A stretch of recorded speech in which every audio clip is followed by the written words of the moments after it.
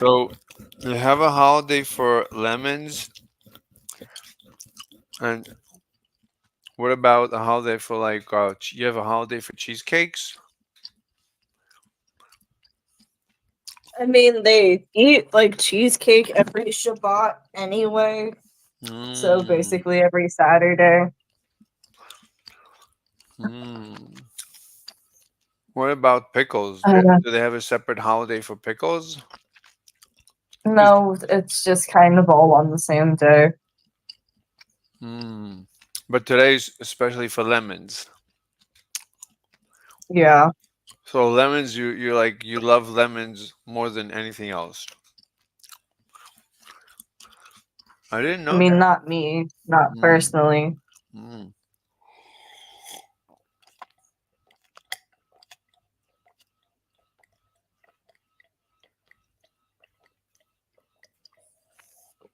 Do you drink enough water? Probably not lately because I've been like sick. Mm. Oh, I'm so happy I know you. Woohoo. You bring happiness into my life. Thanks, dog. I'm Okay. just feeling like depressed lately, especially since I've been moving a lot. Like, it's like, holy shit. Yeah. Well, yeah, depression is like pretty standard in the West. I think like everyone is depressed. Unless maybe. I became seasonally depressed like as soon as we came up here because like the vitamin D drop off is like very extreme. Mm. Did you know I'm up to 200 subscribers? That happened quickly. No, it's very slow. Are you kidding? It's like every day it goes up by one. The last we talked, you had like 96 or 94. So yeah, you got up by 5 or 6 in a couple days. Yeah. But most people listen to me just to go to sleep. They just find it very. My ASMR voice puts them to sleep. That's nice. Like you should do like a specific playlist for like sleep studiers.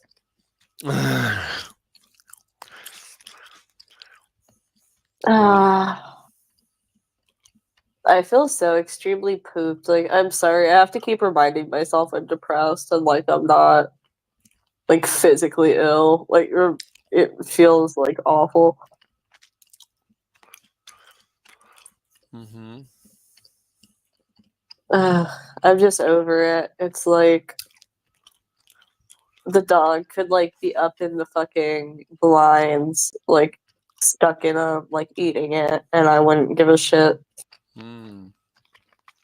You know, or like I would give a shit. Like I'm not that bad. Like I would get up and I would deal with it, but I'd be like really, really pissed about it. It would take like a lot to get me up right now. Wait, join me on the StreamYard so we can watch YouTube together, please. Okay. Can you watch that thing with me of that guy that I showed you? I don't remember. I'll send you the link to it. Hmm.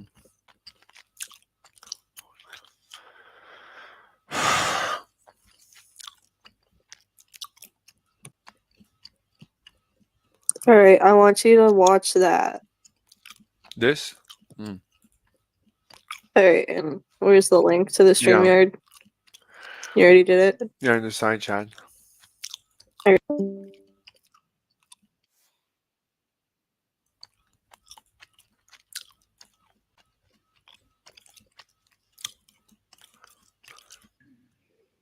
Uh, you take 120-volt AC in to a switch mode power supply, and it converts it down to a lower usable voltage.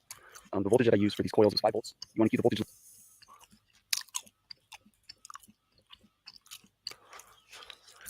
Hmm Yeah, I would speed this up too.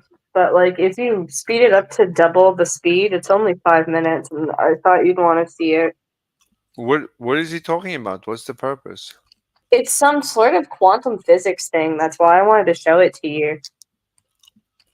Low, the amperage high. So that way it produces a nice Tesla field, but it doesn't have a high voltage, so it doesn't have a lot of inductive power stored in the coil. That's the main purpose of these coils, is you don't want a lot of inductive power stored, so that way the frequency can be matched. I don't know what he's talking about. Usually when I don't understand something, I don't watch it. I don't want to waste time. No, keep watching You it. get low frequency switching very quickly, around 40 hertz. 1 to 40 hertz is the ideal switching. So you have 120 volt going in, and you have 5 volts coming out. And the 5 volts comes out to two sources. You have it going to the pulse width modulation. This is just the power of the board for the pulse width modulation. What pulse width modulation is it basically controls the flow of energy to the coils and to the lights. It sets a signal. You can change the frequency in the duty cycle, and you can set the signal to whatever you want.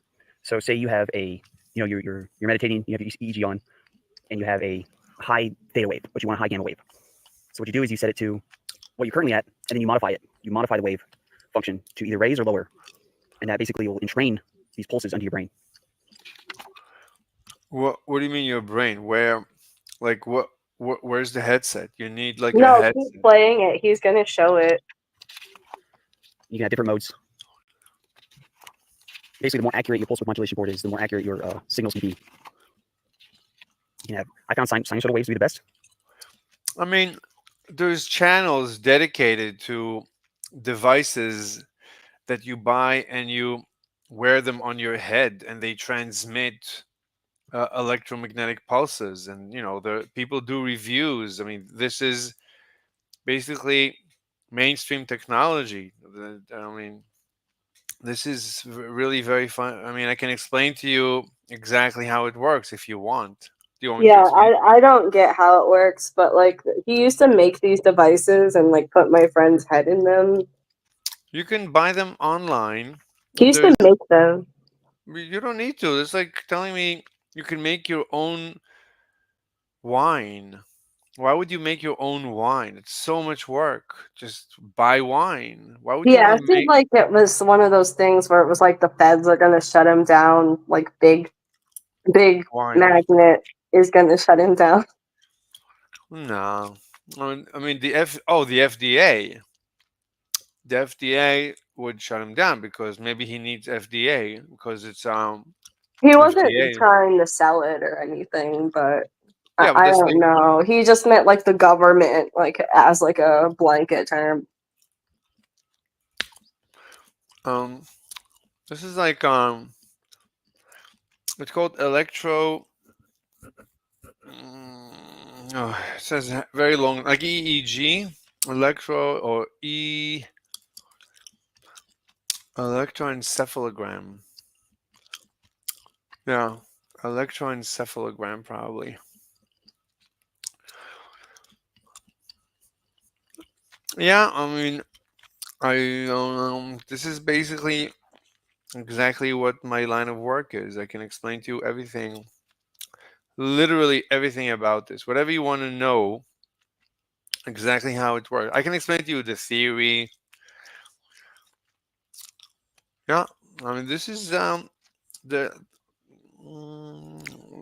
I have a bunch of channels that I watch that review these things. Yeah, because I don't know the first thing about it. Like, I was gonna move in with him, and we were supposed to be like building the know about the machines future. together and stuff. Hmm. I mean, so here's a guy that does reviews for these things. I mean, he reviews a lot of things, not just those. But there's a guy that reviews only headbands, EEG headbands. Let me see.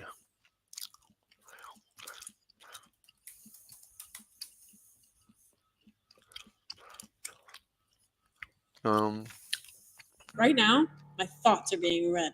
Can you tell? Probably not. And it's because of this discrete device that you weren't looking at all.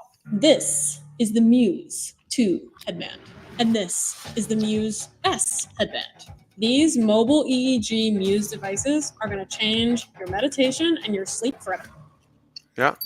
Let me make it short and sweet with you. Both these devices are mobile EEG, electroencephalogram. Typically, EEG is used in clinical practices and is not transportable, let alone accessible for the public. But Muse has made the ability to read brain waves accessible to all of us. It blows my mind. You can Okay, literally see your so brain. the device that he was making was a Mhm. metal box. Like it was not huge, but it was big. Do And you, but do you wear it? Whatever he was making, no, did he? you had to lay on the floor while it was on. Okay. And like you had to lay down the whole time while it flashed like red LED lights in your face. No, that's something else.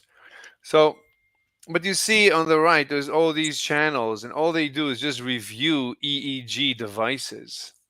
You've probably seen both the Muse and Mendy headbands around and wondered which is the right device for me. Well, I can tell you that I've probably had about 1,000 people ask me for this comparison, and it's finally come. In this video, we're going to break down the current pros and cons of each device so that you can decide which best fits your needs. As far as technical specifications go, both these devices are quite similar. Both have around 5 to 10 hours of battery life, which should be more than enough to get you through a week of neurofeedback training if you're using them every day. Both connect via Bluetooth. Yeah, maybe you should try it. Maybe they have it on Amazon, and you should get one. And this could change your life. This is good stuff. This is What's it completely. actually for? Like, because he was obviously like this is the guy that killed my friend, so he was doing this as like a means of controlling people, and like he didn't even tell us what it did. He just told us it was like for her therapy because he was really traumatized. So it was like supposed to be for her, whatever. But I mean, if you just do it randomly, it's basically like taking drugs. It just messes up your feedback, your electromagnetic brain feedbacks and brain activity. It just messes it up. You can see shapes, and it just if it's random, it sounds like what he was doing was completely random. Whereas these headbands, they actually do feedback. Like you train them on yourself. Like if you feel something, then you say, okay, I want more of this. I want more of this feeling, and then it feeds back and it gives you more. If you see, okay, this is helping me concentrate, you can tell it, okay, this is good for concentration. This is good for waking up. This is good for falling asleep. It's like, because it doesn't know ahead of time, and you always have to wear it exactly the same, so it has to fit your head perfectly. And anyway, I mean that's what I would say. I don't know. I never looked into these. I just that's how I would design these products. To both iOS and Android devices. But it sounds like what your friend did is random. So it's basically like doing drugs very mildly with like zero side effects, basically. well, he would They have do similar this weights. to her. Like he wouldn't do it with her, like because someone had to like administer it. So like he would do it to her, and he would give her drugs ahead of time. Oh, So it was drugs. stuff. Yeah, he would mix them. So it was stuff that would make her dissociate, and then like when she died, there was all this other stuff in her system too. So like I was wondering if that was used to No. keep her like disoriented or keep her like controlled, because he would tell her stuff like, the earth was gonna end and like there's gonna be a solar flare and like crazy shit. The Earth is going to end, and there is going to be a solar flare, and there's going to be, and the list of problems is endless. But if you're if you're administering drugs to someone, and you're manipulating them, and you're terrorizing them, yeah. I mean, that's very Well, bad. he told her it was gonna happen like a few months ago for certain, so that they were gonna like kill themselves together. And Oh. then like they were also stockpiling stuff because of the EMP that was supposed to happen. And I was like, why are you stockpiling stuff if you're gonna Hmm. kill yourself? It Hmm. was very unclear. And then at the end of the day, it seemed pretty obvious that he killed her. Like, there's all these weird marks on her. Like, he strangled her to death and he broke her nose. Hmm. And he took his service dog, like, right before he killed her, and he made sure the service dog was in the bathroom by itself so it couldn't come to her aid. or Mhm. like bark and like alert anyone of what was going on. Mhm. So it seems completely premeditated, and there was also all this weird shit happening leading up to it. And then he got on her devices immediately after he killed her, and he deleted like like a bunch of her stuff, like a bunch of her messages, um like a whole Discord server, like, you know, just to get rid of like evidence, it looks like. And then for him to be like, no, I didn't do anything, it's like you can't be like making sure everything is scrubbed and then be like you didn't do anything. That doesn't make any sense. Like, you wouldn't be trying to control it that much if you didn't do anything. And I then don't know. he also went You, to jail for like assaulting her mom. Like, that's why he's in jail right now, is for like beating her mom's ass. So look, it sounds like he's messed up. I don't know if he actually. I don't know anything. Like you never know. You know. I would assume innocence. Sounds like he's completely messed up. I don't know. I don't know what happened. I wouldn't assume innocence in this case. Like, none of like there was like a whole clique of like friends. None of us assumed innocence. Like, as soon as she was dead, we were all like, "Oh, he did it," and it was pretty No. clear. Let the police investigate. The police are always out to get you, so if they can get him, they would get him. If they didn't get him, then he's probably innocent. Okay, so there's just a lack of evidence. So there you go. That's the end of that. That just kind of means you can strangle people, and then if there's a lack of evidence, it doesn't matter. No. If he strangled her, the police would be up his tushy, and his life is over. If the police couldn't get him, then he didn't do it. Very unlikely. The police today, it's very difficult to get away with a crime today. Basically impossible. So I wouldn't worry about it. Anyway, I'm trying to figure out two electrons, how they influence each other quantum mechanically. Um, what was the previous hour about? This is the previous hour. The name is Talking to Amber, but I was doing other stuff. I did some ether. Um, magnetism, ether, magnetism, relativity. Okay. Ether, magnetism, relativity. Talking to Amber, ether, magnetism, relativity.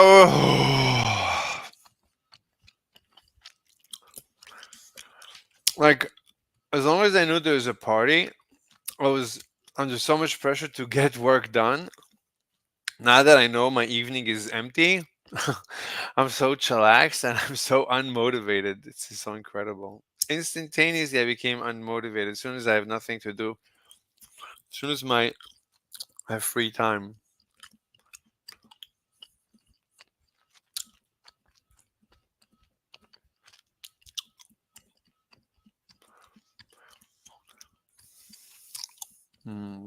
Let's see this.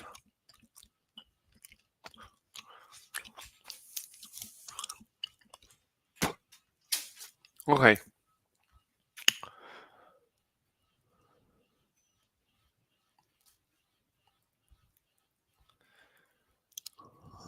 Are you there? You're there. T la la la la la. Okay, so what happens quantum mechanically between two electrons? I would ask, this is a question maybe I would ask ChatGPT. So, what happens between two electrons? Quantum mechanically. Two electrons moving relative to each other.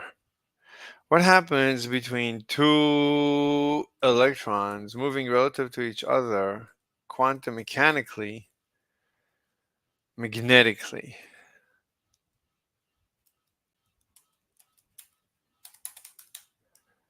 I would say electrically and magnetically, or electromagnetically. Magnetically and let's try this.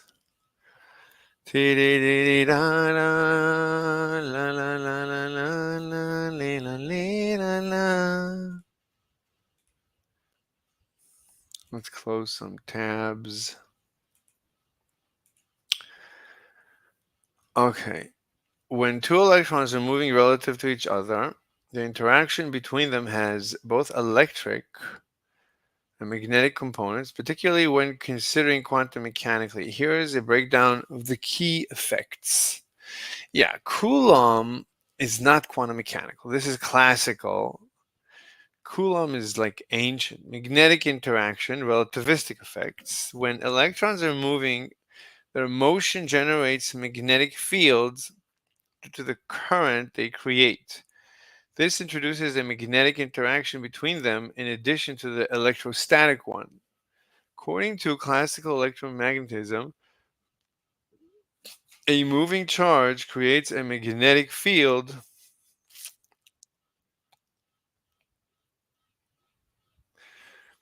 the strength of the magnetic field generated by each moving electron depends on its velocity and charge. Are you there, Amber?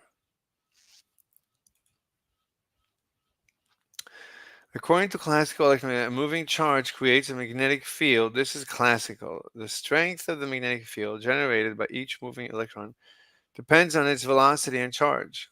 Each electron also experiences a Lorentz force due to the magnetic field created by the other. This magnetic interaction arises from the motion of both electrons and leads to forces between them that can either attract or repel depending on their relative directions of motion.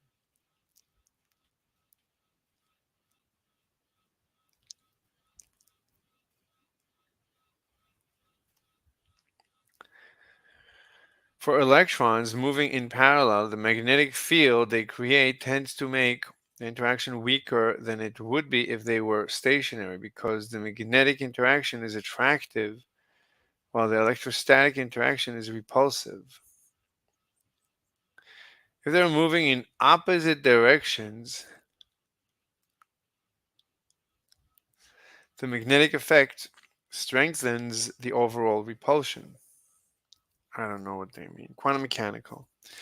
In quantum mechanics, the interaction between two electrons is more complex and involved. Quantum electrodynamics, the interaction is described by the exchange of virtual photons, which mediates the electromagnetic force. In QED, both the electric and magnetic forces are unified under this framework, and the two electrons interact by continuously exchanging virtual photons. This exchange is responsible for both the electrostatic and magnetic interaction.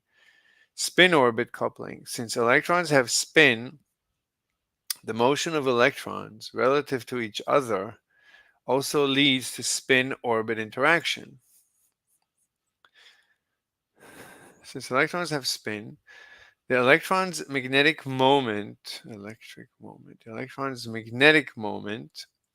interacts with both the magnetic field the electron's magnetic moment interacts with both the magnetic field produced by the moving electron and with its own spin.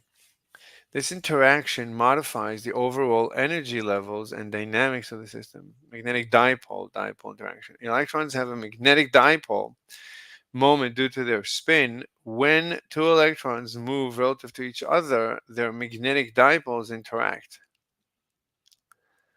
This dipole-dipole interaction depends on the relative orientation of their spins. and can lead to complex behavior, either enhancing or reducing the interaction. Pauli exclusion. On top of the electromagnetic interactions, quantum mechanically, electrons are fermions and obey the Pauli exclusion principle. This principle states that no two electrons can occupy the same quantum state simultaneously. I've heard this so many times, I don't know what it means. When two electrons come close to each other, the exclusion principle plays a role in dictating how they can interact. For example, symmetry wave functions, spins aligned,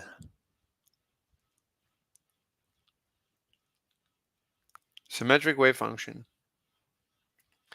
The electrons must remain spatially farther apart. Antisymmetric wave function. Spins anti-aligned. The spatial part of the wave function can allow them to get closer, influencing relativistic. At high velocities, relativistic effects become significant. The electrons' velocities affect both their electric fields, which contract along direction of motion, and their magnetic fields. This is captured by the magnetic field they generate, which can become strong enough to significantly alter their interaction. But quantum mechanically, this is handled within QED.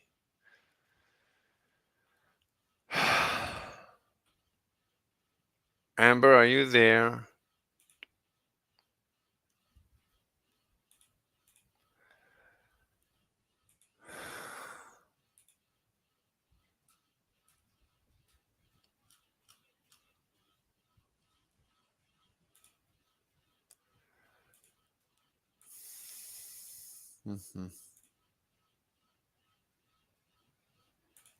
I don't know what to say. I equals Q times T. Well, T is L over V. Sorry, I is Q over T. So I is Q divided by T, and T is L over V. So we now have that I is QV over L. Okay, I is Q. Okay, F is equal to BIL. I is Q over T. V is L over T.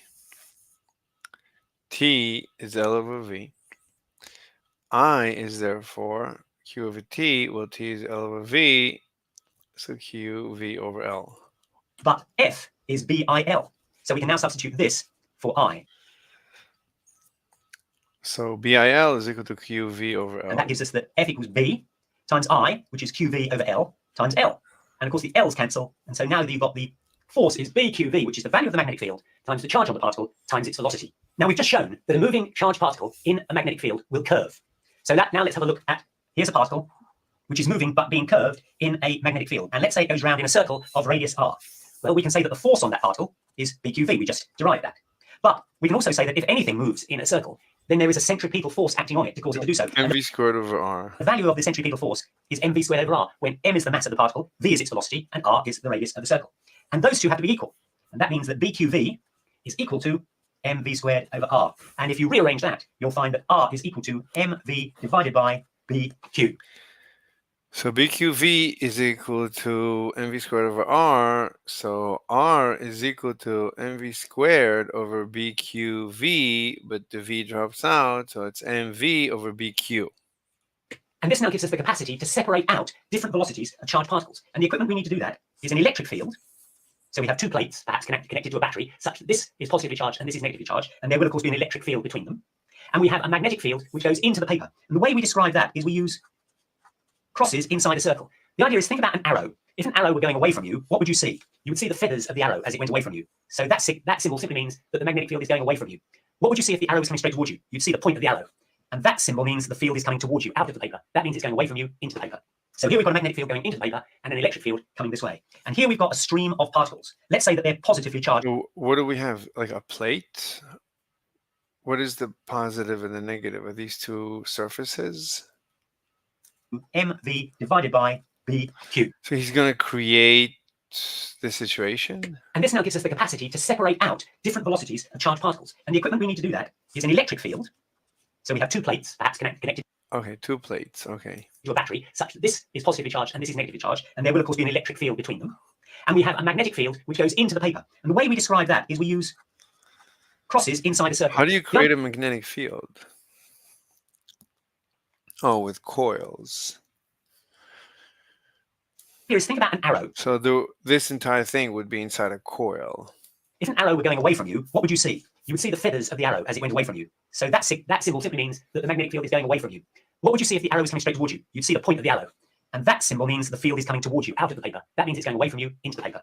So here we've got a magnetic field going into the paper and an electric field coming this way. And here we've got a stream of particles. Let's say that they're positively charged particles. What will happen to that stream of particles? Well, so there's a stream of positively charged particles. So we use the positive, so we use the right-hand rule. So thumb is the motion. Thumb is the motion. First finger is the field.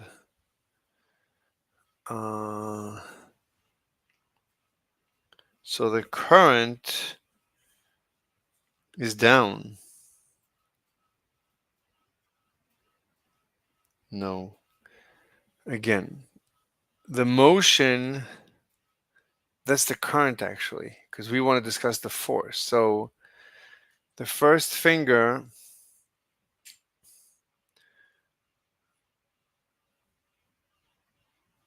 oh my God, you have to turn yourself right side up. Okay. So this is the current. So the third finger is the current to the right. And then the first finger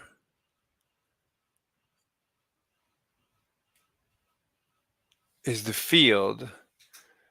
Okay. So the force is down. Okay. It looks like the force is down. they're positively charged, so they will want to veer towards the negatively charged plate. But if you do the left-hand rule, Well, they both want to go down because of the negative plate, but also because of the field. you will find that the magnetic field, which is going into the paper, will cause them to bend in this direction. Really? Right-hand rule. The current. I don't see that.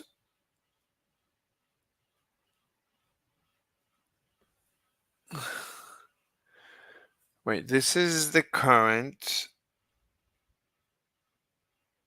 This is the field. Which hand are you using? We can use the left and then switch. It's easier maybe. So this is the current. This is the field.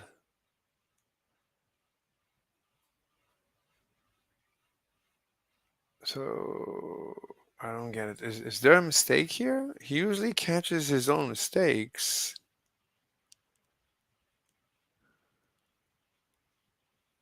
No one caught this mistake.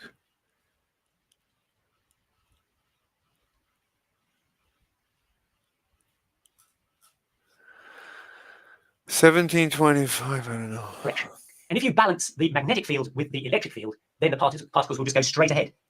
And what is that balance? Well, the force that applies to the particles from the electric field is E, the value of the field, times Q. I don't get it. I don't understand why he would say this.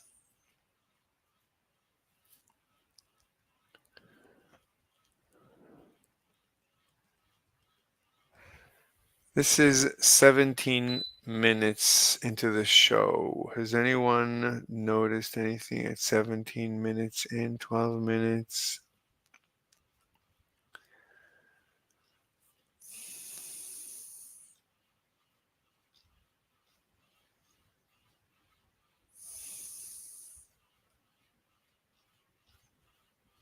There we go. Electric field is from top to bottom. Magnetic field goes inwards. Wouldn't the charge be shot towards the left using the left-hand rule? No, that's impossible. I'm confused there. Yes, the electric field causes positive voltage, electric voltage, charged particles to move downwards, but B field causes them to move up. Net effect, if balanced, is they go straight across. The second finger is current. No. First is field. Let me see. At 17, is the current from left to right?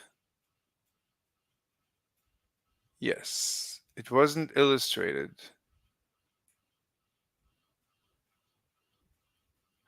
When the electric, let's see what he says. The current is left to right because the particle is positively charged and the bottom plate is negatively charged. The particle will want to move down to the lower plate, but a moving particle in a magnetic field also experiences a force. And the left-hand rule, isn't the left-hand rule for electrons? Tells us that it will, maybe the left-hand rule is for current and current is protons. Tells us that it will move up. So the electric field causes it to move down. The magnetic field causes it to move up. Adjust the strength. So okay, that's it.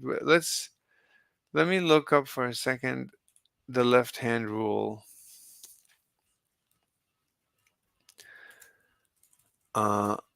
Left-hand rule.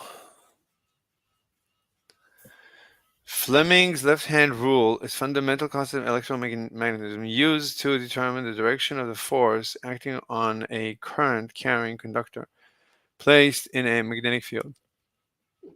The rule was developed by John Ambrose Fleming in okay.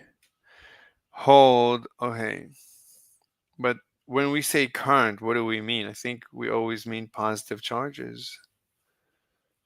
So that's the end of that.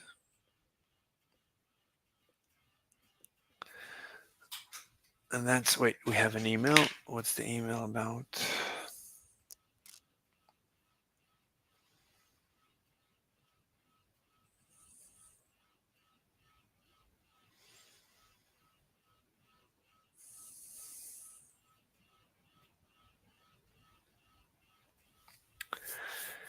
So Israel has a problem. It's trying to give humanitarian aid, but the Hamas keeps stealing the humanitarian aid and then sells it, and then they're in control. So it's as if the Jews are maintaining the Hamas in control. So the Jews are forced now to maintain the Hamas in control. They're feeding the Hamas. So the Jews, what they need to do is take over the Gaza and split it into domains, small domains, take over, split it into small domains. You can appoint your own guy, but you have to split it. You can't let them, you have to do divide and conquer. Divide and conquer, right? For now, we're going to do divide and conquer.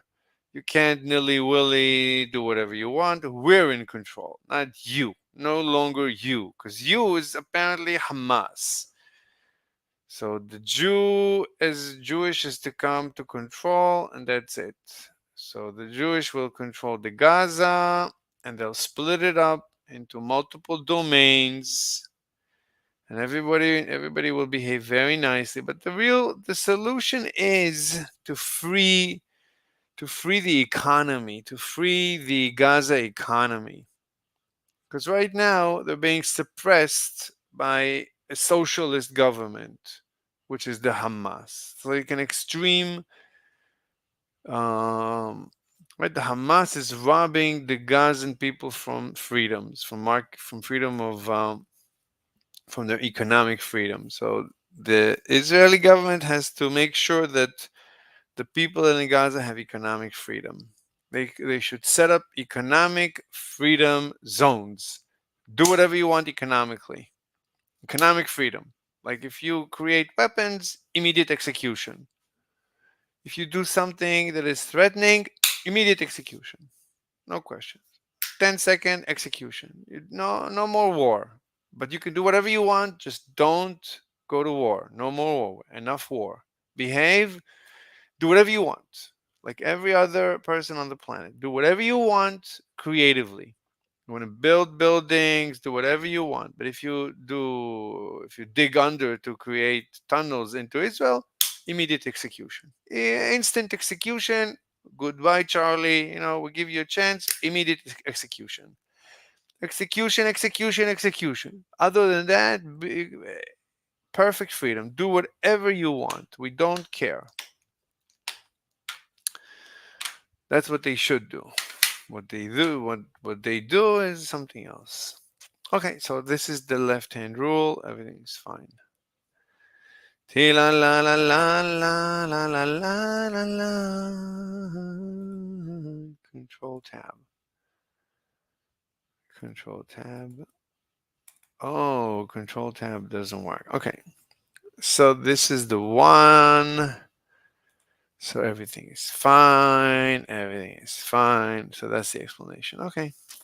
So the left-hand rule is for protons, not for electrons. I'm so confused. Okay. What is the force as a result of the magnetic field? Well, we've worked that out. It's BQV. And when those two are equal, EQ equals BQV, which means if you rearrange the... So this is EQ is the electric force and BQV is the magnetic force. So EQ equals BQV. Interesting. So Q falls out. So E over B equals V.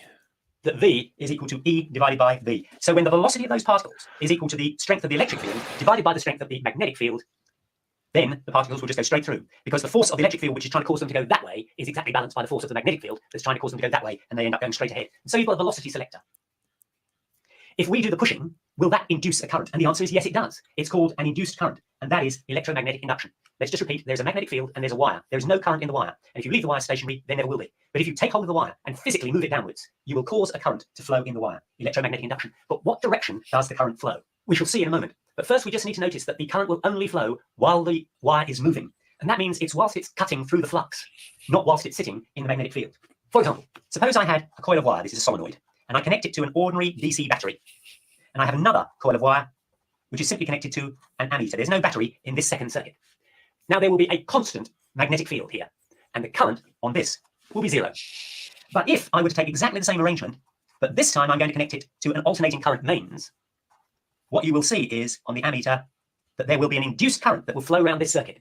And it also, we shall see in a moment. But first we just need to notice that the current will only flow while the wire is moving. And that means it's whilst it... 1 second. Let me see. I think there's the news hour, my favorite news hour. Let me see. News roundup, yeah. Epistemologically, statistically, and materially different. Okay, I'm gonna unplug and listen to this. 1 second. The radical, fundamental principles of freedom, rational self-interest, and individual rights. This is the Yaron Brook Show. All right, everybody, welcome to the Yaron Brook Show. I hope everybody is having a fantastic week. And yeah, we're back on a regular schedule. Don't forget, tonight at 7 p.m. East Coast time, we've got Greg Salmieri, philosopher Greg Salmieri from the University of Texas. We'll be on. We'll be talking about free speech. But open Q&A, you guys get to ask him anything you want, so bring it on. Any philosophical questions, any other questions you have for him, anything that you think I didn't answer well or didn't answer at all, or said ask the philosopher, don't ask me, here's your chance. So bring all the questions tonight, 7 p.m. East Coast time. On Monday, we've got Robert D. Mayhew, another philosopher, expert on ancient philosophy. We'll be talking to Robert on Monday. And then the following Monday, back by popular demand, we have Gene Binswanger. So we've got Gene coming the following Monday. So problems with sound is off? No? People can hear me? Right. So anyway, a string of interviews, and this is all before I start traveling. Let's see, what else do we want to do? To give an update. I told you yesterday I was working on sleep and trying to get this wedge and maybe figure out how to sleep better.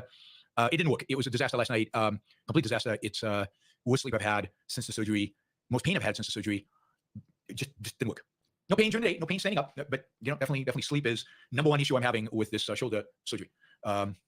Anyway, I'll keep trying, keep working on it, and keep trying to find the right angle, find the right combination of things that gets me the most sleep, or the most pain-free sleep is the key.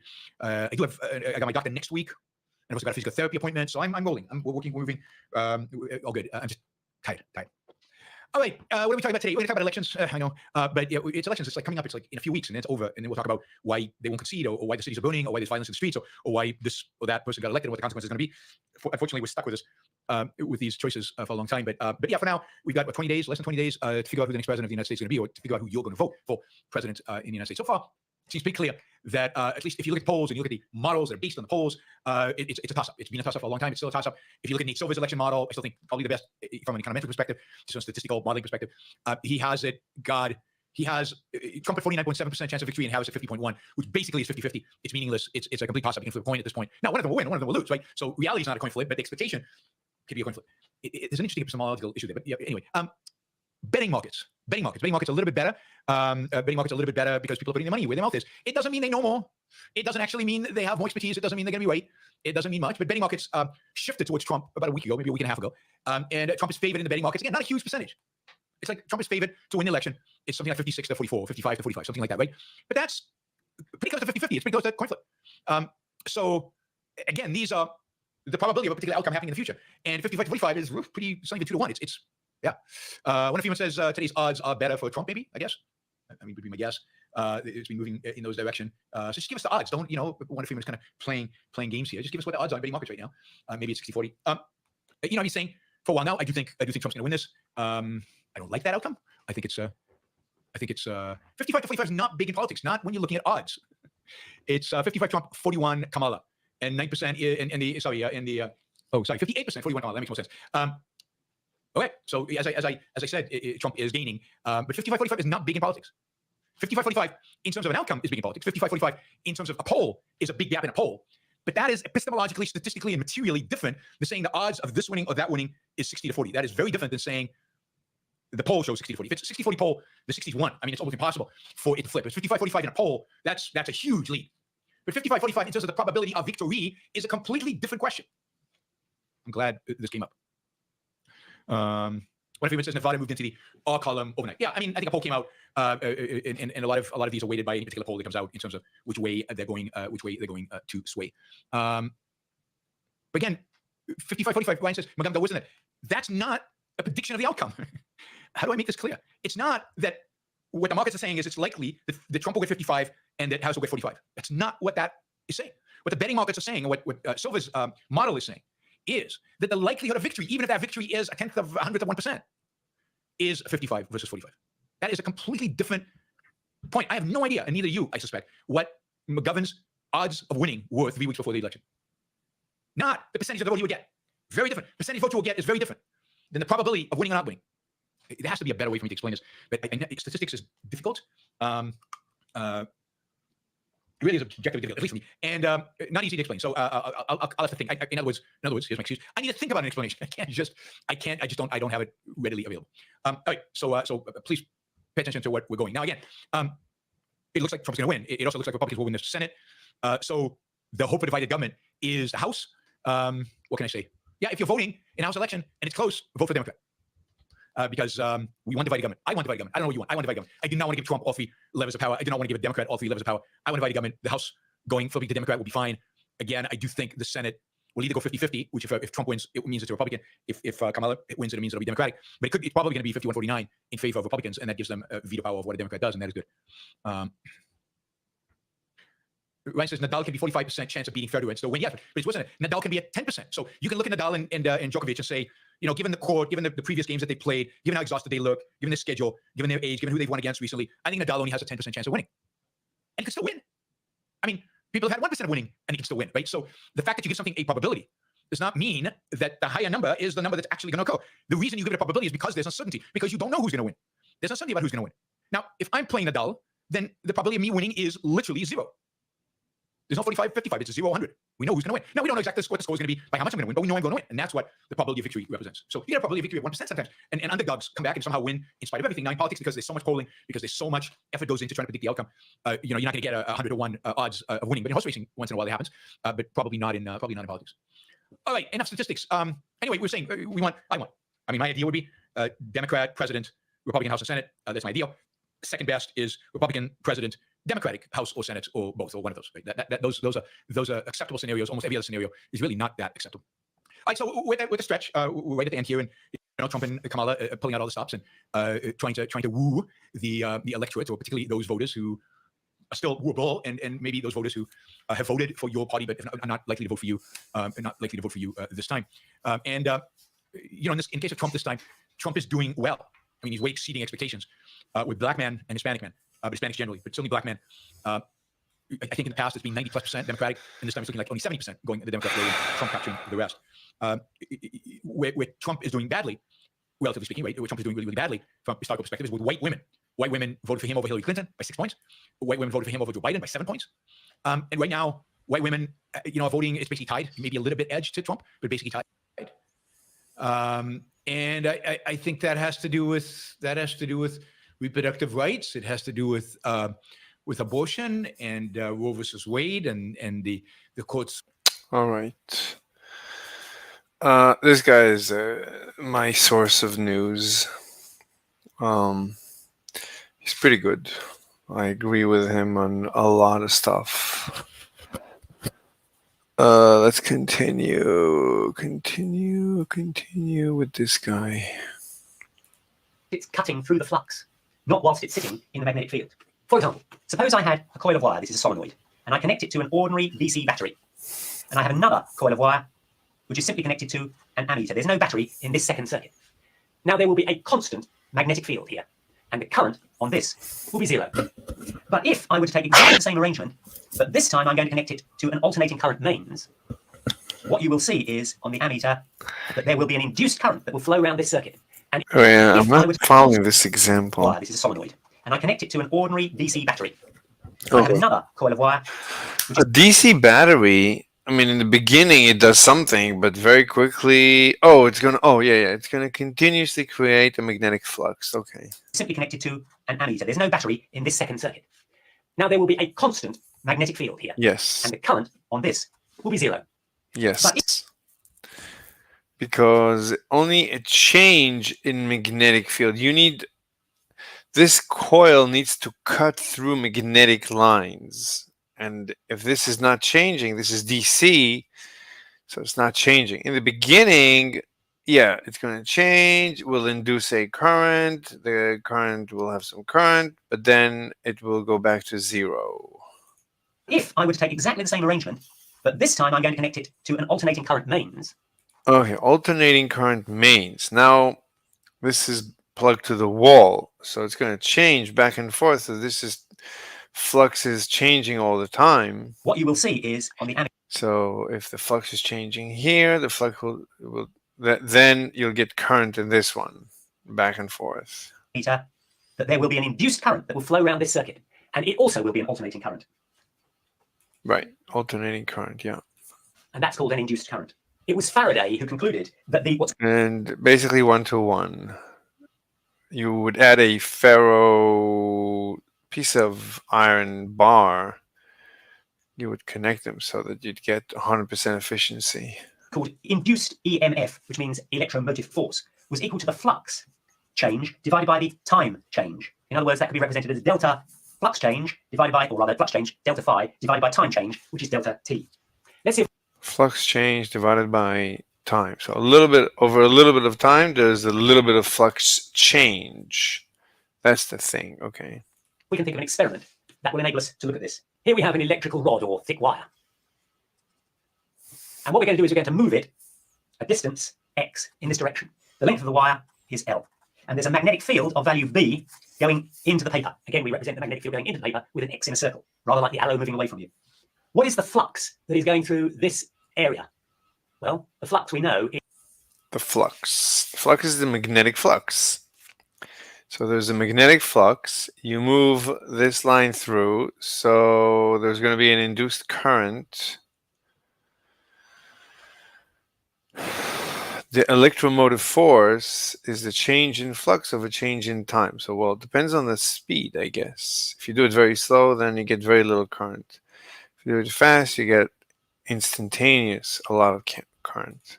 Is equal to the magnetic field times the area. So the flux equals BA, where B Oh, so the flux, there is a flux. What is the change in flux? Well, I guess this guy is experiencing maybe a change in flux. is the magnetic field and A is the area that it's traveling through. But that's the same as Bx times L. So it's B times A, which is BXL. Because L times X is the area. So now we can say from this formula that the Well, he has an arrow X. He should put double arrows like this is like here, double arrow. One arrow means it's moving, so I don't understand. EMF is equal to the flux change, which is Bxl, divided by the time change, which is But BXL, what do you mean BXL is the change? What do you mean? I'm not following. What do you mean BXL is the flux change? This is the flux. BXL is the flux. What is the flux change? T. But X over T is simply the velocity at which I don't like it when they do these things, like these hand waving things. So flux change. This is the flux. What do you mean flux change? I don't understand. You said flux, and this is a different letter. You use this letter, like you're using different letters. What are you doing? in other words, that could be represented as delta flux change divided by, or rather flux change, delta phi, divided by time change, which This is phi. This is capital phi. So you're switching from capital phi to lowercase phi. Why would you do that? is delta T. Let's see if we can think of an experiment that will enable us. Let me just make sure the audio is fine because I plugged in and out. That will enable us. Let me just make sure the audio is fine because I plugged in. Yeah, the audio is fine. It's good. Okay. To look at this. Here we have an electrical rod or thick wire. Okay. Electrical rod or thick wire. I don't know why it has to be a thick wire, not a thin wire. And what we're going to do is we're going to move it a distance x in this direction. The Okay. length of Move it a distance x. the wire is L. And there's a magnetic field of value B going into the paper. Again, we represent the magnetic field going into the paper with an X in a circle, rather like the arrow moving away from you. What is the flux that is going through this area? Well, the flux we know is equal to the magnetic field times the area. So the flux equals BA, where B Change the letter from capital phi to lowercase phi. I don't know why, but this is the flux. This is not the change in flux. And he said it's to change the electromagnetic or electromotive force is change in flux over change in time. This is flux. Oh, I guess it's flux over time, and then he's going to take a derivative. is the magnetic field and A is the area that it's traveling through. But that's the same as Bx times L because L times X is the area. So now we can say from this formula that the EMF is equal to the flux change, which is Bxl. No, it's not. That's the flux. Divided by the time change, which is T. That's not the time change. That's the time. So it's a different formula. So this is not the EMF. This is the integral of the EMF, whatever that is. That's not, probably wrong units. This is a ratio of changes, and this is a ratio of values. It's different. Unless it's a linear, unless this is linear. If this is linear, then you could say it's the same value.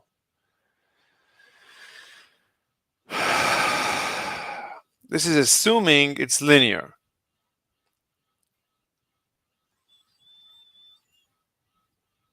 This is the value. I don't know. I honestly, I don't know. I'm trying to learn this. I'm trying. He's supposedly teaching this. This is flux over time. This is change in flux over change in time. So it's not change in flux over change in time. It's just flux over time. This is ridiculous. The lack of consistency. What you will see, current, induced EMF, and that's called an induced current. It was Faraday who concluded that the what's called induced EMF, which means electromotive force, was equal to the flux change divided by the time change. He says flux change, and he writes flux. Over time change, and he writes time. In other words, that could be represented as delta flux change divided by, or rather flux change delta. Okay, let's look it up. EMF. EMF. Electromotive force. In electromagnetism and electronics, electromotive force, also electromotance, abbreviated EMF, denoted whatever, is an energy transfer to electric circuit per unit electric charge measured in volts. Okay, whatever. Why does Wikipedia not remember to turn off the lights? In electromagnetism, okay, what's going on with two people watching? Who's watching? Who's watching? In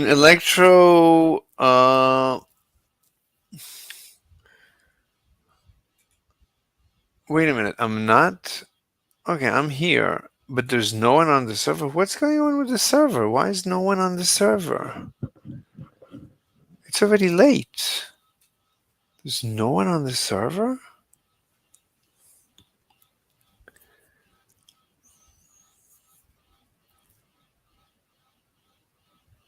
Flight planning?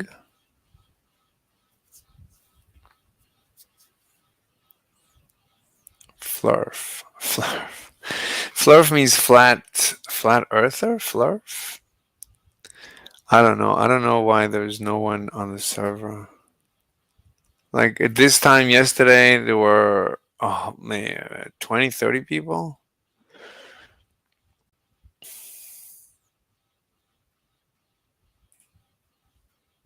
Forget it. Weird.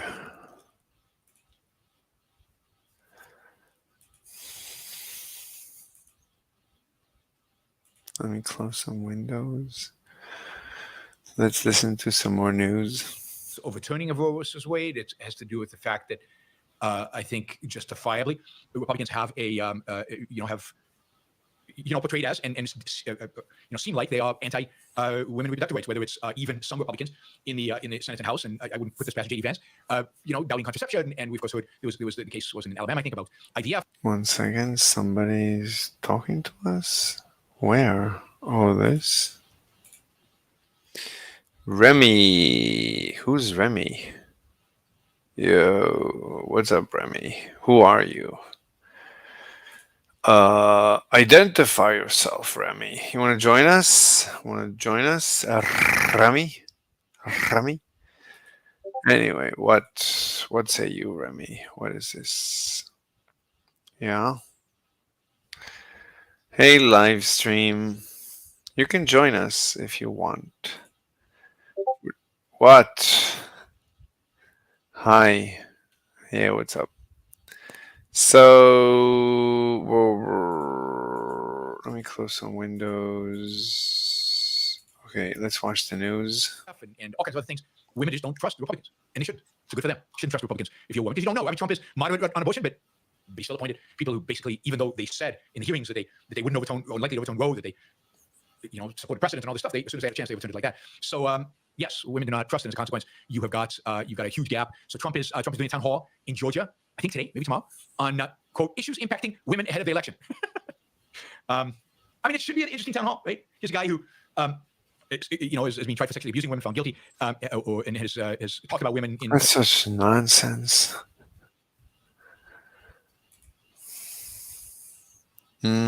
Why'd I get kicked? You did not get kicked, Remy. I don't know what you're talking about. I didn't kick. I didn't do anything. I'm watching the news, so I didn't do anything, and I don't think anyone did anything. You just rejoined. It's probably a bug in Discord. I don't know. I didn't do anything.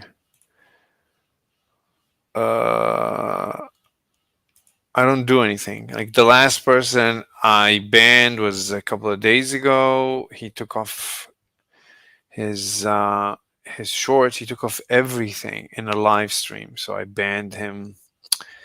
And that's it. That's a couple of days ago. Since then, I didn't do anything. So I don't know. I don't know. News. The most debasing, horrible way. I'm gonna go eat soon. I am a little hungry, as they say. Imaginable, but still got their vote in 2016 and 2020, and this year not. So it's not about his personality. His personality hasn't changed. It's just as debased as it ever was. It's about abortion, and this is particularly true if you look at young women. Young women, they always lean Democratic, but they're leaning Democratic in far greater numbers than ever before as a consequence of overturning Roe versus Wade. So that's a demographic Trump is trying to go after, trying to reestablish his dominance within that demographic. Hard to tell how he's going to do it. It's very late in the election. But again, the momentum's on his side. We'll get to Kamala in a minute. Live interviews. They're both doing a lot of interviews. You can scan like the website. I mean, Trump is turning down a lot of stuff. He doesn't want a second debate. He doesn't want a 60-minute interview. But he's doing a lot of other interviews, and he's going on a lot of podcasts. Kamala is going. What? If I did get kicked, it will be in the logs, but no worries. I saw you're doing a physics live stream. I'm a physics student currently. That's terrific. Yeah, I mean, why don't you join me? We can have a discussion. Like, what year are you? What courses have you done?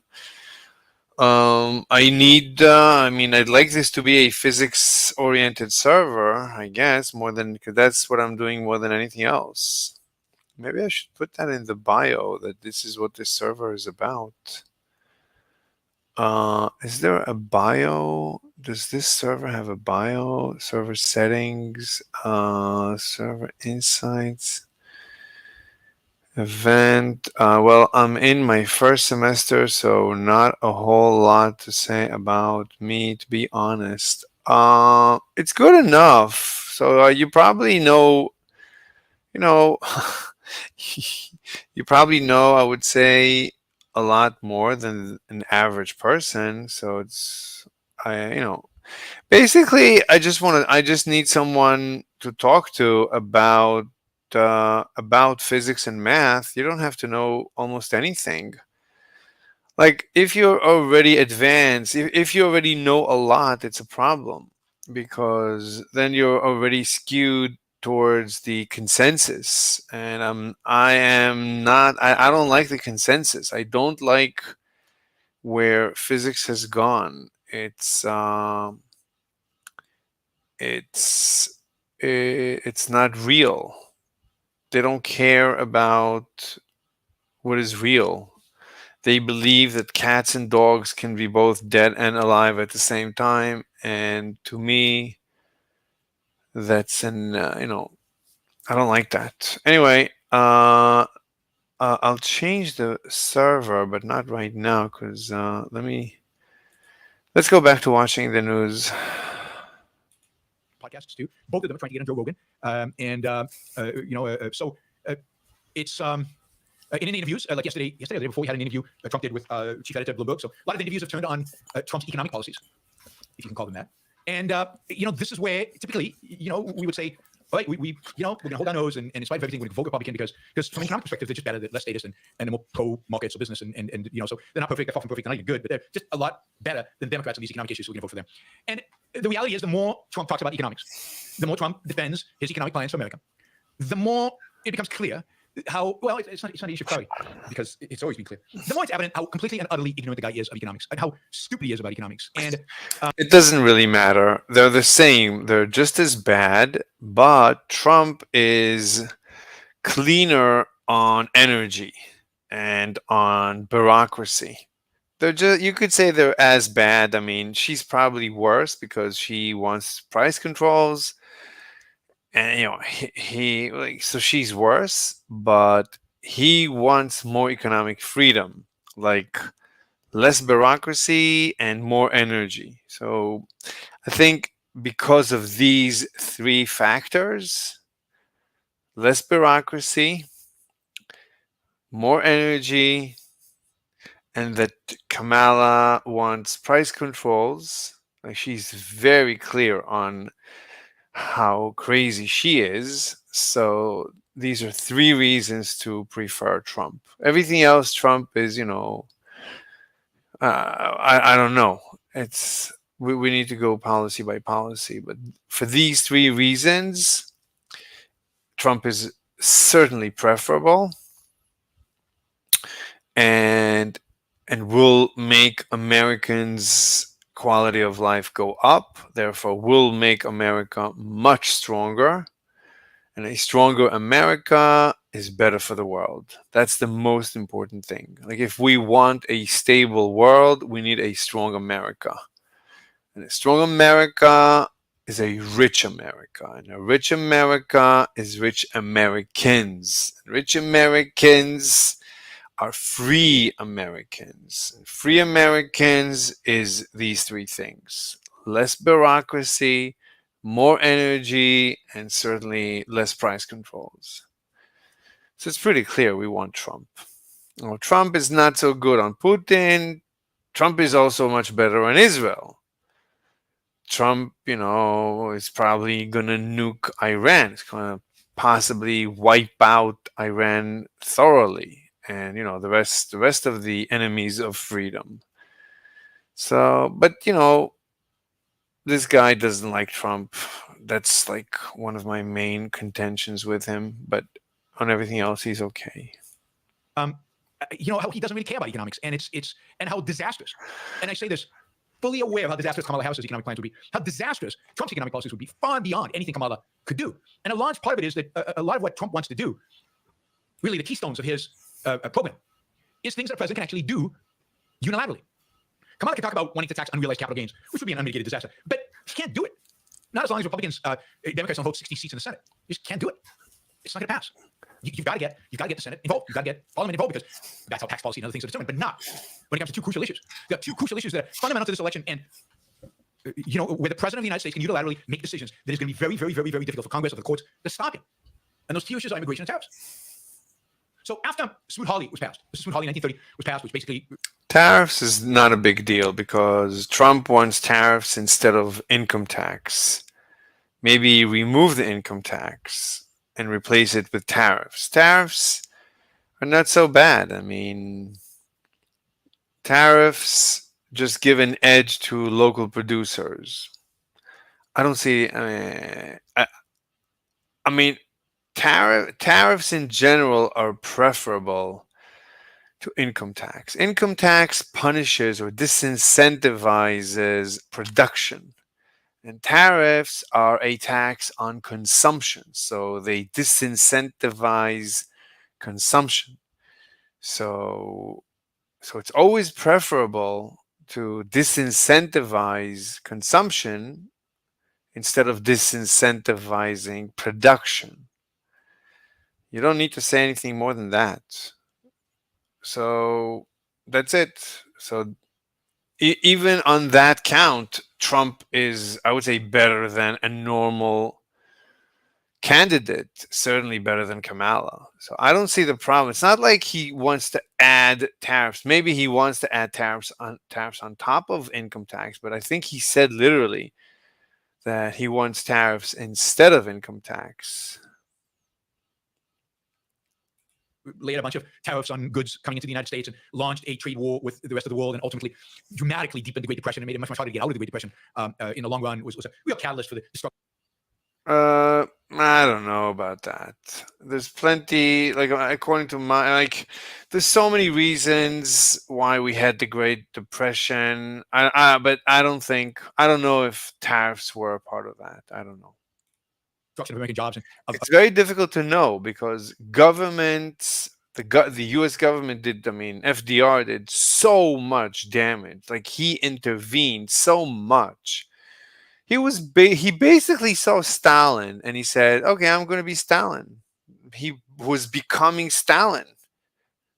He was just destroying the economy, just creating upheavals in the economy, just, shattering the economy, shattering the free markets.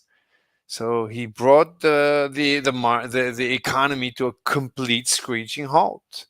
So to say that it's because of tariffs, it's because he did many things. He sent shock waves through the economy daily, hourly, throughout his tenure. And no one could stop him. He was extremely popular. of economic activity in the United States. This is 1930 under Hoover. Anyway, it became evident that Smoot-Hawley was passed. So before Smoot-Hawley, let me backtrack a little bit. Before Smoot-Hawley, Yeah, I mean Hoover started basically the Great Depression, and FDR really took over the Great Depression and used it to destroy the country thoroughly. basically tariffs were Basically, he used the adage, don't let a good disaster go to waste. Don't let a good panic go to waste. Like, politicians love panics. A panic is the time to, they can do it. No one can stop them because, hey, the world is ending. I need to save the world. I need to do this and that. Yeah, I need to destroy the world because the world is ending. And no one can stop a politician during an emergency. How dare you speak against our dear leader during an emergency? So this is why politicians love emergencies, because no one can touch a politician during an emergency. for Congress. I mean, it's actually pretty explicit in our Constitution. Our Constitution pretty much lays out that Congress is responsible for tariffs. Under Article 1, Section 8, the legislative branch has the sole power to lay and collect taxes, duties, imposts, and excises, and to regulate commerce with foreign countries. And what happened with Smoot-Hawley is Smoot-Hawley was a bill that Congress wanted. It was a bill constructed around special interest groups or pressure groups of all kinds of localities in the United States. We want to protect steel. We want to protect industry. We want to protect agriculture. We want to protect this other thing. And Smoot-Hawley was a conglomeration of all these pressure groups, all these little groups, and all the protectionist tariffs that they wanted in order to protect their little industries as the economy is plunging, into a great recession. And of course, this was a devastating blow that among other things that Hoover did that actually cemented it in the Great Depression. But it was like, while Hoover supported this bill, it was Congress. So in 1934, Congress got together. This is the days when Congress actually had a little bit of introspection. And in 1934, Congress went back and said, look, we need to take this power away from ourselves because we're not very objective about this. We can't really control ourselves. We have local interests that we have to feed. And as a consequence, we're not good at this. So what we want to do is we are going to give the president, under his foreign affairs responsibilities under Article 2 of the Constitution, we're going to give him power to set trade policy, including tariffs, and take it away from ourselves because we know we're really, really, really, really bad at it. Same thing, by the way, was done about immigration. So they gave it to the president. And for more than 80 years, that's worked pretty well. And the reason I give it to the president, the president is not beholden to any particular constituency. He's beholden to the country. Tariffs are bad. He will see that. He will generally lean towards protecting the interests of the country as a whole and moving us towards fewer tariffs. And that's what happened. For 80 years. The United States avoided major tariff hikes. Major trade wars were avoided. And gradually, even if inconsistently, the United States liberalized trade and entered into international agreements, which the president negotiated and Congress approved, and generally made it possible for global trade to boom, to flourish, to be extraordinary. Systems far from perfect. Too many trade barriers still exist. But even in the case of China, trade barriers have come down dramatically in response to trade barriers coming down in the United States. And generally around the world, trade barriers have come down. Donald Trump is the first president dedicated as his number one agenda to reversing this. By the way, there's an excellent article by Scott Linscomb on his Substack, which I highly recommend, about this issue of constitutionality of who raises tariffs and so on. You can check that out on his Substack or on the Dispatch. But anyway, Trump actually can impose tariffs. I'm becoming more and more hungry, even though I ate just before, but it's already been like 3 hours since I ate and drank. Like, I had a little bit of breakfast, but now I'm starved, becoming more and more starved. And people have now done a lot of work on looking at the economic consequences of raising tariffs, taking Trump at his words. And it's pretty devastating. It is the number one proposal that is most economically devastating of all the proposals that either political candidate has put forward. So pretty bad stuff. And one of the things about tariffs is that it shows how stupid he is. I think that's a technical term. He's just an idiot. He has an economic understanding of economics of a 5-year-old, literally a 5-year-old. Now, it's not just that he's clueless about trade. He's clueless about the dollar. He's clueless about how the dollar works. So, for example, he is out there on the road, pounding the pavement, saying, as his economic policy, he wants to eliminate the trade deficit. Trade deficits are bad. We're losing. Other countries are winning and we're losing. Right? So he wants to eliminate the trade deficit. And at the same time, he is going to punish any country that does not use the dollar as its reserve currency. So he wants to strengthen the dollar as the global reserve currency and eliminate the trade deficit. Now, we don't have time, and I don't have a whiteboard behind me to explain to you, and it's not that hard, that those two don't go together. Indeed, the reason we have a trade deficit, the reason we import This should be very interesting. a lot more than we export, is because foreigners want dollars. I did a bunch of shows on this the first time Trump was president, and I thought we got rid of this topic once he was out, but the economic ignorance is just as big today as it was. So people want dollars, so they produce and give us stuff for our paper. It's not even paper. It's computers. It's entries in American banks, or in the, what do you call it, the Federal Reserve Bank, or wherever dollars are maintained. So it's so funny. So foreigners want dollars because that's the best security apparently. So they want dollars. So they give us stuff. They keep producing. They keep out producing American manufacturers because they just want our computer entries. That's all they want. They just want our computer entries. They want to give us stuff. So we have an imbalance in import export. What do you call it? A deficit, a trade deficit. It's a bad word. All it means is we keep getting free stuff. So I have a trade deficit. Like a hot chick has a trade deficit because men keep giving her gifts. So she has a trade deficit. That's why she's so sad, because they keep sending her gifts. So she cries all day because she has a trade deficit, because she's unable to give them stuff back. Well, she gives them stuff back. She smiles at her camera, and that's enough for them. But it's a trade deficit because they give her stuff, and she only gives back smiles. Maybe she shows me. Maybe she jumps around a little bit, and that's all she gives them, and that's a trade deficit. So yeah, very upsetting. So yeah, good analysis. Foreigners want dollars. They want dollars because the dollar, they like using dollars. They like using dollars as a reserve currency. They want to invest in dollars. They want to trade in dollars. They want to Yeah, because all other currencies are shite. hold their savings in dollars. It's a relatively speaking stable currency. Incredible, even after the inflation. In order to get dollars, what must they do? How do you get dollars? The only way to get dollars is to sell stuff to Americans, and they send you dollars. Now, you could use those dollars to buy stuff from America, and you do. No, they want the dollars. They just want to store dollars. They just wanted to say that there are dollars in their names. That's all. They want to save money. They want to be wealthy in American dollars. That's all. Because any other currency evaporates even faster. Some of the money you spend on buying stuff from America, but the main purpose of selling stuff to Americans is you want those dollars so you can save, you can invest using dollars. So if you want the dollar to stay the global reserve currency, that is for people to use it for trade, you need to provide the world with dollars. The way to provide the world with dollars is to buy stuff from the world. You get stuff and they get dollars. There's no other way to do it. They want the dollars more than they want the stuff they make. They want to get rid of the stuff just in order to get the dollars. All right.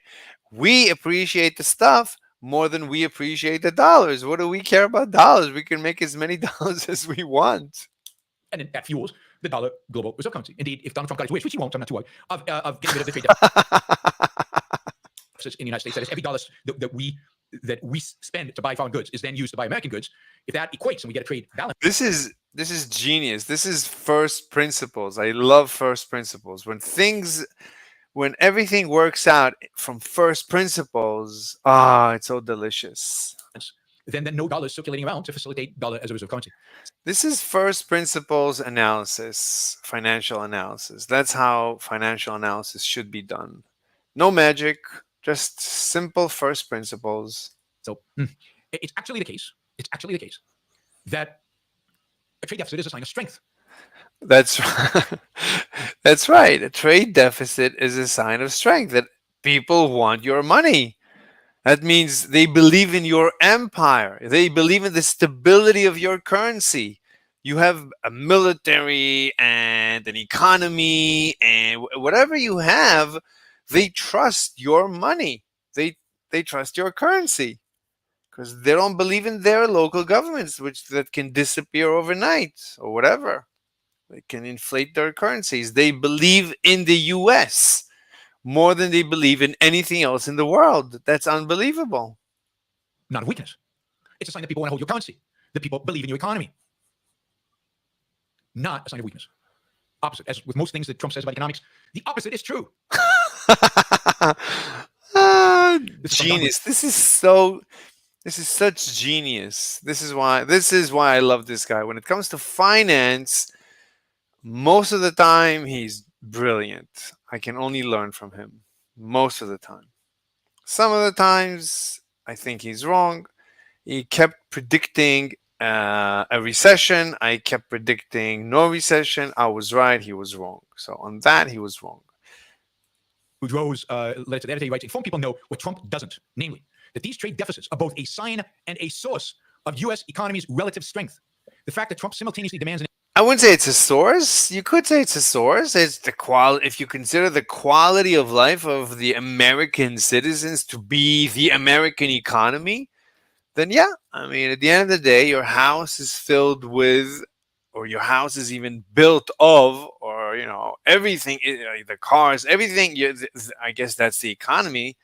Part of the economy is the gifts that foreigners keep sending us. We just print money, ship it to them, they ship to us things. What could be like that sounds like heaven. an end to U.S. trade deficits, and that foreigners continue to use the dollar as a reserve currency only testifies to his deep economic ignorance. When it comes to economics, I agree with Don Boudreaux. I don't know if everything, but probably almost everything. All right, so that is candidate number one, Donald Trump, the one who looks like he's more likely to win, although again it's a toss-up. The one who is what do you call it? On the rise right now in the polls. And Kamala, Trump is trying to give out candy everywhere he goes. The latest one, I don't know if you heard this a couple of days ago. He said that if he got elected, he would make interest rates on car loans tax deductible. Oh my God! Oh my! Any interference with the free market is terrible.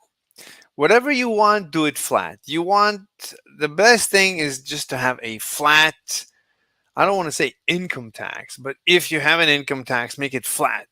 10%, 20%, 30%, whatever you want, flat. Everyone, literally everyone gets the same, so that it becomes easy to do taxes. The taxes don't become this nightmare. But the CPAs are not going to like that.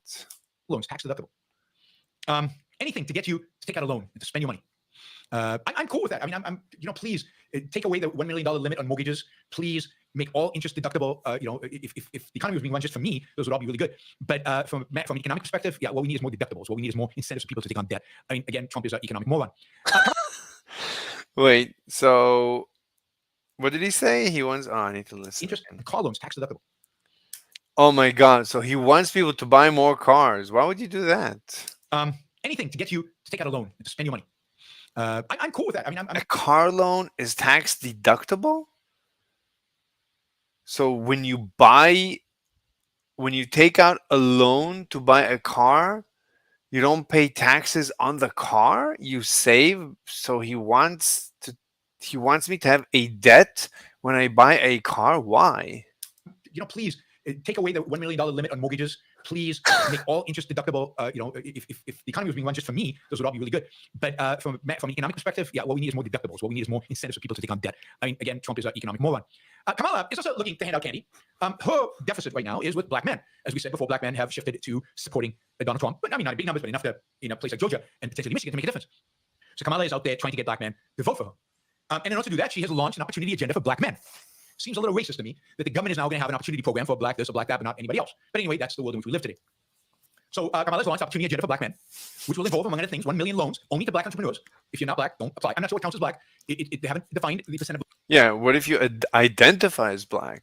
blood, the percentage of your genetic code that has to be attributed to black ancestors, and what level of pigmentation counts. But by some standard that Kamala's administration will determine in its wisdom, I am sure, entrepreneurs, black entrepreneurs, as defined, will receive 1 million loans. So there's going to be competition now between Trump and Kamala to give gifts. Terrible. Many of those loans will be forgivable, fully forgivable, $20,000 loans. It's also the case, by the way, that I don't know, there's something, I haven't read the details of this, but there's something in it that is going to protect cryptocurrency investments made by black entrepreneurs, but nobody else. Oh my God. Which is weird on so many different levels. I don't know what protect those investments actually means, and which cryptocurrencies, and this is at the same time the same Democrats that are basically engaged in a crusade against cryptocurrency and have been for a couple of years now. How does all this fit together? It doesn't really. It's just candy, right? So she's trying to get black men to vote for her. Again, mainly in Georgia, I think Michigan. She needs them in North Carolina. She's going to win North Carolina, as unlikely as that may be, where the black population, however you want to define that, is as higher rates. So Kamala's busy doing that, busy giving away goodies to her this particular group that she needs for them to vote for her. She, of course, is also appeasing her left by promising massive tax hikes and taxes on this, and taxes on that, and unrealized gains. I mean, the good thing about all these programs, including the opportunity agenda for black men, is it has to go through Congress.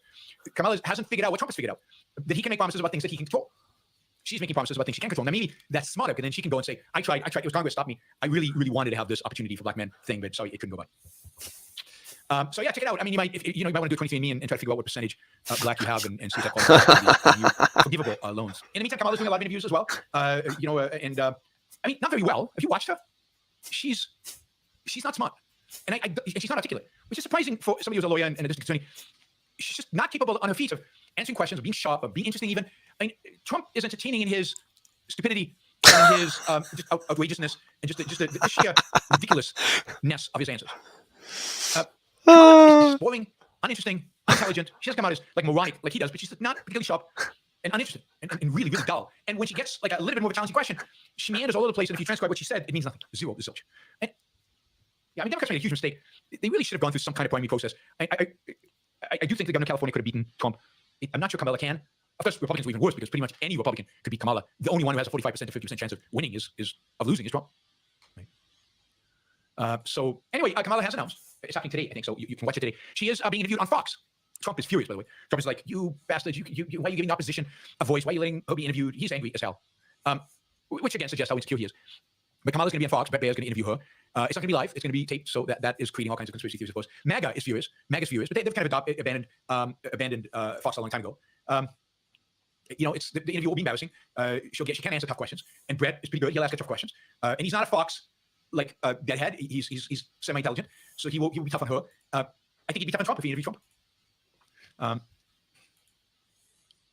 So I'm asked what I think Kamala's age in terms of understanding economics. I think it's better than Trump's. Maybe she just has better advisors. Maybe none of this reflects their individual understanding. But yeah, I mean, Trump gets the most basic concept in economics wrong. The most basic concept in economics is trade. It's the win-win nature of trade. And he doesn't get that. And I would say the most important in economics is freedom, and Trump, I think, gets that. He wants to reduce bureaucracy and increase energy. Trade is not as important, because at the end of the day, we need to build houses. People need to live somewhere. And for that, you need to reduce bureaucracy. The fact that you need to fill your house with stuff, that's secondary. You need a house. There's not enough housing. Like, people live in dilapidated, old, falling apart houses all over the country. And there's a lot of homeless. So you just need to allow people to build more. That's the most important. And all the government agencies, the EPAs and the FDAs, need to go away. So I think Trump has the right approach. I think Trump is doing more good than bad.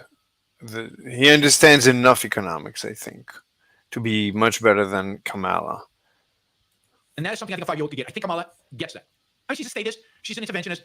But she's not advocating for some principle of economics. The principle of economics that Trump is fighting for, has run his entire campaign around, is zero-sum or negative-sum economics. And that's true of immigration, and that's true of trade. Kamala, maybe has a 10-year-old's understanding. Immigration is also not so important. So actually, positive immigration seems to be good, because you're importing workers and hard workers. So that's a benefit. But really what we should do is remove the incentive to stay at home and not work, which is a very strong incentive in America. That's what we need to fix. But for that, we basically need to change the bureaucracy. We need to clean up the bureaucracy, and that's what Trump wants to do. So again, Trump is better than Kamala. I don't know why this guy doesn't get it. Anyway, we're going to finish soon. She gets trade, but nothing much beyond that. I don't know. She just doesn't say the thing she says about economics. Okay.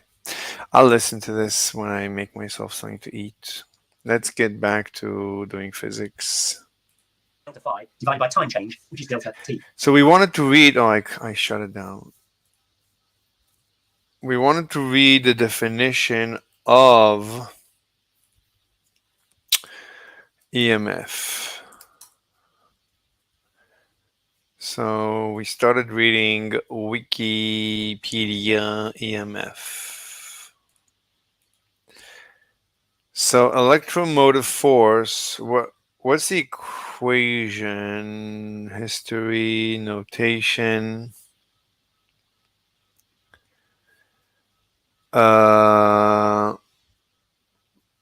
Where's the flux? I don't see. There it is. Change flux capacitor, flux capacitance.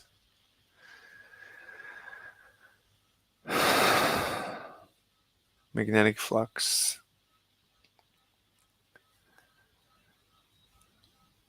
Very difficult to understand.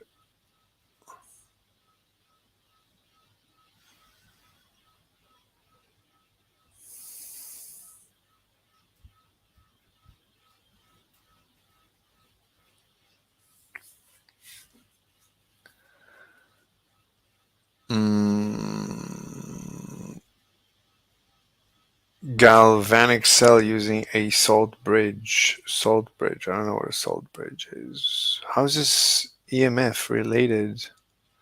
Let's look up the word flux. 9 times flux shows up. This is the first one, magnetic flux. So this is the electric, this is the EMF. The EMF is the line integral of the electric field over the line. And that's equal to the change in, let's see what this means. This is time varying magnetic flux. So this is the time varying magnetic flux. Closed curve, see through it. I need to see a diagram, an illustration, which is the line integral. What is A? A is the vector potential. That's just the vector of the potential. So you integrate, you get the integral, and it's the change in the electric field, basically, or something. Electric, I don't know. Anyway, this is nothing like what he's describing, so Wikipedia is not helpful. So let's try again with EMF. Let's try EMF on YouTube.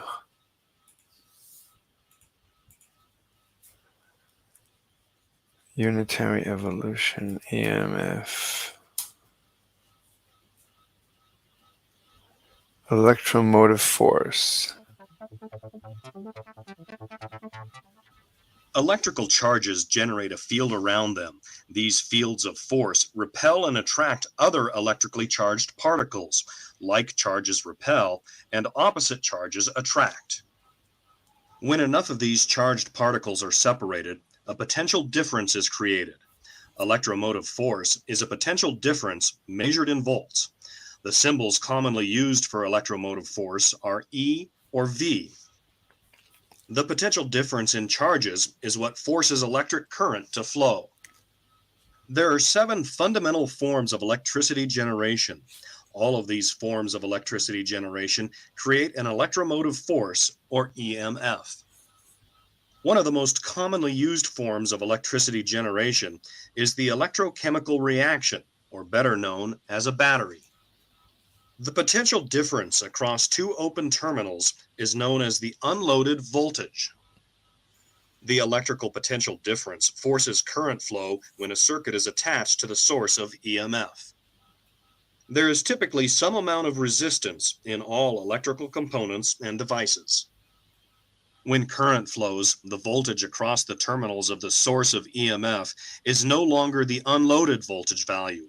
There will be a voltage drop inside the device due to the internal resistance of the EMF source. When the circuit was not connected, the battery had an unloaded voltage rating of 1.5 volts. Once the circuit was That's connected, irrelevant. What's this?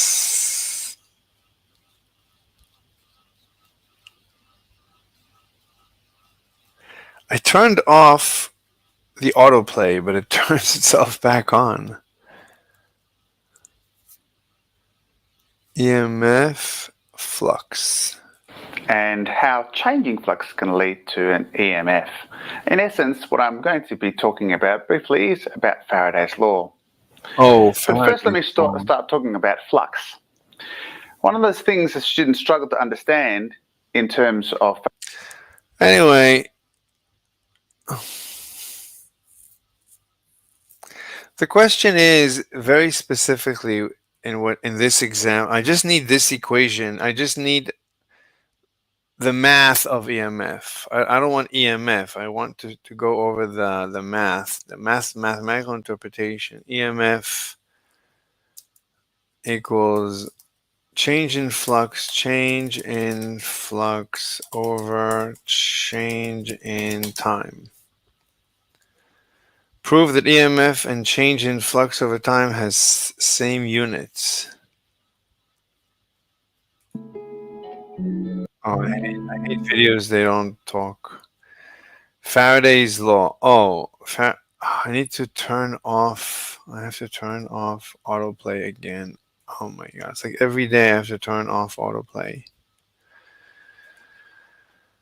Where are the settings? Settings. Playback. Oh, video preview is off. So why is it playing? Why is it playing? I turn it off. Maybe I need to refresh it?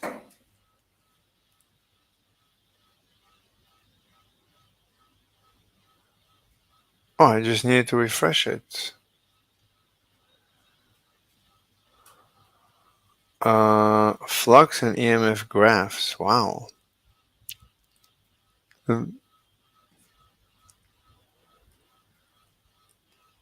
There it is. This is the equation. How long is this? 13 minutes.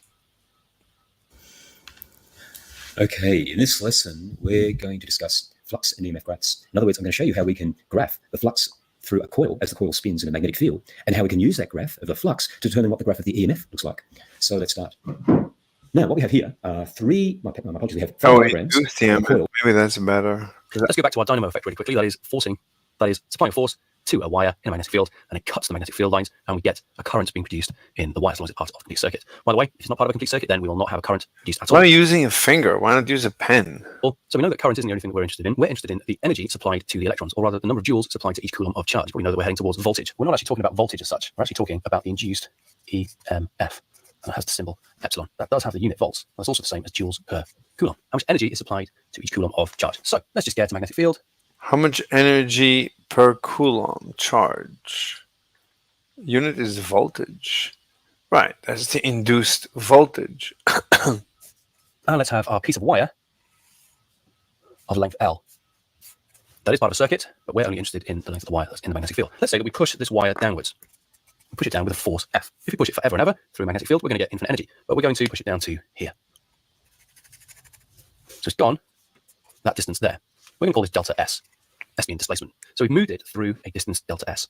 Now we know that EMF is work done. Again, that's energy, isn't it? Divided by charge. But you should remember that work done is force times distance. So this is F. Work done divided by charge?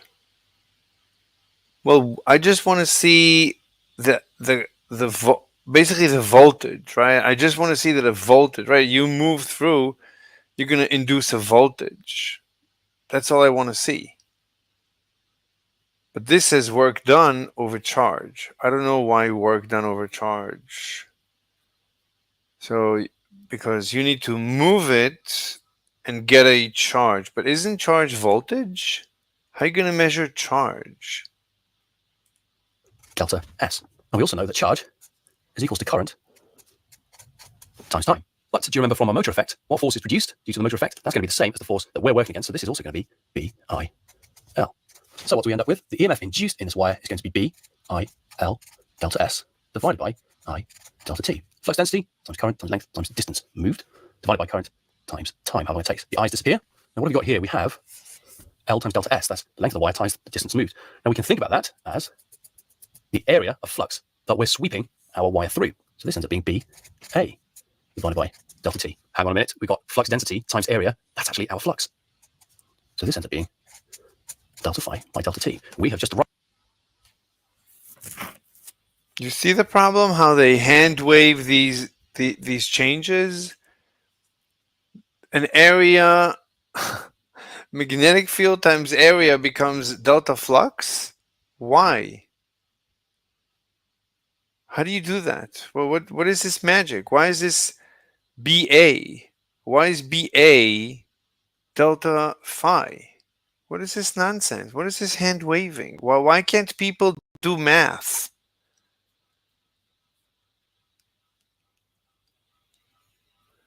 Why can't you do derivation? Well, why?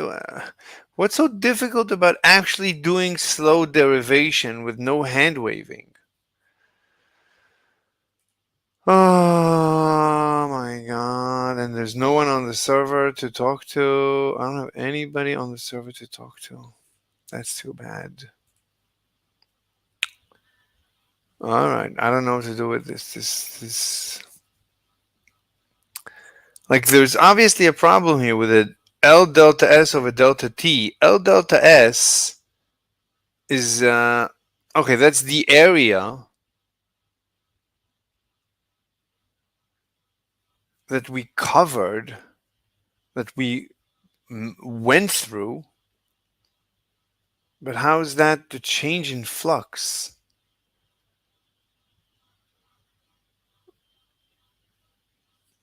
You know what? Let's just look for flux. Tell me about magnetic flux.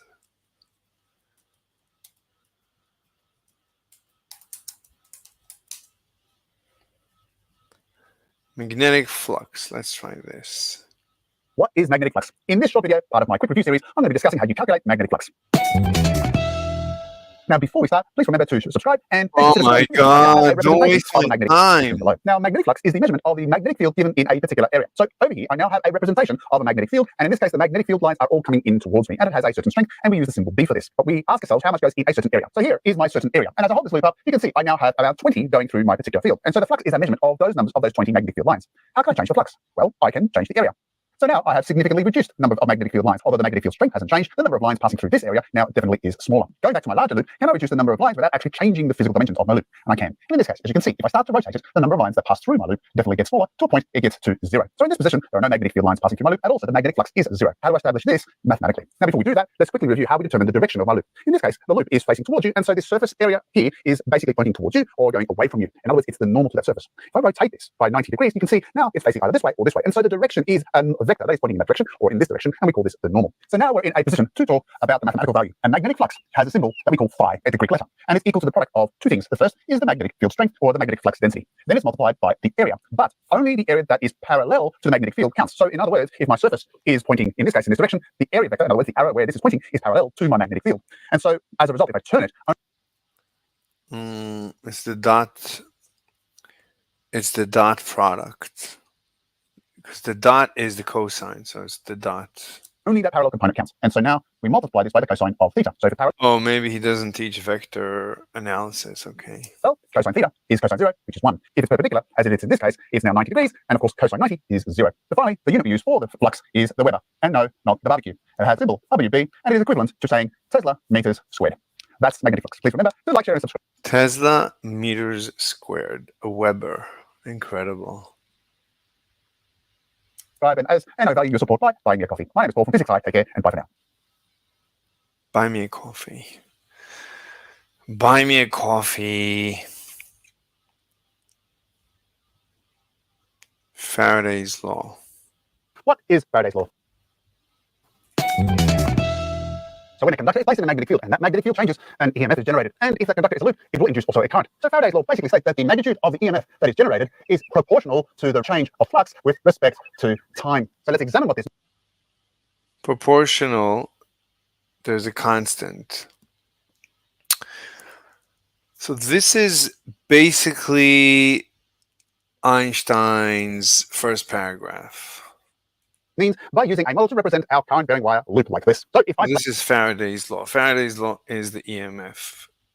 Okay. place my loop within a magnetic field, which in this case is going into the screen, because flux is equal to the magnetic field strength multiplied by the area, assuming the two are parallel to each other, first I can change the area. So if I increase the area, then I generate an EMF and I induce a current as demonstrated by the arrows. Another way I could do this is I can change the strength of the magnetic field. So for example, if I increase the magnetic field strength, I generate an EMF and thus generate an induced current as shown. Now, of course, in both cases, the EMF is proportional to the rate at which those variables change. But there is another way I can also generate an EMF, and that is by rotating my loop of wire. Now, since the area of the magnetic field passing through the loop changes as I rotate it, then we have a rate of change of flux. Graphing it, it looks like this. But the EMF is proportional not to the flux with respect to time, but to the rate of change of flux with respect to time. So when the flux is at a maximum, the flux isn't changing much. In other words, the rate of change of flux at that time is 0. So we don't get an EMF. So the faster it rotates, the more electromotive force, the more EMF is produced. Interesting. However, when flux is at a minimum or 0, the rate of change of flux in fact is at a maximum. And so as a result, we get a maximum EMF. And so if we graph this, we get this. But what about the negative symbol, you ask? Well, that's a reference to Lenz's law. Lenz's law, in essence, states that the direction of the induced EMF will be such that it opposes the change that generates it. That means our EMF graph will now look like this. Finally, what was that? I don't know what he's talking about. about the N? Well, I have only one loop here. If I have a coil instead, multiple loops, then each turn of that coil will increase the strength of the EMF that is generated. So the N stands for the number of turns within your coil. So that is a summary of Faraday's law. Finally, I want to acknowledge the input of Simon Cook from Crooked Science for the inspiration for this video. More information on the professional development he provides will be in the description below. My name is Paul from Physics High. Take care and bye for now.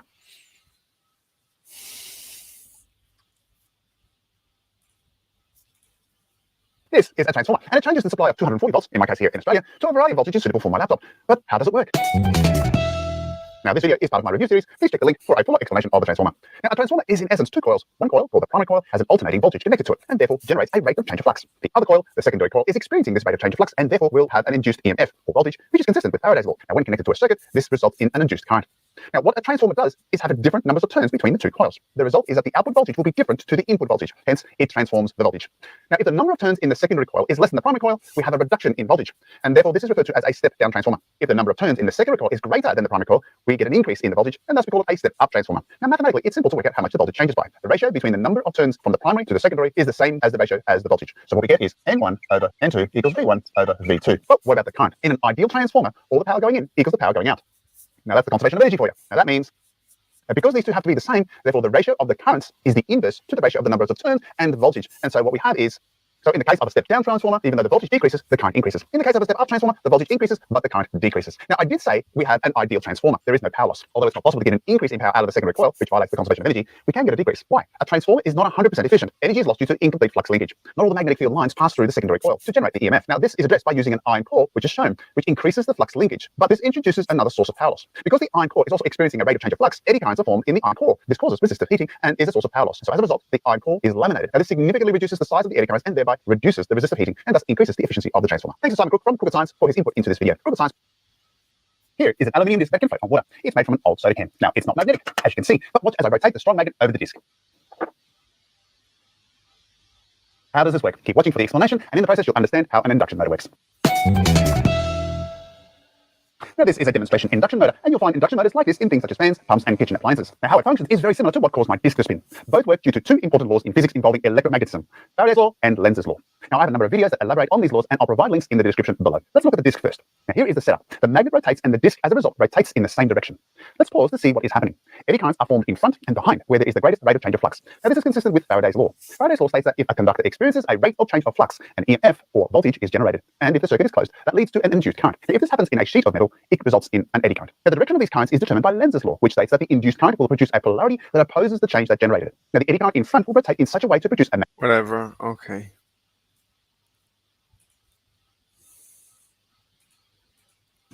Let's see if we can think of an experiment that will enable us to look at this. Here we have an electrical rod or thick wire. So what he says is identical. This is Faraday's law. So basically, if you have this wire rotating The simplest example is a wire rotating. So the flux through the wire is changing as it's rotating at a certain rate. And that's how much EMF, how much voltage is created across the coil. And what we're going to do is we're going to move it a distance x in this direction. The length of the wire is L. And there's a magnetic field of value B going into the paper. Again, we represent the magnetic field going into the paper with an X in a circle, rather like the arrow moving away from you. What is the flux that is going through this area? Well, the flux we know is equal to the magnetic field times the area. So the flux equals BA, where B is the magnetic field and A is the area that it's traveling through. But that's the same as BX times L, because L times X is the area. So now we can say from this formula that the EMF is equal to the flux change, which is BXL, divided by... So this I don't understand. Why? I mean, why is this wire the flux change? I mean, a flux is when you have a closed wire. Since when do we define a flux without a closed wire?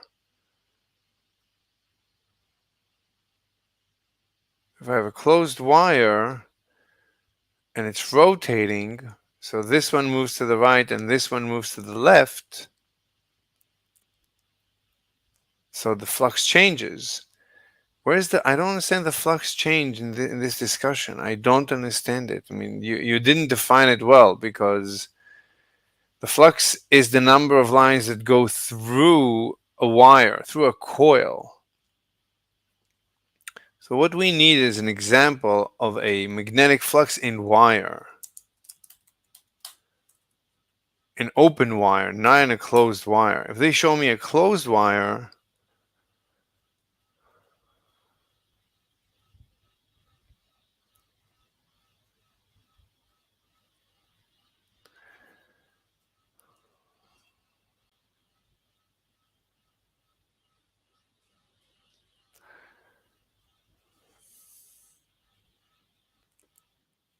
yes. Fligagigu, what's up? Oh, came and left. Yeah, there's no one on their server, so there's leakage into my server. Well, why would Fligagigu not talk to me? We're good friends. Fligagigu, Fligagigu.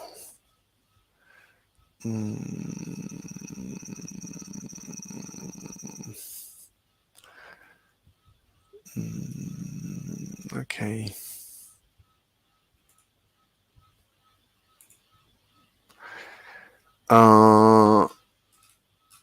Flux in wire is induction, basically.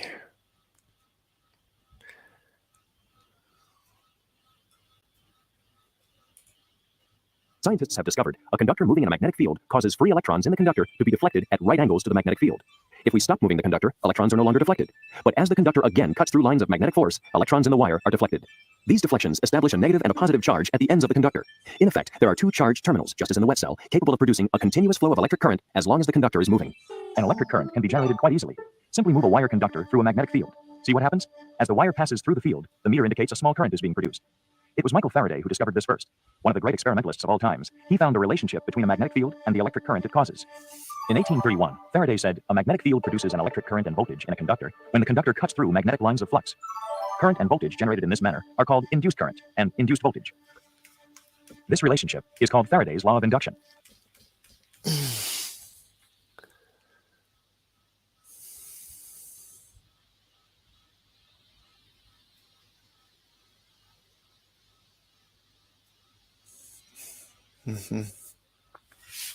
The question is, what causes this at the quantum scale?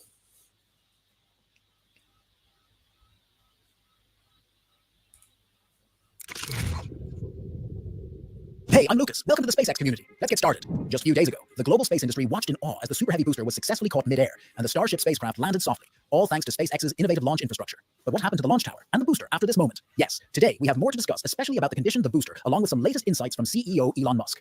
During earlier Starship tests, Stage 0 encountered numerous challenges. The sheer power of the Super Heavy... He's not the CEO of SpaceX, is he?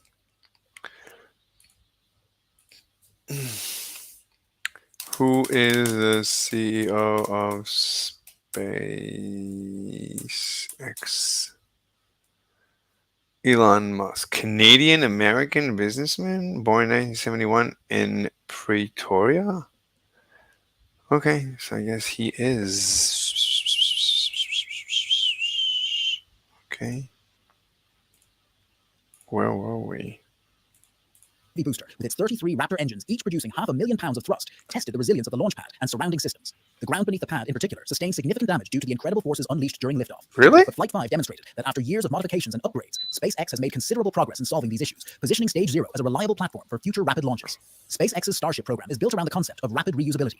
This means that the launch infrastructure must endure the rigors of repeated launches and landings without significant downtime for repairs.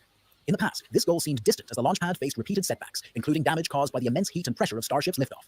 One of the most visible examples of this was the crater that formed under the pad during early test flights. The incredible force generated by the engines effectively blasted away the foundation, leading to costly repairs and delays. However, SpaceX responded with a series of key innovations, the most important of which was the installation of a water deluge system. The water deluge system is a game-changing feature that has helped SpaceX preserve the integrity of the launch site. This system works by flooding the pad with water during liftoff, cooling the superheated gases, and absorbing the shockwaves that accompany engine ignition. By damping the intense heat and vibrations generated by the Raptor engines, the deluge system protects both the launch pad and surrounding infrastructure from being damaged or destroyed during launches. In Flight 5, the water deluge system worked flawlessly, preventing the kind of destruction seen in previous tests. Not only did it cool the launch pad, but it also helped reduce the noise and vibrations that could otherwise have had long-term effects on the structure. The fact that the pad emerged from flight with minimal wear and tear is a clear sign that SpaceX's upgrades are working as intended.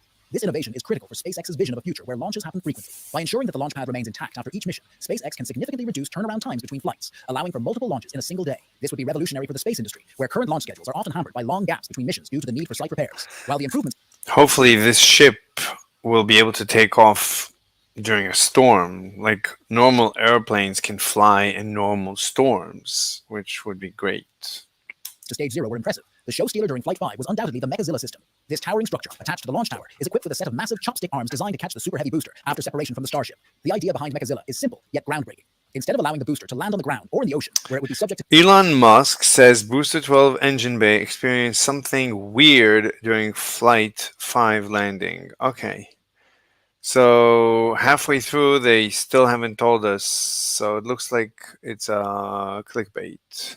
To damage or require extensive refurbishment, the booster is caught mid-air by the tower and secured immediately precision. The booster executed a controlled hover maneuver, which at full capacity weighs over 3 million kilograms. SpaceX eliminates the need for complicated landing systems, reducing the cost of each mission.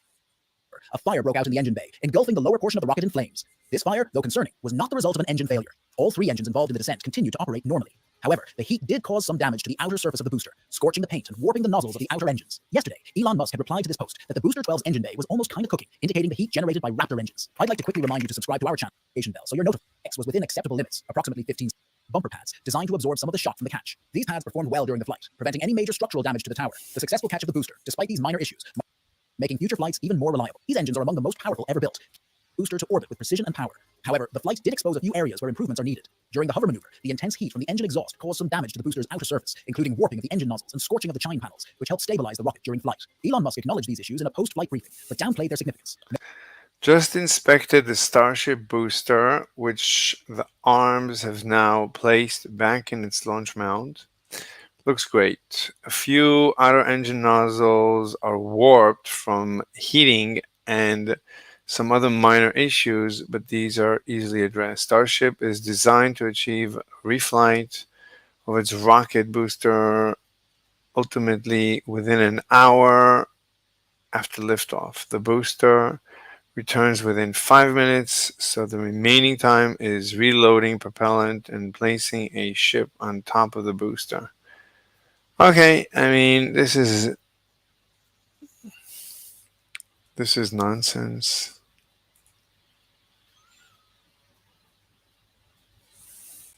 Double copy, a new way to think about gravity. What?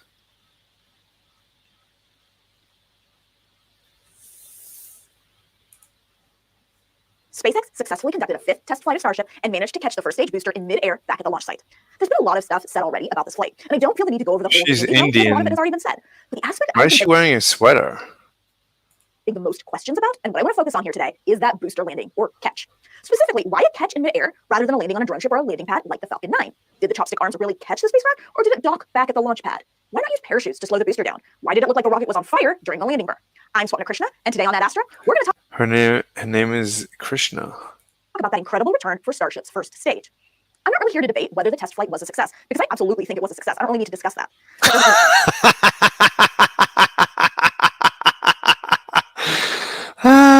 Or that the ship is ready to be operational, just that for what they were trying to achieve, SpaceX nailed this flight. The two big things we were watching were the booster landing and a pinpoint splashdown of the upper stage. They both went very well.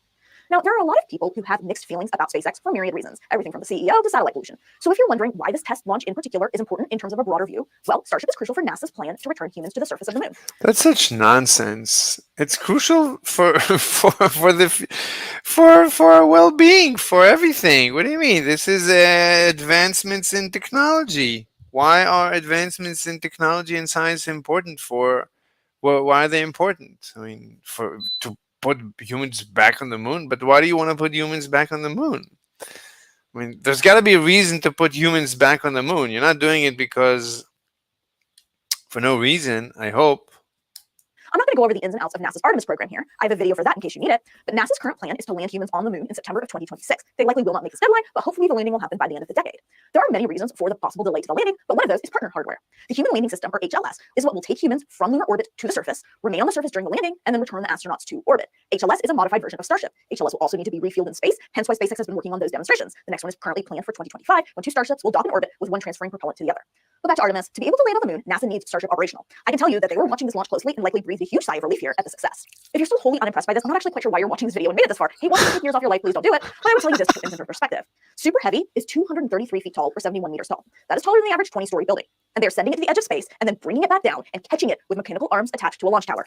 Now, let's go through this. I'm going to take you through the launch to the booster catch, speeding up some stuff, slowing down other stuff, but I definitely recommend watching the full video courtesy of SpaceX, which I will link in the notes below. And if you just want to skip to the analysis of the catch because you already know all this or you've watched a million videos on the flight already, I always have timestamps in my video, so feel free to skip ahead. Okay, here we go. You see Starship here on the launch pad. The upper stage Starship looks black here, while the booster Super Heavy looks white on the bottom, which makes it easier to see what's going on and what part of the rocket we're focusing on. Okay, here's liftoff. Everything is normal. You can see here on the left that all of the Raptor engines lit. So no engine failures for the booster on liftoff, which is great. The curving here is normal, pitching downrange to cut through the atmosphere to get to the thinner parts of the atmosphere more quickly and using less propellant. The vehicle made it through max Q beautifully, still no engine failures. Max Q is the moment of maximum aerodynamic pressure on the vehicle, basically the moment where the launch vehicle is the most stressed, so always a sigh of relief when we make it through that successfully. One thing that's important to note is you can really see the blue methalox flame here in this shot. Without getting too technical, Starship uses liquid methane as a propellant and liquid oxygen as an oxidizer. It's more efficient and cleaner burning than the traditional liquid oxygen and rocket-grade kerosene that other rockets, including Falcon 9, use. I'll talk about methalox a little more later, but this is a great view of the flame here. Okay, the next big thing to talk about is stage separation. Starship uses hot staging. Basically, Starship, the upper stage, ignites its engines to move away from the Super Heavy booster before separation is complete. That's a tweak that SpaceX made after the first test flight when the two stages didn't separate properly. First, Super Heavy's engines shut down, which you can see here. This is what SpaceX calls most engines cut off instead of main engine cut off, the traditional term, because 3 engines remain lit. Then you can see Super Heavy separating here. The engines come back on. Starship's engines have also lit at this point. Now, for the purposes of this video only, we're saying goodbye to Starship, so it continued on into space for its suborbital flight and survived a re-entry and splashdown, mostly intact. And then after it splashed down, it exploded in a pretty spectacular fashion. That may have been a controlled detonation or a result of a fuel leak as it tipped over and fell into the ocean. But back to the booster. Here we are. Hot stage separation confirmed, and you can see all the engines lit up that are supposed to be lit up. Things are going well. At this point, the booster is making its way back to the launch site in Boca Chica, Texas, with the boost back burn. On every previous flight test for Starship, SpaceX has dropped the Super Heavy booster into the Gulf of Mexico. This time they wanted to land it back at their base, but it's not what you think of as traditional booster landing. Falcon 9 has basically defined what we think of as traditional, and frankly, people think of it as easy. It's not easy. The idea for Super Heavy is to maneuver it into place with what they call chopsticks, giant mechanical arms on their launch gantry called Mechazilla. Super Heavy has pins on it that you can actually see here in the video, and these are what need to slide into place for the giant arms to catch the Super Heavy booster. Before the booster could return, SpaceX had to perform automated checks on it to ensure that it was healthy and ready. When everything checked out, they sent the command for Super Heavy to try and return back to base. If it hadn't checked out, they would have dumped it in the Gulf and tried again next time. But luckily, the tower was go for catch. Here's the boost back burn. It's complete. All the engines are shut down, and you can see the thrusters on the side firing just to maneuver the rocket as it returns back to the launch pad. You can see the hot staging ring here falling away. Because they're trying to land the booster here, they jettisoned the hot staging ring. That's not new. That happened on the last test flight too. This is just to take off as much mass as possible while they're figuring out the booster's return. It's around 20,000 pounds. That's 9 metric tons, so it's worth shedding the weight. You can see the flaps here on the right maneuvering, and here's the pin again that I mentioned. One interesting thing here, this glow you're seeing. It's not a question of worth. It's a question of do they have enough fuel if they attempt with that ring, and they don't. They have to shed it. It's not a preference. It's critical for now to shed it. Is the engines themselves being very hot, not the engines firing. See, there's no burn happening. That's some immense heat from the friction of re-entry. We didn't learn after the flight, but there was some... It's not friction. There's no friction, especially not at the front. There is just compression. Yeah, a lot of people think it's the friction. It's not. It's compression. That's it. The heat is from air compressed. Outer engine warping from this heat. No huge deal, but interesting to see. Okay, so for the landing burn, it goes in stages, starting with 13 Raptor engines to slow down, and down to the final 3 engines. This will become important. This is where it gets really interesting. Look at this flame here. And from this angle, you'll see some black smoke as well. Super Heavy is maneuvering here. I know this looks really close on the feed, like Super Heavy is about to run into the launch pad, but if you look at it from other angles, which I'll show you in a minute, it is close, but not as close as it seems here. And success. Over the past couple of days, SpaceX has provided multiple camera angles for this, which has been really helpful to parse what's going on. Let's talk about that fire first. I want to flag that I talked with rocket engineer Gokul Das, who's worked on ISRO missions, to parse out what we think is happening in the engine compartment. Keep in mind that unless SpaceX tells us directly what's going on, everything you hear and see about this is conjecture. I've seen a lot of people talking very authoritatively about this, as if they know exactly what's going on. And unless they work for SpaceX or have heard it directly from someone who works at SpaceX, there's not really authority here because we just aren't entirely certain. But there is a lot we do know and quite a bit we can deduce. Here we see a better view of where that secondary fire is coming from, as well as the black smoke coming from it. This secondary fire, I think, is from fuel venting. Basically, the vehicle vents its fuel before the catch in order to avoid issues with overpressurization. Simple, right? Well, there's actually more going on here than that, in my opinion. When Super Heavy hits 1 kilometer, it starts its landing burn. That's 13 engines, 3 center engines, and the ring of 10 around it. That's certainly a lot of thrust to slow the rocket down, which they need to do quickly. But once they slow it down, that many engines are not good for fine control of the rocket, which is why they shut down those 10 engines after they achieve the desired deceleration, and we're left with those 3 center engines. But when those 10 other engines shut down, that's what Das describes as a flame foldback. Basically, when the engines are shut down, the flame folds back because of airflow. And that may have ignited the methane. And because there's additional methane spewing around in the engine compartment, this might have ignited the actual engine compartment as well. There's been some speculation that there was more venting of fuel than was intentional, that it could have even been a leak and not just an intentional vent. My thinking was it probably was intentional. Maybe they vented more than they intended. I'm not sure they wanted it to catch on fire. It's not really a huge deal right now that it did. The black smoke is more complicated, simply because just burning methalox would not cause that. But because liquid fueled engines take a while to shut down, you have to do it slowly. There's still a lot of methane as well as exhaust floating around. So as I mentioned, the engine compartment might have ignited as well. There may be something in the engine compartment that's burning to give off this black smoke, but we don't really know what. This is my suspicion only, but my suspicion is that it's some sort of thermal protection on the engines that's burning off. It's very possible that there's an internal fire going on that's tarring through some stuff. It's not great, but this is a test flight. It's certainly not terrible, and I'm not trying to take away from the overall accomplishment. I don't want my focus in on this to be interpreted as this being a huge deal. I just was personally very intrigued by what might be going on here, and I wanted to dive in a little bit. This would need to get fixed at some point, but also, depending on what happened here exactly, the heating may not even be a huge issue. Raptor 3, the next iteration of the Raptor engines, don't actually require a heat shield. So this may all be a moot point because the internal plumbing on these will include regenerative cooling. These are currently in production, but also SpaceX does often overpromise when it comes to timing on these things. So I don't just want to say it's not a problem because Raptor 3 will take care of it very, very soon. But also, if the engine compartment catches on fire and the internal plumbing isn't well protected, and the Raptor engines are still cooled by methane as they are now, and that internal plumbing catches on fire, well, let's just say generally fires in an engine compartment aren't a good thing. This is something SpaceX will need to look at. As far as the question of was this really a catch versus a docking, yes, it was a catch because the giant arms do move to grab the rocket. It's hard to see in that wide main shot, but in this other video SpaceX provided from the launch tower, you can actually see the arms moving to grab the booster. It is a catch. They don't grab, they hug it, but not too tight. Enough so that the booster can't move at the top, but it's not it's not holding it, it's just controlling it. And then the pins sit in place and then it's holding it.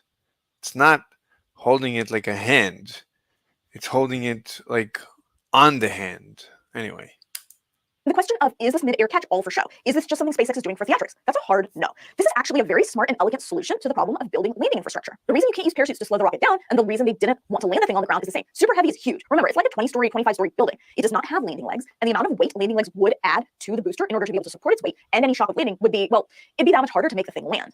Parachutes to slow it down have the same issue. Super Heavy is so big and so heavy, it weighs about 200 metric tons, which is about 440,000 pounds, as opposed to the SpaceX Crew Dragon, which is slowed by parachutes, which weighs around 12,000 kg, or 26,577 pounds. Parachutes wouldn't really make much of a dent here. Also, parachutes are relatively inaccurate. They're fine when you have a landing zone a few kilometers wide, but they aren't super useful for a pinpoint landing at a launch pad. Plus, parachutes are heavy, and again, they don't want to add extra mass to the booster to make it even heavier. As far as why the rocket can't land on a drone ship or land like the Falcon 9, it can be hard to find precise numbers, but from what I can tell, the Falcon 9 booster weighs around 25,000 kg. The weight of the landing legs alone is 2,000 kg, or around 8% of the weight. You can see 4 of them here. Starship would need bigger ones, maybe more, 6 instead of 4. Even making the legs as lightweight and strong as possible, which if anyone can do that at this point, SpaceX can, that's still a lot of extra weight. Plus, they need to be sturdy enough to support the weight of Super Heavy, which might mean making them even stronger and therefore even a larger percentage of Super Heavy's total weight. What's more, the landing infrastructure would need to be extensive. Landing infrastructure is often damaged by the rocket. It's not a huge deal with the Falcon 9 because it's not an especially powerful rocket. But Super Heavy is, and it could do a lot of damage to landing infrastructure when it's coming in, not to mention stuff to get kicked back up and damage the booster. Super Heavy does have the ability to hover, which helps with the catch, but would also damage landing infrastructure even further if it hovered right above a pad. Falcon 9 can't get its thrust low enough to hover. This doesn't mean, though, that Super Heavy can minimize shock absorption necessary for any landing structure, but the chopstick arms do have shock absorption built in. The idea for rapid reuse of Starship includes not having to refit the booster between uses. They want to be able to do basic checks on it and refuel it and then use it again, possibly a turnaround of hours, not even days. This is also where landing legs are a problem. On the Falcon 9, those landing legs need to be refurbished between uses. That means landing infrastructure that can handle a lot of use, as well as rockets that can land without damaging themselves or what's around them, is really important. Catching the rocket in midair instead of letting it land on the ground protects. she's the best commentary I've ever seen in my entire life. I've never seen anything like this. This is unbelievable. So clean. Such a clean explanation of everything. Everything on the ground will still bring the rocket back straight to its launch site. And landing it back at that launch site means they can literally lower it to the ground, refuel it, and go. They don't even need to take the time to transport it like they do with the Falcon 9s that landed on drone ships. Before I close this video out, it's a long one, but I do want to mention that venting methane into the atmosphere before the catch, because that's an issue. Methane is a greenhouse gas, and while it's cleaner burning than traditional liquid oxygen and rocket-grade kerosene, I don't love the venting here for environmental reasons. There are other environmental issues to get into with Starship. The flame deluge Hey, is currently under investigation, which is a whole separate topic, and this video is long already. I will cover all of this at some point.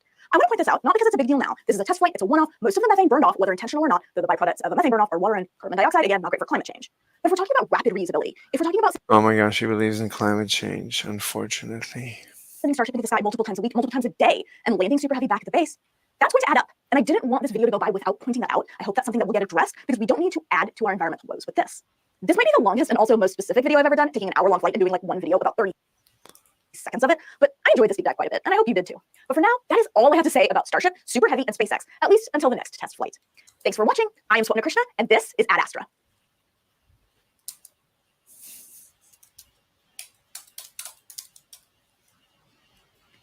How do you say it? How do you spell nonsense?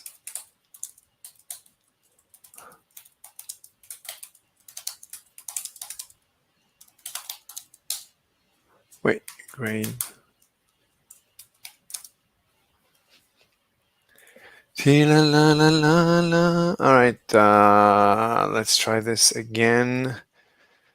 Okay, I'm just going to assume it's fine. I don't know. BXL is both the flux and the change in flux.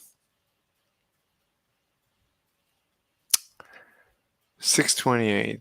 Wait, did anybody else comment on 628?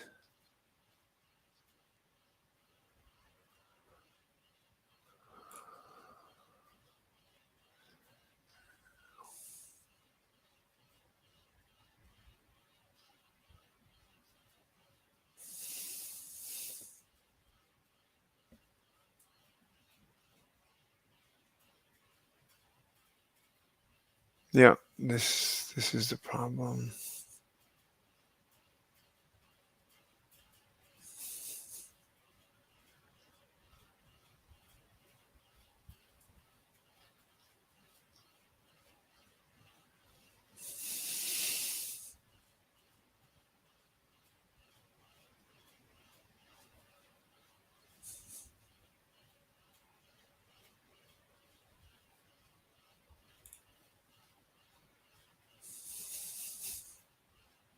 And is the number of turns of the coil.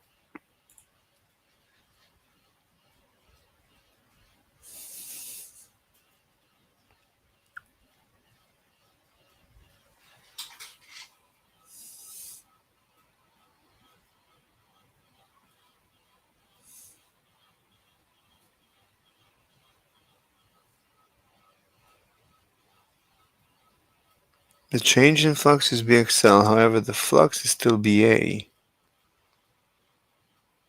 But what? But A is XL.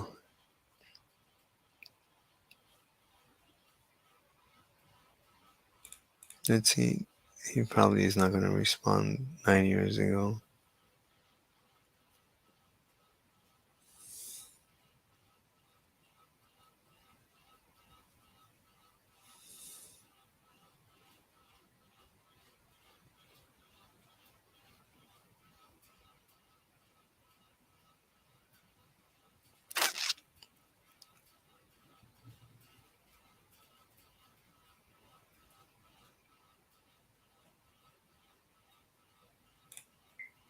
I don't know.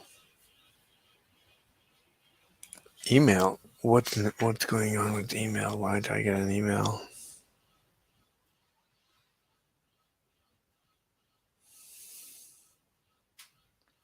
Renovations. Okay, I'll take a look at it later. The flux through the wire is constant. It is BA. A being the area of the rod.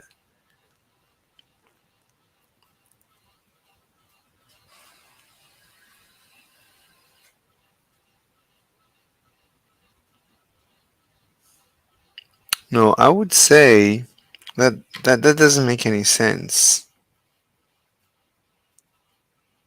Anyway, when you move the rod through an area of x times L, this is not the flux through the rod, But the change in flux that the rod experiences is really confusing. I'm going to need to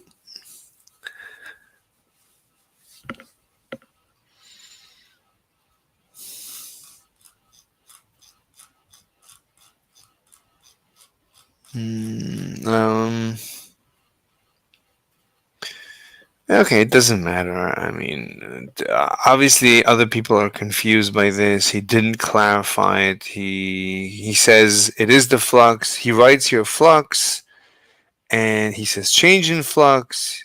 Change in flux. He uses phi, uppercase phi, lowercase phi. He's all over the place, and he didn't. And he said it's a thick. Why is it a thick wire? Why can't it be a thin wire? Who cares? And then this arrow X, it's an arrow, not a two-sided arrow. L is two-sided. Why is this one-sided? I don't know.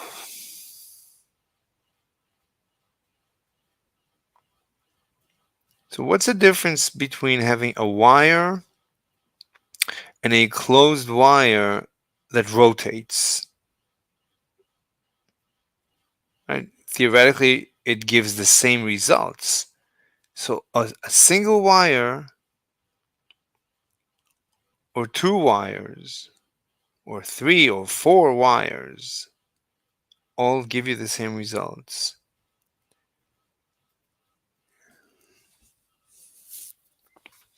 A single wire you can move through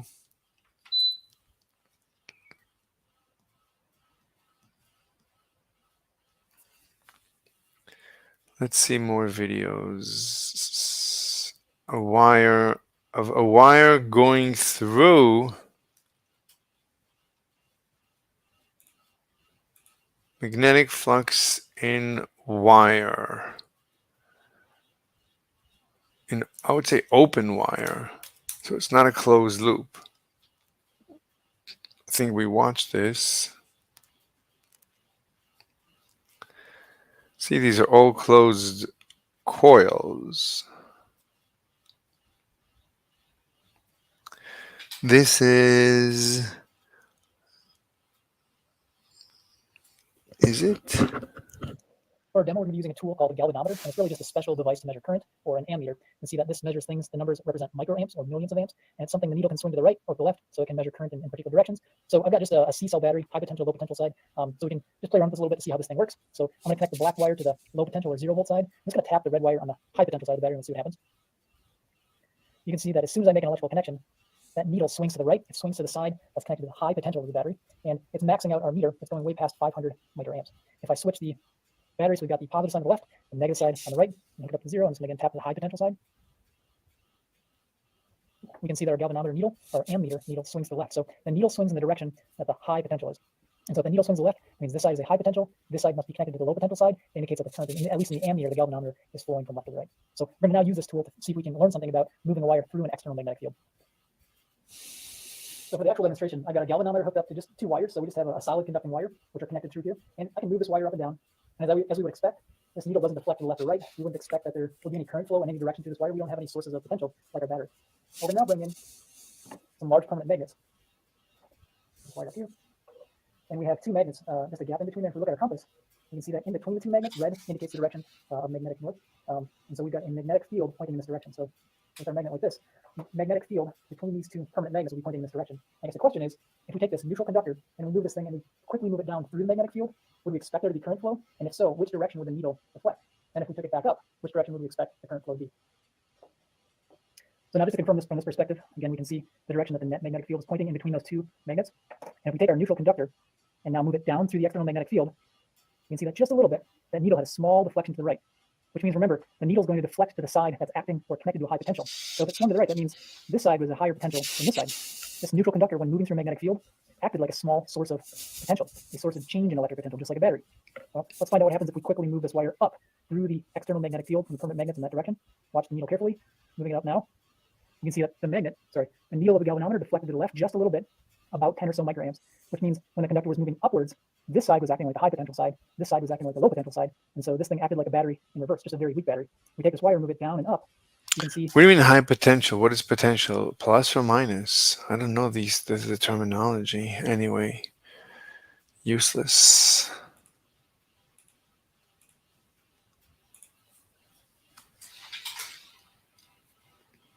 So I have an interesting setup over here. I have a magnetic field that is constant, and it's going straight out of, as you say, the surface of this loop. The magnitude. You see, he closes. It's a closed loop. He wants to. Right. It's not a single wire. Of the magnetic field at any point of the surface is going to be B. And what's interesting here is this loop that we have. This right part of the loop is movable. You can imagine it's a cylinder here that can. So there's an A. There's an actual area. Roll to the right, and the magnitude of its velocity, we're going to say, is lowercase v, and this cylinder, let's say it has length L. So given that, you can see that we're going to have a change in magnetic flux. Why are we going to have a change in magnetic flux, or a change in magnetic flux through the surface? Well, this thing is moving to the right. If this thing is moving to the right, there's an area. With the open wire, there is no area. When its speed is v, it could be in units of meters per second or whatever it is, you're going to, even though the magnetic field itself is constant, you're actually going to be changing the area that is, I guess you could, contained by this loop. And so that is going to give us a change in flux. If you have a change in flux, that is going to induce an electromotive force. So it's going to induce a voltage in this loop, which will cause a current to flow. So let's think about what that electromotive force that's going to be induced is going to be. And I'm just going to rewrite Faraday's law.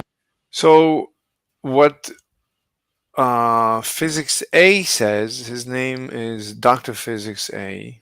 It's Dr. Physics, I think, atomic. He's a doctor in atomic physics, nuclear physics. So he claims that moving a wire is akin to this. So he claims that you can remove this, at least you can remove this and get the same answer, right? Because we're measuring the current, the voltage across these 2 points. You're saying that I can move this and completely ignore this guy. This guy has nothing to do with it. So it never had anything to do with the area. So the area is just an intermediate parameter that we can bypass. All right, we have Faraday's law, negative n times our change in flux, and we're talking about our change in flux over change in. Let me write that a little bit neater. Our change in flux over change in time. Now the n is the number of loops we're talking about. So in this case, n is just going to be 1. And the negative, I've already complained a little bit about it in previous videos. This is really just reminding us, the math, when you're not using kind of proper vector mathematics, this just reminds us that this EMF is going to cause a current to go through this loop, and the magnetic field that is induced by that current will go against the direction of our change in flux. So that's just something to remind us there. So what we really care about is our change in flux over change in time. So what is that going to be? Let me just write it here. Our change in flux over change in time. Well, our change in flux in this case is going to be our change in the magnitude of our magnetic field that is going perpendicular to the surface times the area of our surface over our change in time. And what is this going to be equal to? Well, B is constant. It's not going to change over the time that we care about. So the change in B times A, it's really just going to be B times our change in area. B times our change in area over how much time goes by. So what is our change in area going to be? So let's say that we let delta T. So let's say delta T happens. What is going to be our change in area? Well, let's let delta T go on. So if delta T goes on, this cylinder, or if we wait for a T units of time, or if T units of time go by. So let me do this in another color. So let's see. I don't know if this is the best use of my time. I wanted to do Dr. Physics A course and particle physics. I don't care so much for magnetism. It's important. Everything is important, but I can always come back to this. This is not critical. I want to do the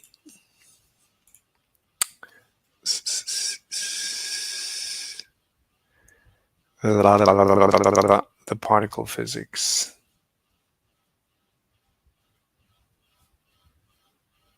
Classical mechanics is nice. Thermodynamics I need to do. Quantum mechanics. Yeah, I'd like to do quantum mechanics too. What does he teach in quantum mechanics? Yeah, the wave function is great. Hello. Today we're going to derive the Schrodinger equation in a simple way. We're going to start by reminding ourselves that total energy is kinetic energy plus potential energy.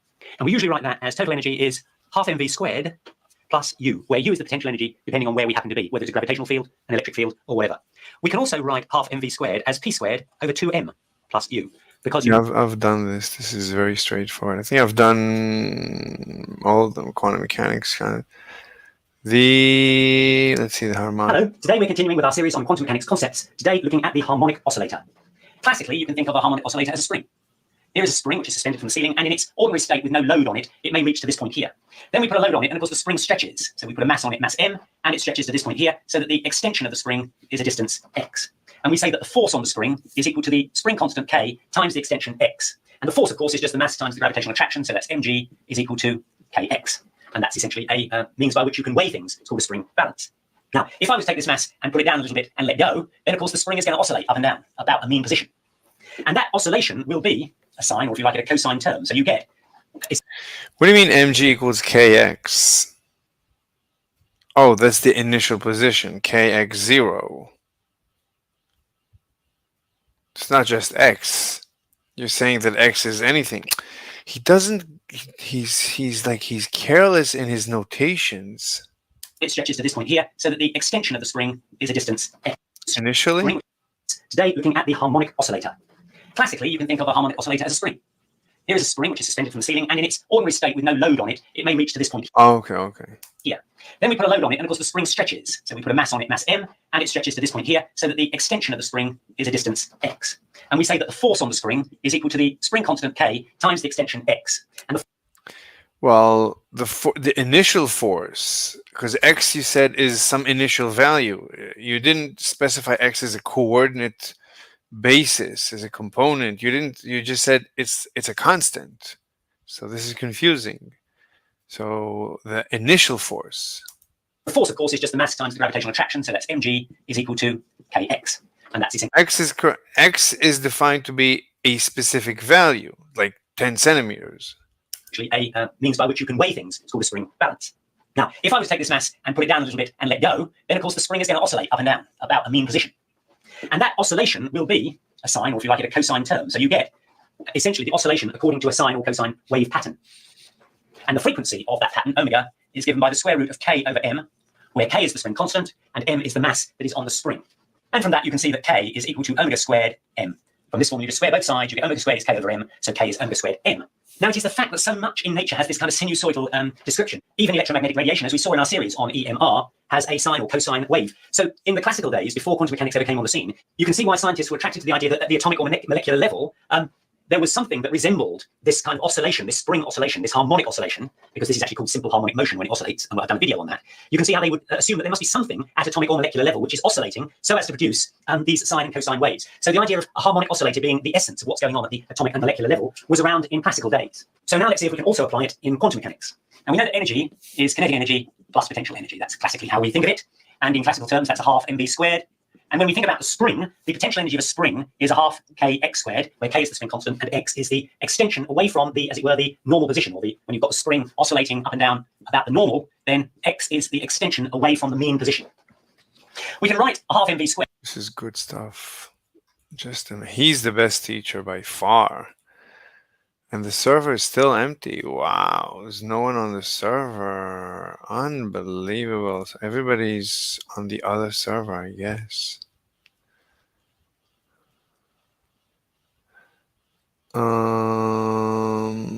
Let me ask him, why is there nobody on the other?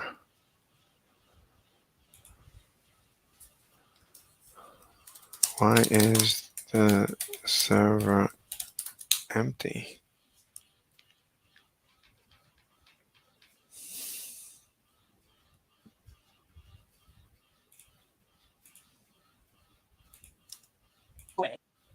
As we've seen before, as simply p squared over 2m, where p is... Why would you delete something? Just write in the next line. Why can't I focus?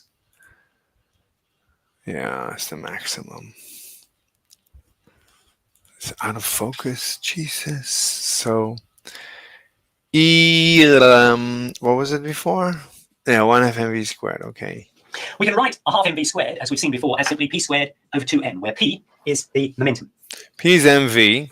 M drops out. And you want 1/2 mv squared.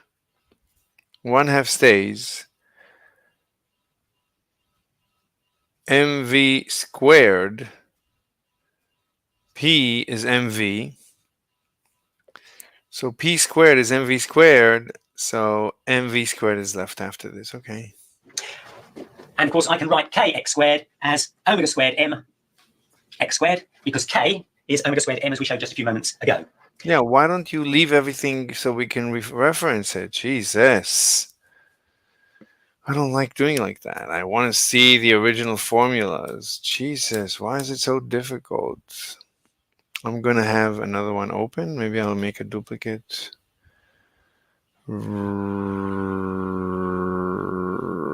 Duplicate.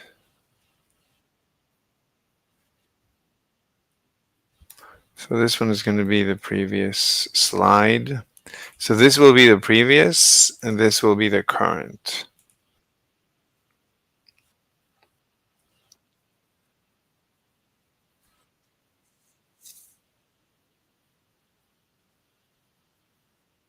Yes.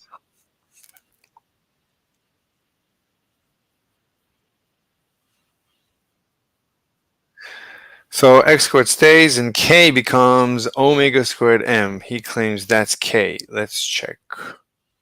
Oh, I'm sorry, I wasn't in the right one. Wait, somebody's talking. I don't know what happens. Wow.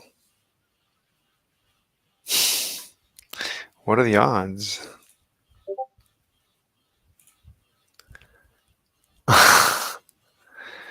Wow, sleeping. What time is it by him?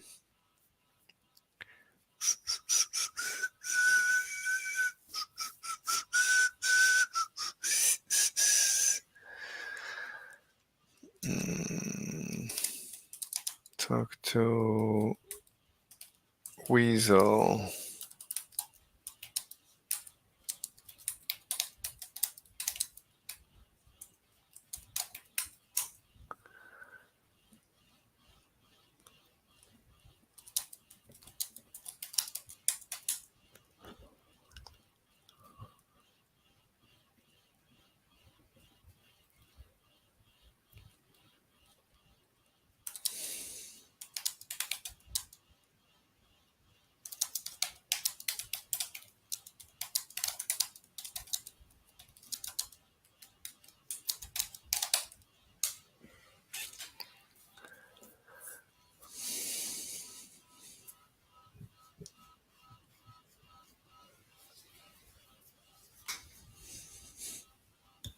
Mm-hmm.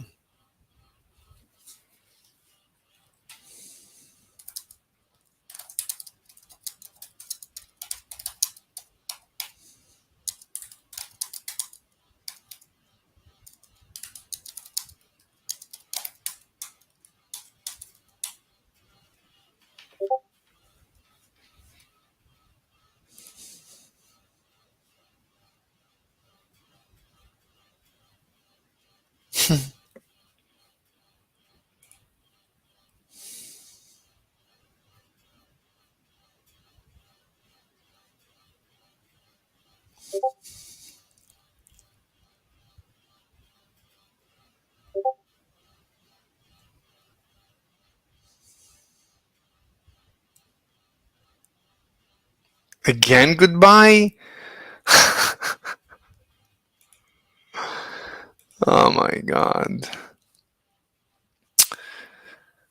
Yeah.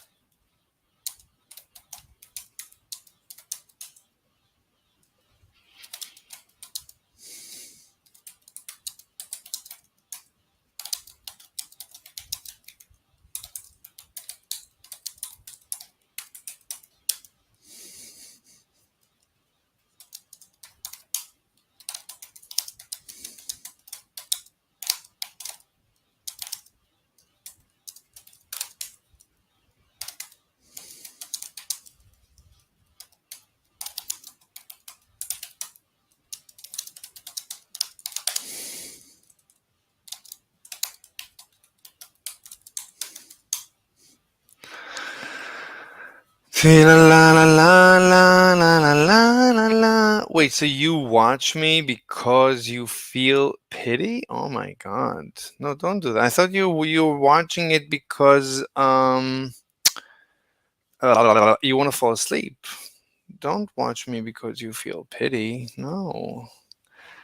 Look, I'm recording everything because I just want to have a record of my research. That's all. That's the reason. That's the reason. And I'm making content. I want to grow my channel and like have a community.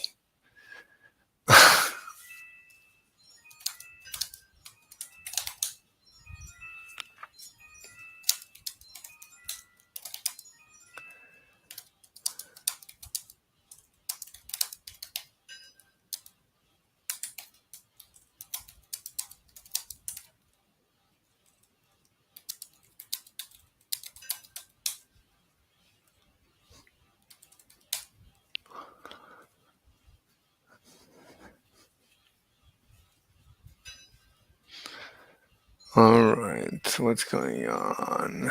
Okay, yeah, this is interesting. The harmonic oscillator. I keep hearing about the harmonic oscillator. I got to do this harmonic oscillator. Anyway, so K is omega squared M. Let's check. So K is omega squared M. There you go. Yeah, he said that. Is omega squared M, as we showed just a few moments ago. Now I'm going to set M equal to 1. M equals 1, just to get that out of the problem and make life a little bit easier. So now I've got that P squared over 2 equals, P squared over 2 plus a half omega squared X squared is energy when M equals 1. But of course, I can now write this as the Hamiltonian because the Hamiltonian is energy. The only difference is that the P and the X now become operators. So I've got P operator squared over 2, and here I've got half omega squared X operator. Yeah, I don't know what that means. I need to learn about operators. Electron spin. He has an hour and a quarter about electron spin. Oh, with the Dirac notation. I don't want to. I hate that. Quantum mechanics. Heisenberg. EPR. Energy operator. Let's try this. Hello. Today we're going to continue with our series on quantum mechanics concepts. This time we're going to be looking at the energy. Yes. Tribal mentality.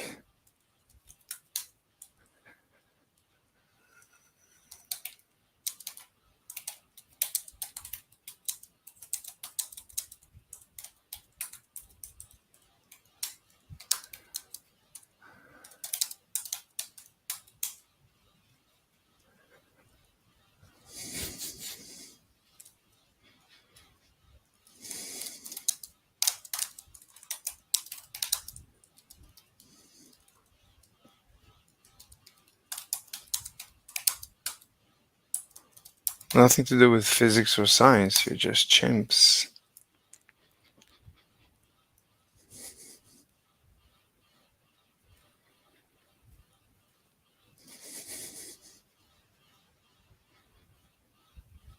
Well, at least maybe he'll be able to figure it out that it's tribal mentality, nothing to do with science.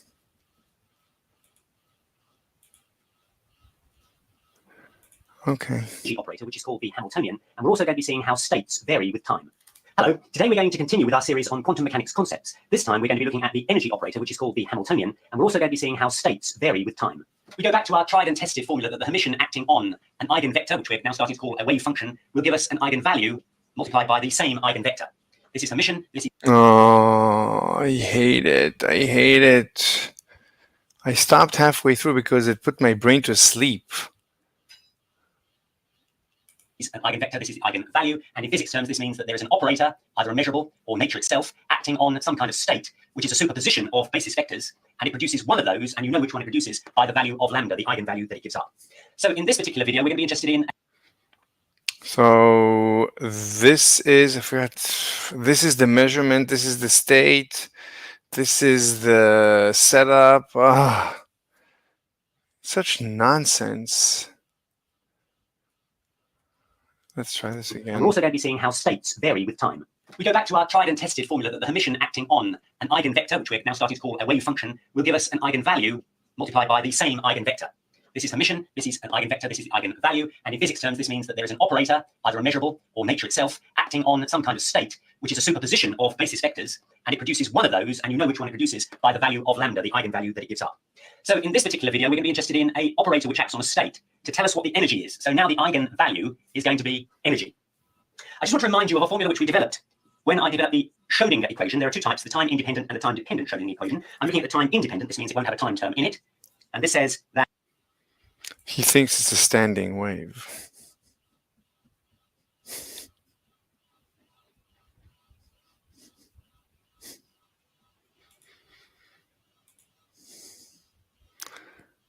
Let me show him the video from Yale about the chimps. Yale course population. This guy. So I want to start today with some stories from the newspapers, set a tone. Tehran, it was over the last few years. Tehran. One afternoon, Fatima Eskandari opened the front metal gate of the shelter she runs for runaway girls to females. And they have they have basically two strategies. One is to let their sperms compete. In that case, they make just more and better sperm. That offers a female a dead insect or other food mass. She's getting resources from him. At this current stage of our knowledge, I have to think the same as the genetic difference between a human male and a female is, look, you put a huge investment into this infant, and now it's wasted. That guy can't protect you. He has too many females, he's too old, he's too big and slow. He can't. They have one advantage. They're small, they're fast, and they can run fast, and they can catch females. So that's what Mother Evolution has done. So whatever you think of the difference, genetic distance of those species, one of the ways they use, like we do, is intellectual brilliance. I think Yale students are involved especially. The males can escape, and then that proximity leads to a prolongation of the violence, and sometimes to death. We'll come to Jane Goodall in a minute. Given that they're males together, what they do then is compete for dominance, and a lot of that is physical fighting, and their dominance position gives them access to food and to females. Fucking going on. Fight. But eventually, if in fact a reversal of dominance position is going to take place, a real fight almost always does occur. Not always successful. The obvious promiscuity of the females. The females just didn't seem to care who mated them. And we discussed that last time. In each mating cycle, a female was mated by every single male in the troop, in Jane Goodall's troop, sometimes not quite so extremely. And that was kind of surprising, given the theory that I described to you, that females should want. So we've described now 3 other great apes, aside from us, and there's perfectly neutral. Right? Now the locals, where these bonobos live, they understand the woman in direct order, and she does not follow it. She gets beaten. In their own northern territory. But they were near the border, they were kind of patrolling what was becoming the border, and they heard calling from the south. And so they became silent and then moved very quickly directly to where they had heard the calling. What they saw was Bodhi, a southern male. He was feeding up in a tree and not doing anything particular. He noticed them coming, and he jumped down and ran away. But Humphrey, one of the northern guys, chased after him and tackled him. And then Humphrey was big. Once he had tackled him, okay, so this is where Jane Goodall comes in, and she's responsible for almost everything about chimpanzees in the whole field of primatology. She's a real hero of mine. I'm angry that Yale's never given her an honorary degree, even though she lives right here in Connecticut. It's really, that's shameful. Okay, so what's her story? Just a little bit of personal interest. She was 23 years old in 1960. Particular species floating around, and all the others went extinct, and what survived is us. And so here comes this young woman, and she doesn't really have a job, and she needs about once a generation, more or less like humans, if you take the time, say in the West between the Napoleonic War. In fact, it took 25 years before she saw the events that I'm going to describe to you. And so the violent events that I'm going to describe are in chimpanzee communities, about once a generation, more or less like humans, if you take the time, say in the West between. In fact, it took 25 years. Okay, this is what I'll share.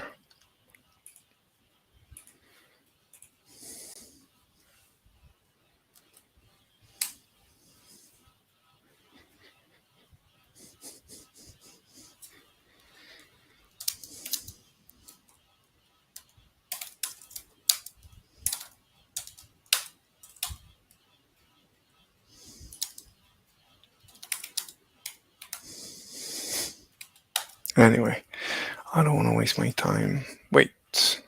Okay. So he's using, that's what he means by operators. Operator is just an experiment. Anyway, the Schrödinger equation that he developed, the time independent. Time independent means it's that time is given for some time. Time doesn't change. We take a snapshot. It's not. He confuses the time independent with standing wave, because the wave is not moving. He thinks it's a standing wave. It's not.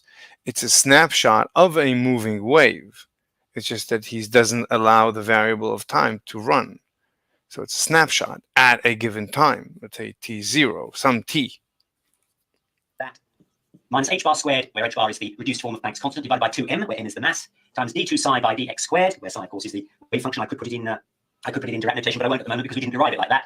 Plus a potential acting on psi of x is equal to the energy acting on psi of x. That was the time-independent Schrodinger equation, which was derived in one of the first videos I did. I actually derived it from classical mechanics, and I said that was actually the wrong thing to do because you should strictly derive classical mechanics from quantum mechanics. But I showed at least how this was consistent with our understanding of classical mechanics. Now I could rewrite this, of course, like this: minus h bar squared over 2m, d2 by dx squared plus u of x, all acting on psi of x, is equal to e psi Okay, psi of x is he's just pulling it out. Okay. of x. And if I put those psi's now in Dirac notation, you can see we've got a format which is equivalent to this format here. So we've got our eigenvectors, psi, we've got our eigenvalue e, and this now is our operator h, and that is known as the Hamiltonian. Now we could have got to that Hamiltonian by recognizing that that is the operator that gives us known as the Hamiltonian. That's the Hamiltonian. It's just We've got our eigenvalue e, and this now is our operator h, and okay. I mean, by Dirac notation, sure. that is known as the Hamiltonian. Now we could have got to that Hamiltonian by recognizing that that is the operator that gives us energy. And what is energy? Energy is kinetic energy, which is p squared over 2m. That's the same thing as half mv squared. It works out the same way. It's p squared over 2m, where p is the momentum, plus the kinetic energy, which I will simply call v. And as always, we will simply be working in one dimension, the x direction, to keep things simple. Well, we worked out in the last video what p is. P is minus ih bar d by dx. So we can now say that this is minus ih bar d by dx, all squared, which is effectively what p is. Well, we worked out in the last video what p is. P is minus ih bar d by dx. So we can now say that this is minus... In the last video? In the previous video? In EPR? Which video? ih bar d by dx, all squared, which is effectively what p is as an operator. We're going to make these operators now. Times 1 over 2m, which is this term here, plus v. And that means that h is going to be equal to, well, minus I squared is minus 1, so that gives you a minus. Yeah, I'm gonna have to go step by step. I can't. I mean, he's referencing things that I didn't do, so not gonna work. So forget about this chapter. Let's try another chapter.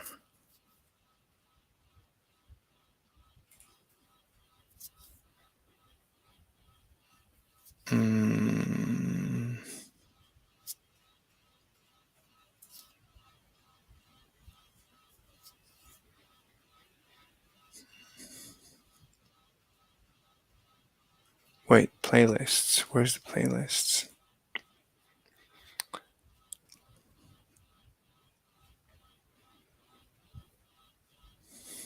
Quantum mechanics, atomic, particle is nice. Let's try particle. Hello.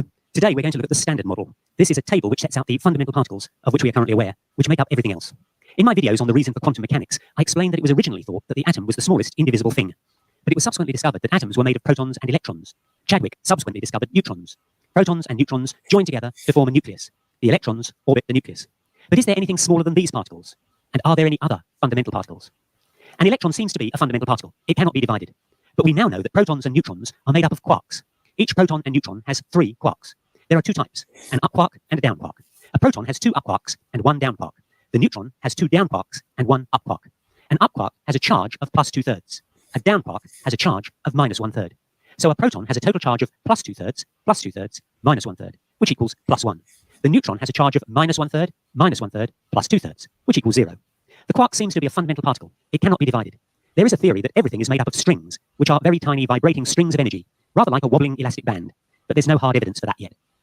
Protons can be converted into neutrons, and neutrons into protons, by a process called the weak interaction. This simply involves one of the quarks in the proton or the neutron changing from an up quark to a down quark, or a down quark to an up. Okay, we'll come back. Let's try and do...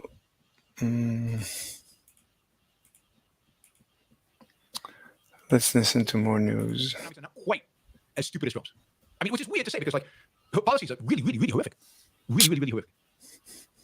So, Kamala's talking about gouging price. Trump is talking about price controls as well. Didn't you notice that Trump came out and said that he would actually cap interest on, what was it? He was going to cap interest on something. He was going to limit the ability of the market to charge you interest. I can't remember if it was mortgages or car loans, but it was a few weeks back. He's for price controls. There's no problem with price controls. Right? There's no problem with price controls. Reparations are not an issue of economics, right? Reparations are horrible and reprehensible, but they're not an issue of economics. But, I mean, Trump, you think Trump doesn't believe in price controls? I don't know where you live. I mean, Trump said something really dumb. I mean, I should make a list. But again, the last couple of days, Trump said something about these German auto companies. They come here and they build cars here, but you know, they're actually we just assemble the cars here. So you know, tens of thousands of jobs are created by German car companies in the United States.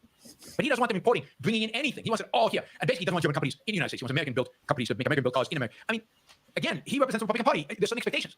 They are supposed to be a party that has a mildly better understanding of economics than the Democrats, and he doesn't. He doesn't. Now, will we have less regulations under Trump? Yeah, a little bit less. Will we have lower taxes under Trump? Possibly. Will we have higher spending under Trump? Yes. Trump will spend more money than Kamala because he'll have nobody to oppose him in Congress. Democrats are always happy to spend money. So nobody will put a brake on his tendency to spend money. And the number one most destructive policy proposal that either candidate has made economically that would have a destructive effect on the U.S. economy, on your wealth, and your standard of living is tariffs. Is tariffs. So there you go. Trump is worse for the economy than Kamala. I'll say that again. If Trump does the tariffs, and if Trump rounds up immigrants and deports them, Trump is, by vast factors, worse for the economy, in spite of taxes, in spite of regulations, worse for the economy than Kamala Harris. And most free market economists who have looked at this and evaluated it come to the same conclusions. It's very easy to deal with illegal immigrants. Make them legal. I mean, you guys insist illegals. Oh my God, illegals. I speed, so I'm an illegal driver, so put me in jail. So they're illegals, okay? So make them legal. It's one way to solve this problem, and it's actually the way to solve the problem that is most economically sound. You know, you might not like it. Yeah, but they broke the law. They say, okay, so I don't know, 3-month prison sentence, and you get your citizenship. It's easy. Or, you know, I don't know, pay a fine, or go to the back of the line, or you get a million different ways in which you could penalize these illegal immigrants that you guys hate so much. But what is the big deal? Whose rights did they violate? Nobody's. They broke the law. There are lots of ways to break the law without violating rights. And they broke the law without violating rights. And you want to shoot yourself in the knee, in the hip, and in the stomach in order to, because they're illegal. You're gonna make yourself suffer. You're gonna make yourself suffer. Right now, you're benefiting from them. You want to make yourself suffer from them. Bizarre. But this is again the economic ignorance and the general just people buying into the lies and distortions and stuff that Trump and Vance just constantly spew about immigrants, which is constant. Country is not a home. The country is not a home, and they didn't break into anybody's home. If they broke into a home, they should be put in jail for breaking and entry. Absolutely, but the country is not. Okay, let's try to look up.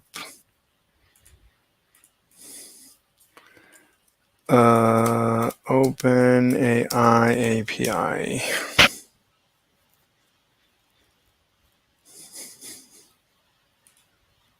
Hey, what's up? Welcome to One Little Coder. In this video, we're going to learn about OpenAI ChatGPT API in Python. There are two different methods to access the API at this point, and I'm going to show you both the methods. One using OpenAI library, second one using the OpenAI endpoint. So we're going to cover end to end, starting from how to create your OpenAI token to actually building a Python code on Google Colab where you can chat and get a response. So this entire thing is probably going to take less than 20 minutes. So I would strongly suggest you to stick around till the end. Also, a few people had asked me, how do you change the parameters, update the parameters? What? Wait, I lost her notification? Why can't I get notified in the browser?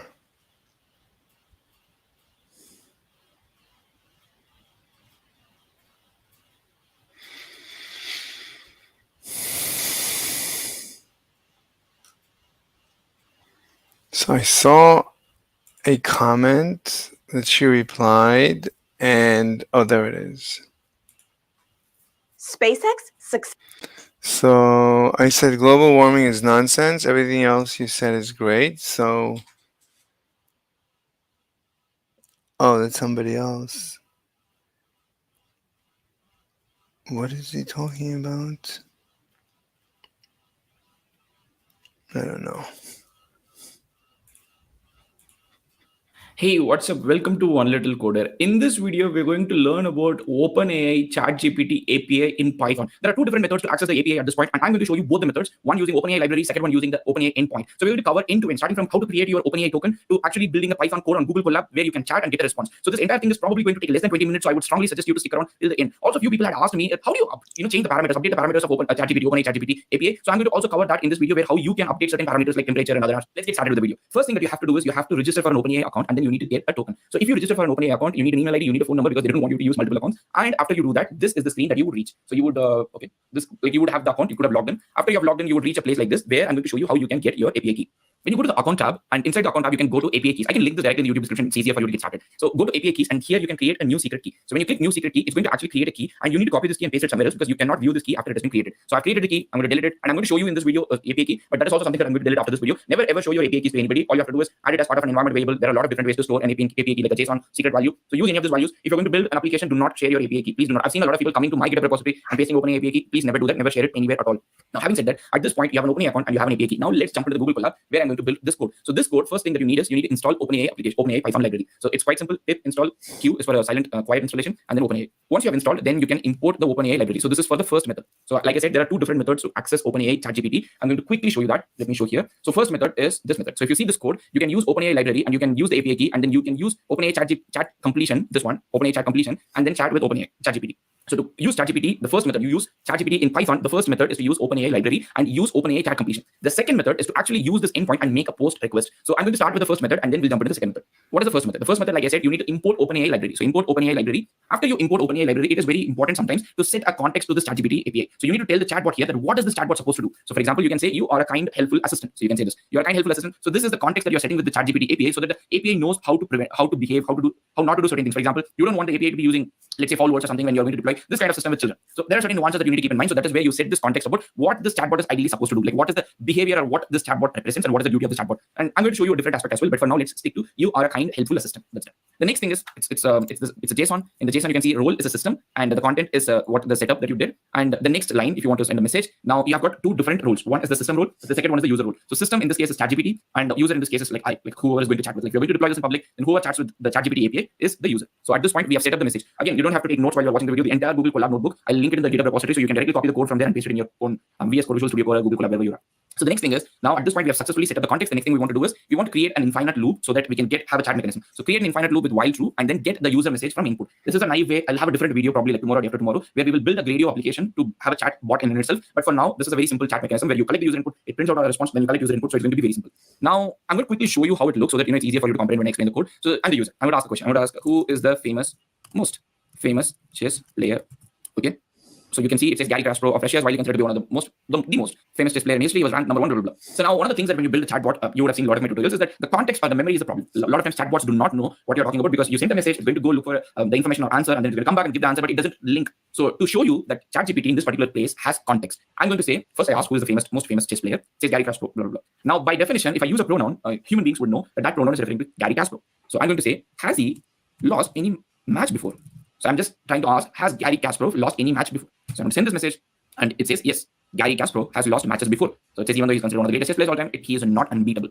So now the point is, one, you can ask question. Second, it can also hold memory. So it can have like two things. That's what you can see. Like I can even see, how does he compare with Magnus Carlsen? Spelling correctly. Yeah.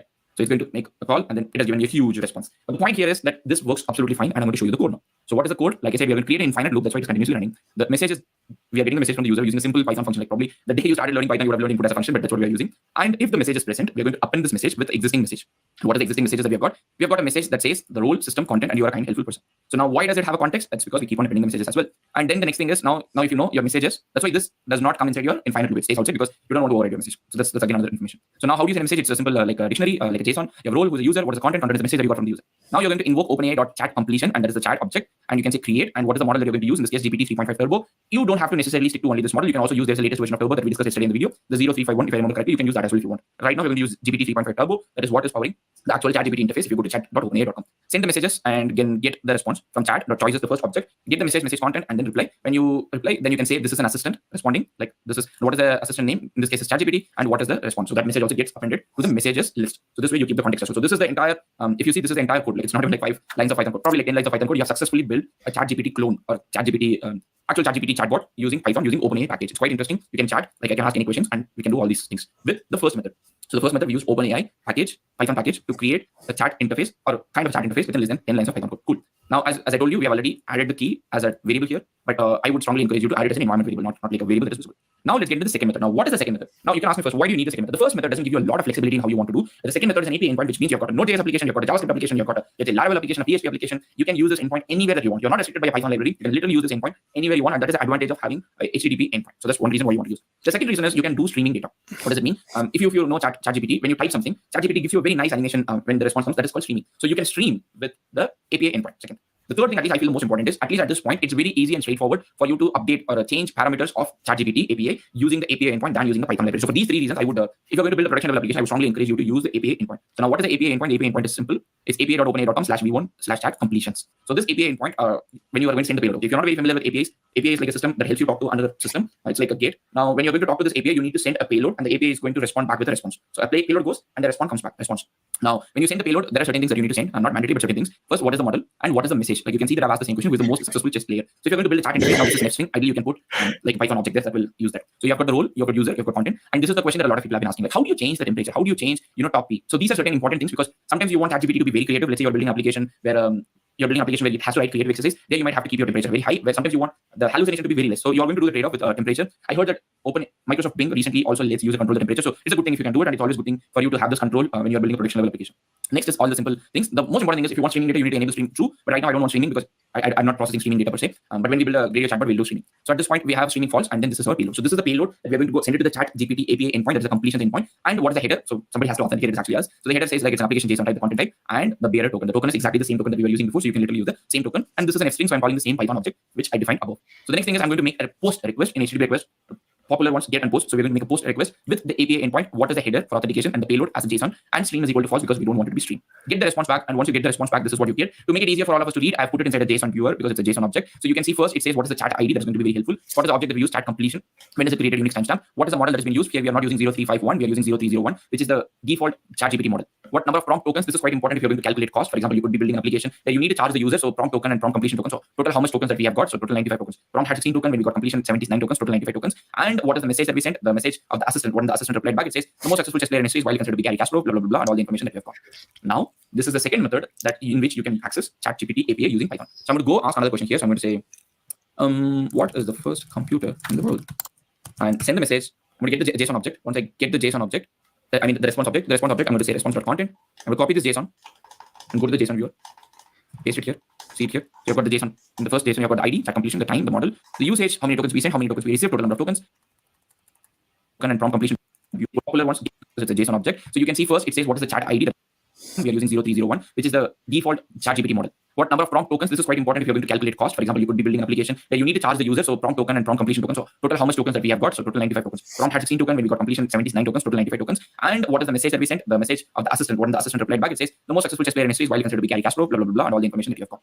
Now this is the second method that in which you can access ChatGPT API using Python. So I'm going to go ask another question here. So I'm going to say, what is the first computer in the world?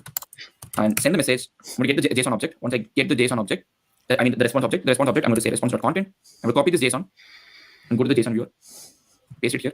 See it here. So you've got the JSON. In the first JSON, you've got the ID, chat completion, the time, the model, the usage, how many tokens we sent, how many tokens we received, total number of tokens, and the message. The assistant says the first computer in the world was an electronic numerical integrator and computer called ENIAC, created in 1945 at the University of Pennsylvania. Nice. So overall, if you see in this video, we learned first how to create an OpenAI token, which is quite important for this. Then we learned the first method to use ChatGPT API in Python using OpenAI library. The second method we learned how to use OpenAI API ChatGPT endpoint, which is a completions endpoint, to use ChatGPT in Python. So now the second method could be applicable for any programming language, like I said, anywhere where you can make an HTTP request like PHP, JavaScript, any framework, Laravel, Node.js, anywhere you could use it. So overall, we have learned how to build ChatGPT, or how to use ChatGPT API inside Python using these two methods. In the next video, probably I'll try to build actually like a chat interface where you can chat and communicate. I think that's going to be fun. But meanwhile, if you have any questions, let me know in the comment section. The code will be linked. I'll upload the Colab in the GitHub repository and link the GitHub repository, GitHub repo in the YouTube description. So it's easy for you to get started with. Make sure that you're not honing your cost by sharing your OpenAI API with somebody. So make sure that API key secret is secret. And if you have any other question, let me know in the comment section. Otherwise, I hope this was a helpful video in learning how to build a chatbot using ChatGPT API in Python. So if your friends want to use ChatGPT API in Python, please share this video with them. I'll see you in another video. Happy prompting, peace. Hey, what's up, coders? Welcome to One Little Coder. I'm genuinely excited about this video where we're going to integrate ChatGPT API with Google Docs. I would like to first show you the demo, how it works. I was so excited when this. Hey, what's up? Welcome to One Little Coder. In this. Yeah, it's pretty good. Pretty good. I don't need anything else. Still nobody on the server? Wow, weird. Nobody wants to show up first.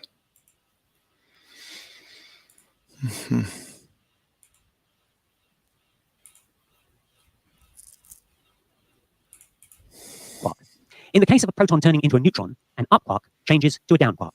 In order to balance charge and energy, two other particles are produced. So a proton becomes a neutron, a positron, and a neutrino. The positron is the antiparticle of the electron. We will discuss antiparticles later. Neutrinos are curious particles. They very rarely interact with anything. Millions of them are produced every second in the sun. So this is the conversion of a proton into a neutron. But a proton basically holds an electron. No, a neutron basically is a proton plus a neutron. So if a proton becomes a neutron, it needs to swallow an electron. But in order to swallow an electron, it has to give out a positron. So basically a proton already has an electron inside it. So it gives out the positron, and all that's left is the electron. It gave out its positiveness. It can't have an electron inside, otherwise the neutron would be negatively charged. So that's not possible. So a proton becomes a neutron. It has to give, it releases a positron to get rid of the charge. So that's basically an electron, a positive electron. Wow. So a proton basically has a positive electron inside its tummy and a neutrino. Why is there a neutrino? So I understand a positron, but why is there a neutrino? Neutrinos are curious particles. They very rarely interact with anything. Millions of them are produced every second in the sun. They travel to Earth, pass right through it, and continue into outer space. Millions of them pass through your body every second without you noticing. Indeed, it is the weak interaction which converts protons into neutrons, which enables the sun to burn and produce energy. The sun, and indeed any star, is fundamentally composed of hydrogen.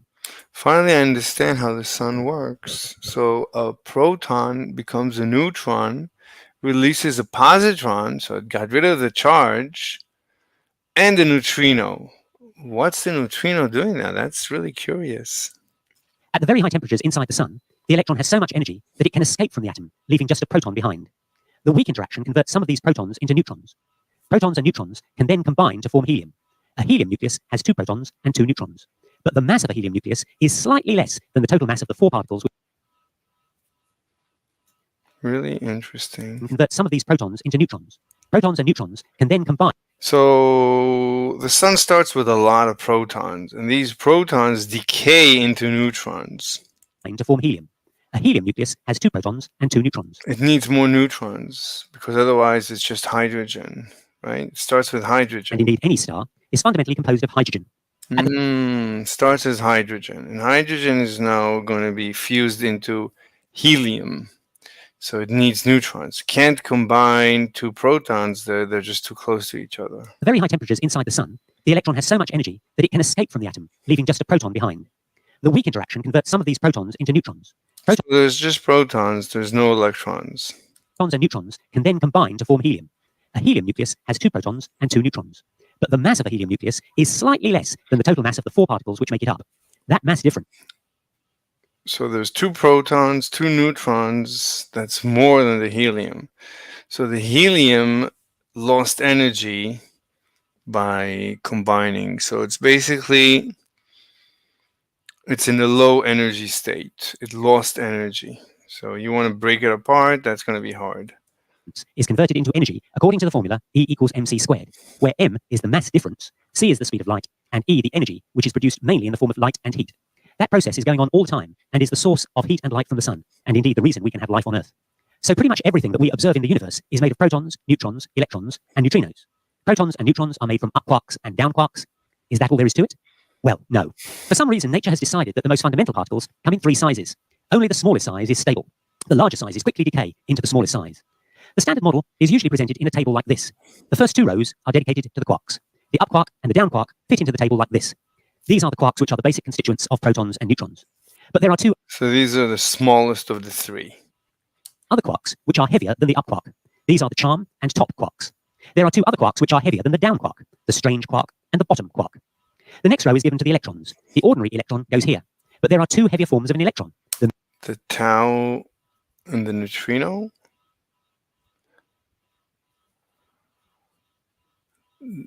No, the tau and the muon and the tau. Oh, the muon and the tau. Okay, tau is the heaviest of the electrons. The next row is given to the neutrinos. The ordinary neutrino, called the electron neutrino, goes here. There are then two heavier neutrinos. Tau? No. I don't know. Called the muon neutrino and muon neutrino. the tau neutrino. So these 6 boxes consist of the quarks. These 6 boxes consist of electrons and neutrinos, which are collectively known as So quarks, electrons, neutrinos. leptons. The leptons are just the bottom 2 rows. These are the most fundamental particles of matter of which we are aware. Everything is made up of these particles. But there are 4 remaining boxes, and these are known as gauge bosons. They contain what are called the force carriers associated with the known forces. We are now aware of 4 fundamental forces: gravity, the electromagnetic force, which is the force which causes charged particles to attract or repel, and which is the source of magnetism; the weak interaction, which I described above, and which, amongst other things, converts protons into neutrons or neutrons into protons; and the strong interaction, or nuclear force, which is responsible for binding the nucleus together to stop the positively charged protons within the nucleus from repelling one another, and thus So gravity, fine. Electromagnetism is the photon. Weak interaction, that's the W and Z. The W plus and minus and the Z, and the strong is the gluon. causing the nucleus to self-destruct. The question is, what causes the forces? The idea is that for each force there is a force carrier, something which exchanges information between the particles involved in the force. In the case of the electromagnetic force, the exchange particle, or gauge boson, is a photon. In the case of the nuclear force, or strong interaction, the gauge boson is the gluon. In the case of the weak interaction, the gauge boson can be the Z boson, or the W plus or W minus boson. It is also thought that the force of gravity has an exchange particle, or gauge boson, called the graviton, but so far there is no evidence for that. What about the Higgs? The mass of the gauge boson determines the range of the force. The lighter the boson, the greater the range of the force. Photons have no mass, and therefore the range of the electromagnetic force is infinite. W and Z bosons are very heavy, and consequently the weak interaction is a very short-range force. As if this were not enough, every one of these 12 fundamental particles has an antiparticle. An antiparticle is the same in every respect as its opposite number, except that it has an opposite charge. So an anti-electron, called a positron, will be exactly like an electron, but with the charge of +1. It does not have a negative mass. An up quark has a charge of +2/3, so an anti-up quark has a charge of -2/3. You rarely see antimatter except in a laboratory. It cannot survive for more than a fraction of a second before colliding with ordinary matter and annihilating it to produce energy, using the term E equals mc squared. It is thought that when the universe was created, equal amounts of matter and antimatter were produced, and that these subsequently came together and annihilated, leaving a small residue of matter, which is the substance which now constitutes the universe.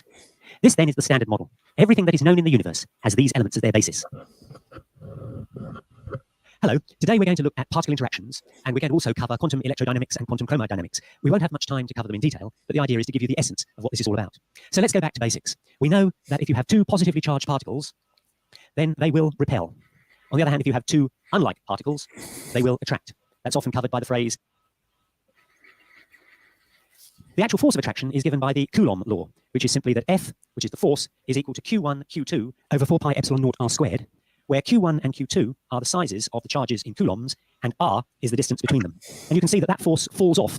You can easily teach most of this to very young children. I mean, this is really very straightforward stuff. There's no reason to wait for college or who knows when. This is every child should know this thing. It's so straightforward.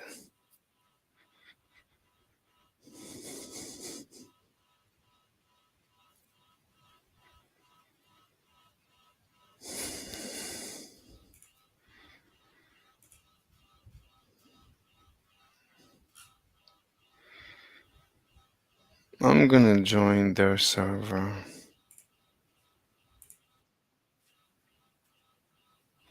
Let's see if somebody comes in.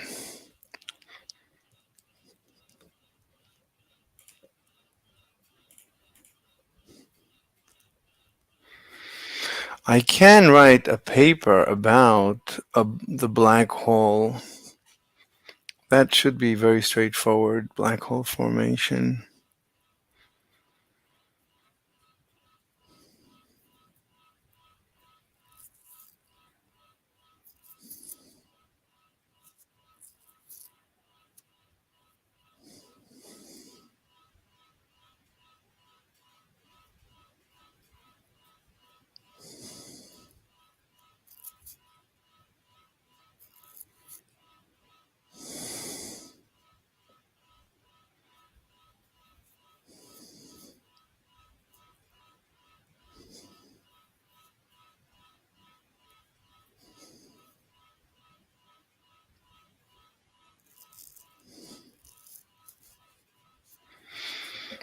Should be interesting. Let me try and get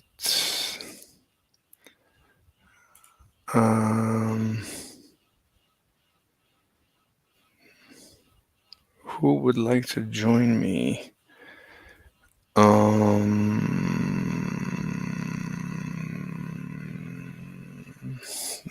Oh, he's sleeping probably.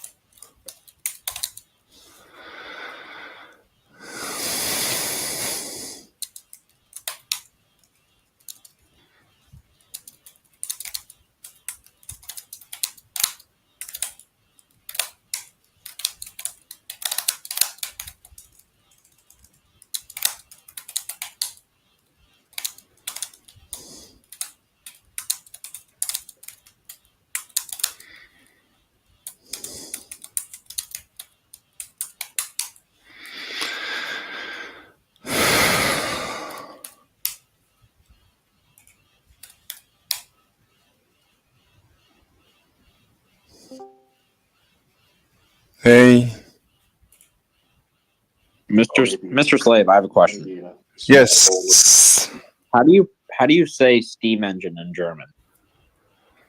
I'd have to look it up. I don't know.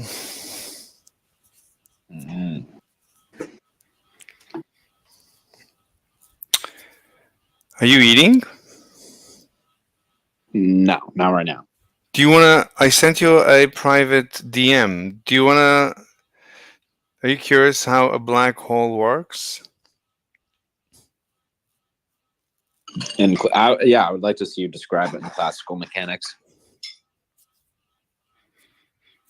So, but I don't want to do it on the whiteboard here. Can we do it on my server? Not even my server. Can you join me on my actual StreamYard so I can do it in the Google Docs? I'll give you a link to my StreamYard. Yeah, I'll be on in like 10 minutes. I am eating right now. I was joking. Give me like 10 minutes. I'll be on. Yeah, here. Yeah, sure. Here's the StreamYard link. I'll see you. Bye.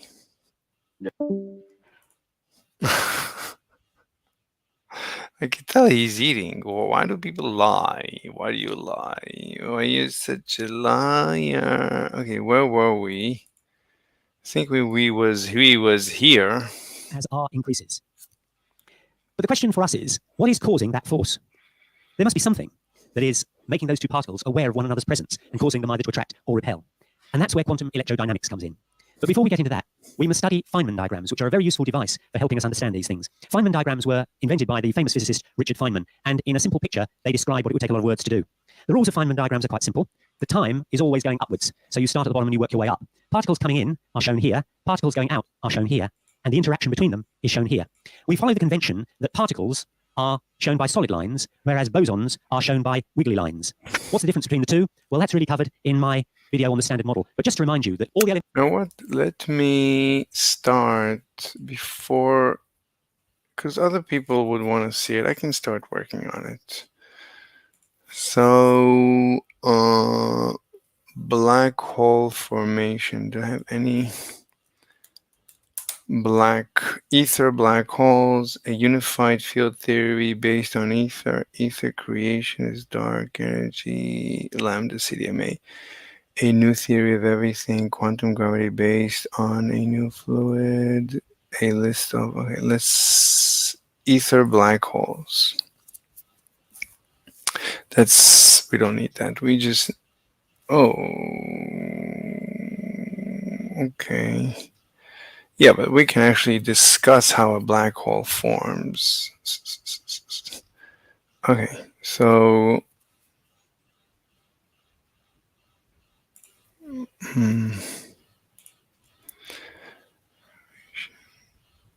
I don't care.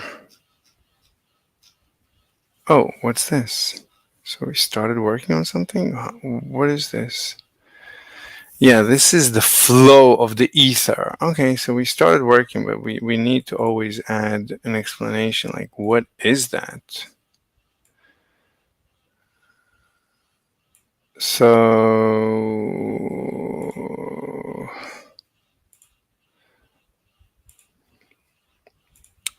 figure 1, yes, trucker.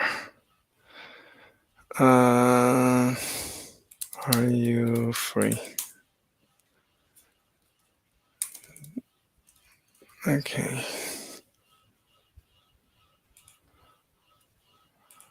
I didn't share. I always forget to share when I go to a document. Okay. I can barely see with my eyes already. I've been in front of the computer for too long. Okay, so figure 1, this is the flow of ether into a massive object. Notice that it is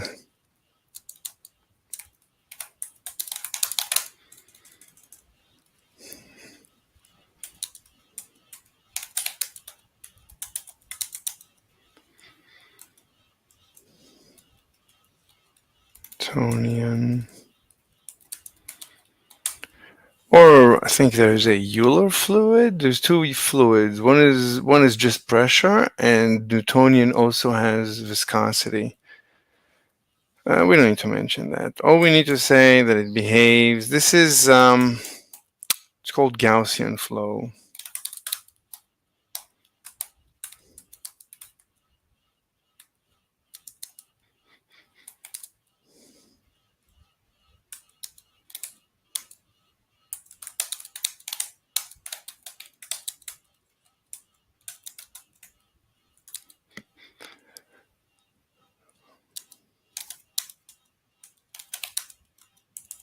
Accelerates. It doesn't accelerate. The flux increases. Ether accelerates linearly. Linearly, but that's a result of the ether. I think flux increases as it gets. No, does it? Isn't the flux constant? Flux is per unit area. The volume per unit area increases per unit area. The total flux constant, yes. We're not talking about total flux. Yeah, it's very difficult to work with this thing. I wish I could always have it. Bucket of Demok.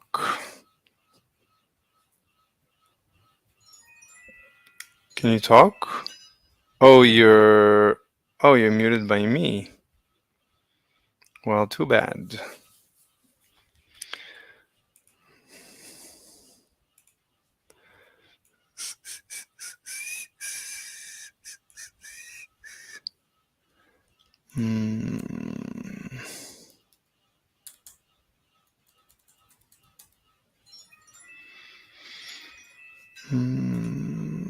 Oh, should I put it at the center? Ugh, this is impossible.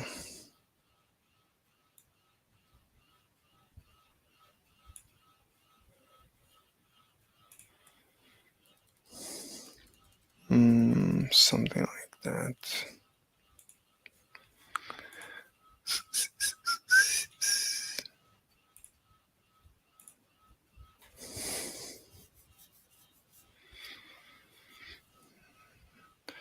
Mr. Bucket, I unmuted you if you want to say something.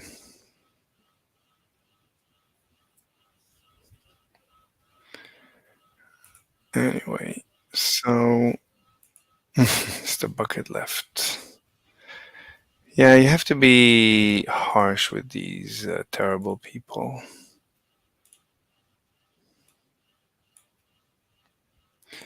Okay, so this is the flow into a massive object.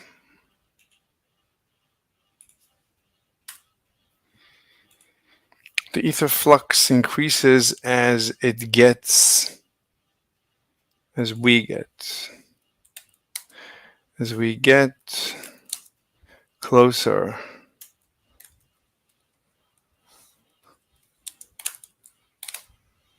to the mass.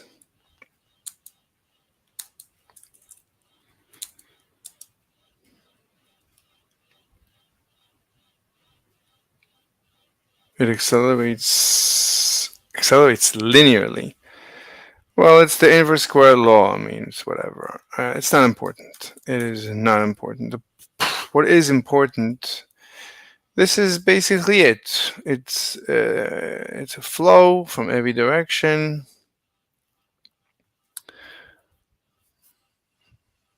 Okay. The next step would be to think about. Let's copy this. Do we have another one? No. So this is figure 1. Let's go to figure 2.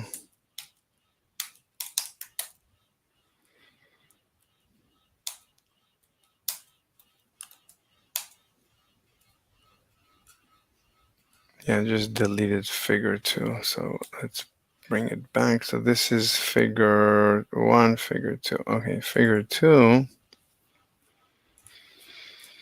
What are we going to describe now? Let's describe, I think we can start from a neutron star. So we don't need,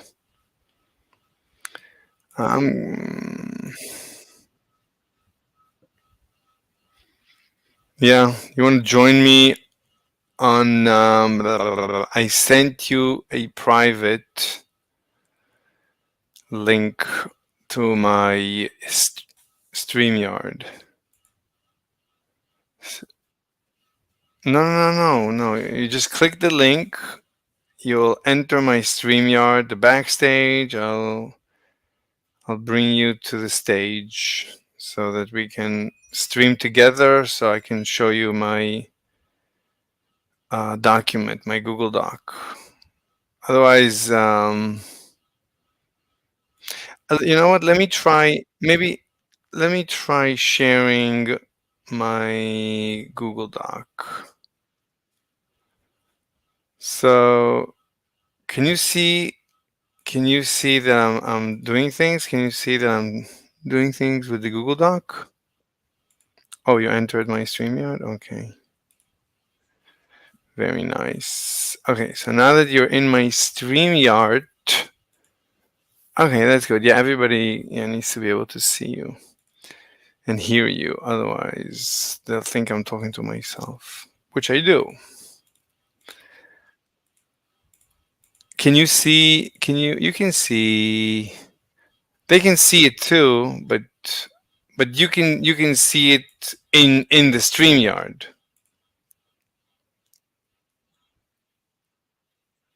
Yeah. Okay, so we're going to. Okay, so now I think we should discuss a neutron star. And yes, so this is a neutron star. Okay. So this is a neutron star.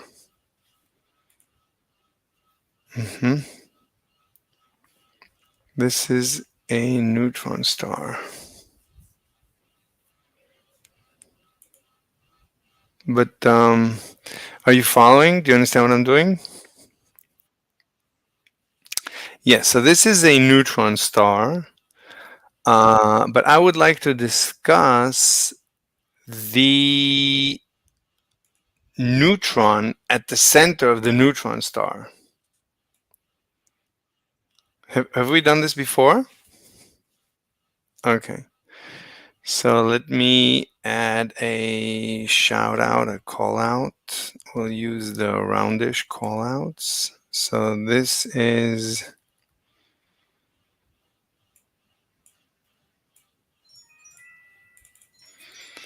a neutron star. And now we're going to create, this is the neutron at the center of the neutron star. This is the centermost neutron at the center of the neutron star. And the trick is to understand that it has the most pressure of all the neutrons in the neutron star. It has the most pressure on it. So let's just number these. So this is going to be number 1, number 2, number 3. We're going to just say that it has the most pressure on it of all the neutrons in the neutron star.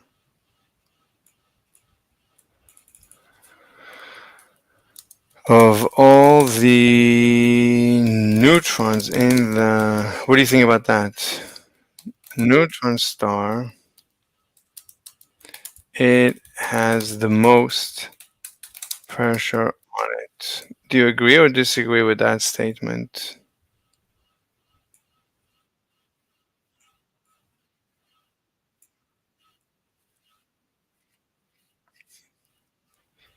Okay. Okay. Let's copy that and create figure 3. So that was 2. This will be 3. So now let's basically discuss just that neutron. Let's discuss that centermost neutron. So what are we going to do to it? So we're going to remove these guys. So this is the centermost neutron. And we're going to tell a story that as we you know what? Let's go back to the previous one. I just want to I want to add more stuff. So we're going to take figure 2 and again do figure 3 because I still want to take this neutron star, and this is figure 3, and I want to add another layer of stuff on top. So I'm gonna basically take this, copy, and I'm just gonna add more stuff. This is just another layer. We're gonna add, is this symmetric? It's difficult to know if it's symmetric. Okay, so this is 1. Let's add more mass on top of the neutron star. So we're going to take the neutron star, we're just going to add more mass, make it more massive. That was 3. Now this will be 4.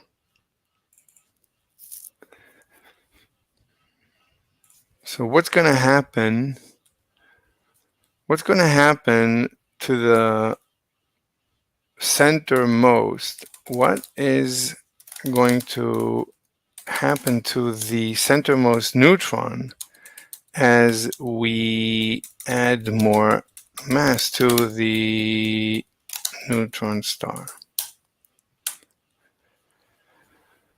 So this is the centermost neutron. But you know what we'll do? Let's maybe make it smaller. We'll put a bunch of neutrons around it. So this is one. We'll put one here. And we'll put one here. We'll put one here. One here. Is this aligned or is this aligned? Difficult to tell. Okay, so this is the centermost, and these are the four that are basically around it. I mean, there's obviously more, but close enough. So call out. So this is the centermost. This is the centermost neutron.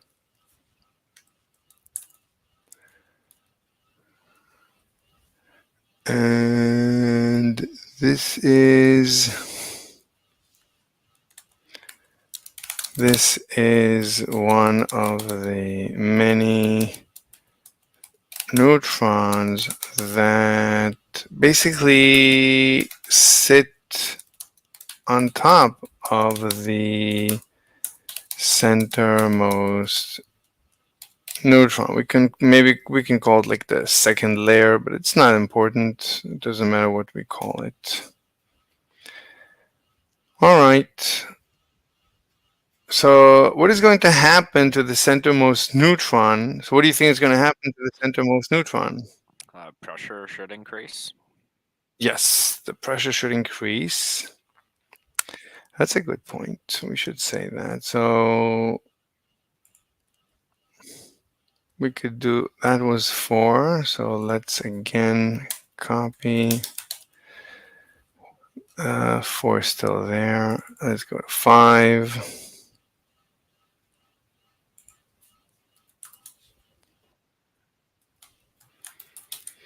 So pressure is increasing on the centermost neutron. Okay, the pressure is increasing. We can get rid of these guys.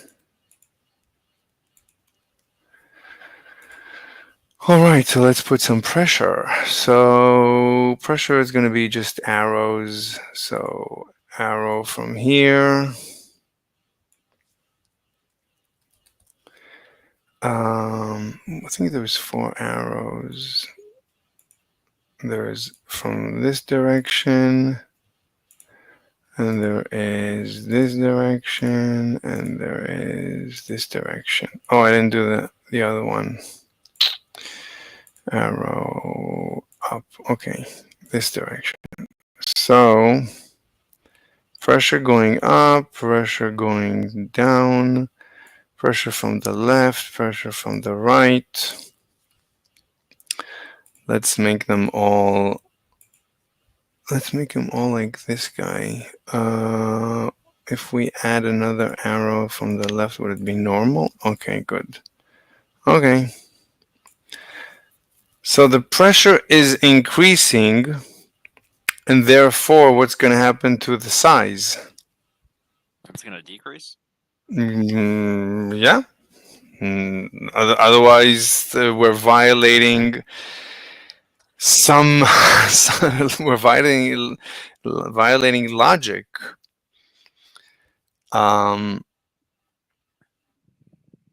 So as the pressure is increasing, the volume must decrease. So how would we draw that? I want to show 2 arrows. So these will be like the first arrows, and then we'll create the after. This will be the before, and this will be, we're going to exaggerate it. The after, we're going to take this, we're going to copy this, move it in, and then we'll make these ones like gray or something. And take this, copy, take this.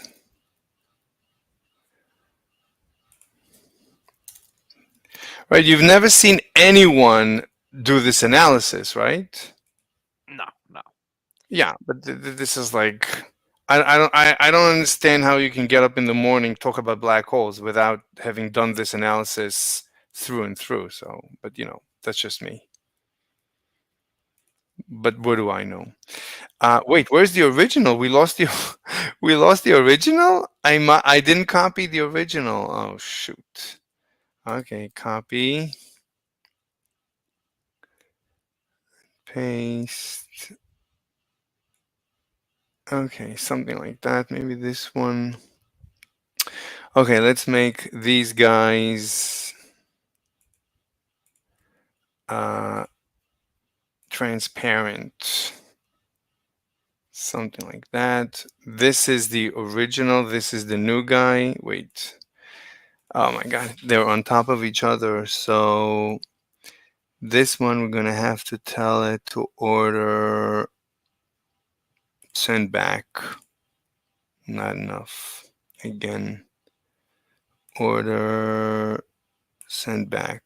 Not enough. Okay. Wait, if I move this, yeah.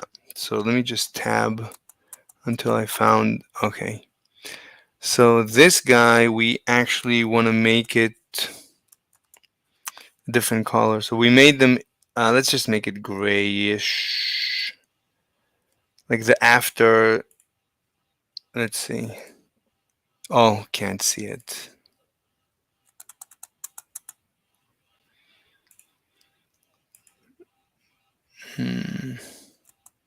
Okay. So let's make this guy bluish. I don't know what is these guys. What color are they? We don't know. Oh, these guys. No, this guy. What color? Oh, it's this guy. It's called light blue 3. Okay, so we're gonna make this guy light blue 3.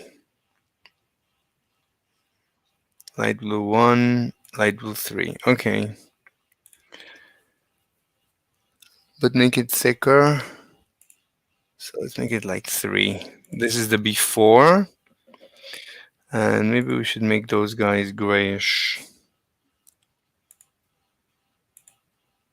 I don't want to spend too much time. I'll come back to, you know, that. The point is, so this is the centermost neutron. As the pressure rises, it shrinks, or as the pressure rises, the volume decreases. This is the pressure. The arrow, or this is the pressure on the centermost neutron. This is the pressure. Oops. Okay. As the pressure rises, we want to say that it's the volume. Okay. As the pressure rises, we're going to point at this guy. So this is 3.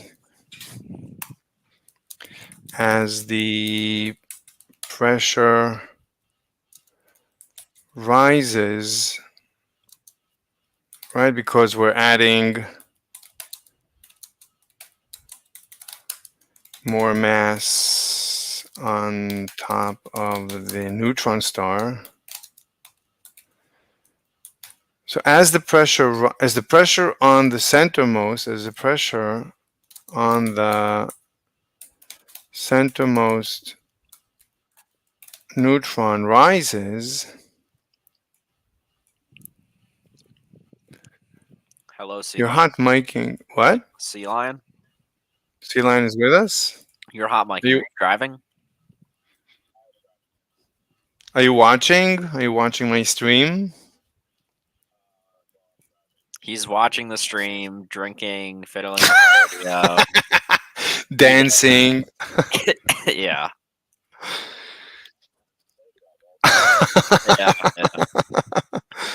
All right. So as the pressure on the centermost neutron rises, its volume decreases.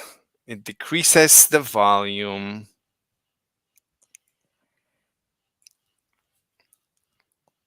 So this is going to be 4 as the volume of the centermost, what do you call it?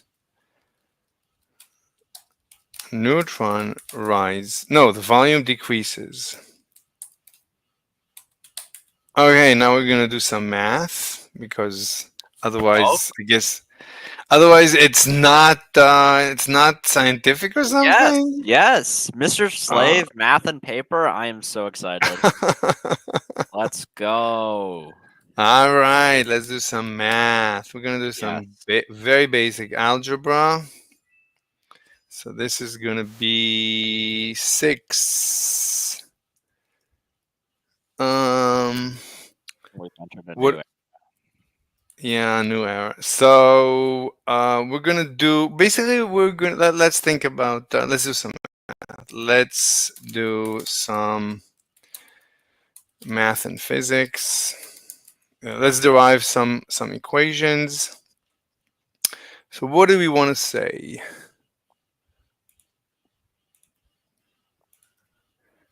I don't think we need anything. So we're going to say the following. Let's use a call out to say our stuff. So what we're going to say is that, right? I would say E equals MC squared or something like that. Wow, that's algebra. That's algebra. Okay. I know. Okay, so yeah, that's why I was like, okay, yeah, I'm following okay. it. Right. So what are we saying? So so Energy is before equivalent to mass. before we employ that, before we bring out the big cannons, let's start with rho, right? The density. Do we want to say the density? Let's talk about the density for a second. How are we gonna do so rho, what's the definition of rho? Mass over volume. Exactly, mass over volume. So what? So as shut up. Anyway, so what we do know, well, nothing happened to the mass, but we know that the volume went down. Yep, that's true. And the mass stayed the same. So the mass stayed the same. Did the mass stay the same? Yes. Let's go back. So we need to go back to we fix that. The mass stayed the same. That's impossible because. So let's do some math. So this is force times distance. So force times distance is work. Work is energy. So energy went into this neutron, and energy equals mc squared. So if energy went up, the mass went up. This thing's mass just went up. Oh, are neutron stars relativistic? No, this is rest mass. This is just you take a spring. If you take a spring and you compress a spring, its mass goes up. Sure. This is just a compressed spring. Nothing. We don't need anything more than that. So, well, here's the question: does a compressed spring does it take more work to accelerate a compressed spring? Its mass equals mc squared. Yeah, but if the mass increases, will it take more work to accelerate a compressed spring? Sea lion. Of course. Sea lion. What do you mean? Equal? Either you believe. That doesn't make let's sense just- to me. Okay, if I let's have a assume- spring and I compress it, will it take more work for me to accelerate the spring in some direction? We're assuming we're assuming E. We're gonna believe Einstein when he said E equals mc squared. I know. So if But we take a I want to ask you on a question. Yeah, I'm gonna ask him. You can repeat the question. So it's fine. Yeah, if I compress a spring, there's obviously potential energy in the compressed spring. Does that mean it gains mass? I mean, that makes sense, right? Because it gains energy, yeah, right? That's what I would say no, because they're equivalent, but that doesn't mean that they're fundamentally the same. Like the spring isn't any harder to accelerate in some direction, which would be indicative of more mass. Well, yeah, well, that's okay. That's why I Are we don't get it. Okay, can we ask ChatGPT? Is that good? Oh you gonna... my god! Wait, who are you gonna believe? Like you're not gonna Tapioca you're not Weasel. Apparently, you're not gonna believe Einstein. So who are you gonna believe? Tapioca Weasel. Only him? ChatGPT, Google. No one is any good. Tapioca Only Weasel. Okay. Yeah. Call a friend. Tapioca Weasel. Okay, can we assume this for now? Do you mind? Yes. Let's assume it. You- I was just. Okay, It so was just a question I had.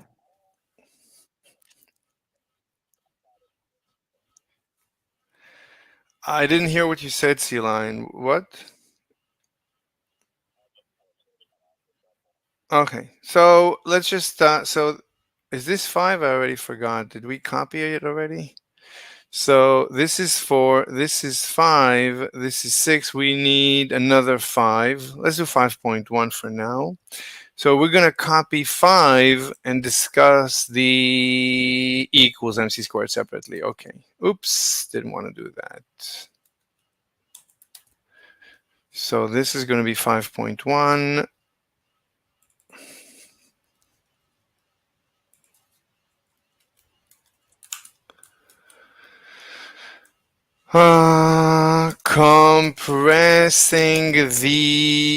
Compressing a neutron the neutron, the centermost neutron in the neutron star.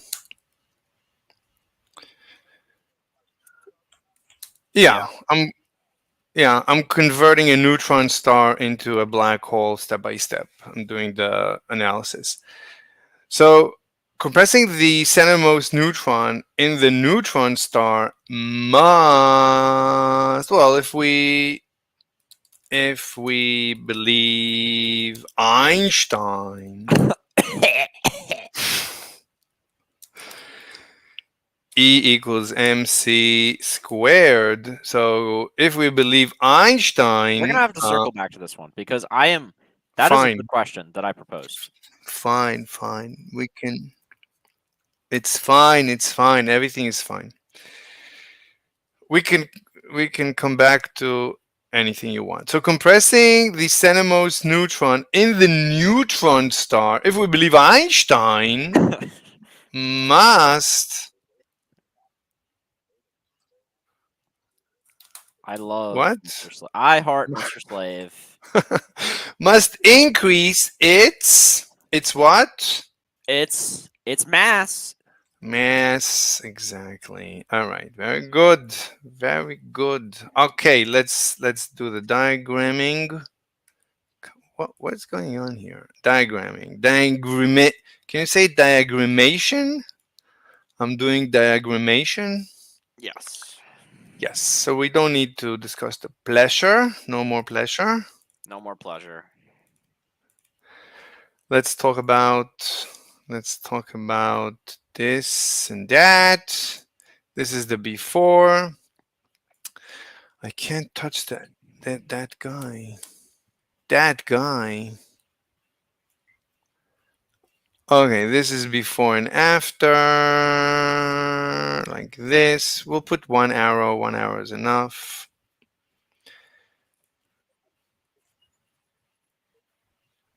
One arrow.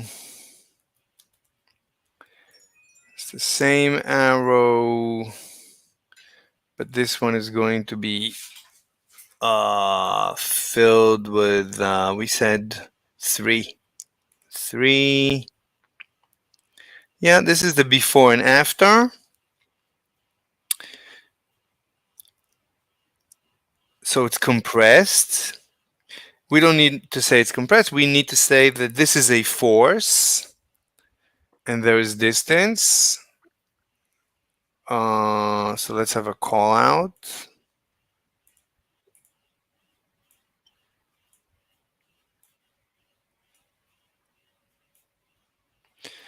So we need a what do you call this thing? This thing. We'll use this bracket, a right brace. We'll use a right brace.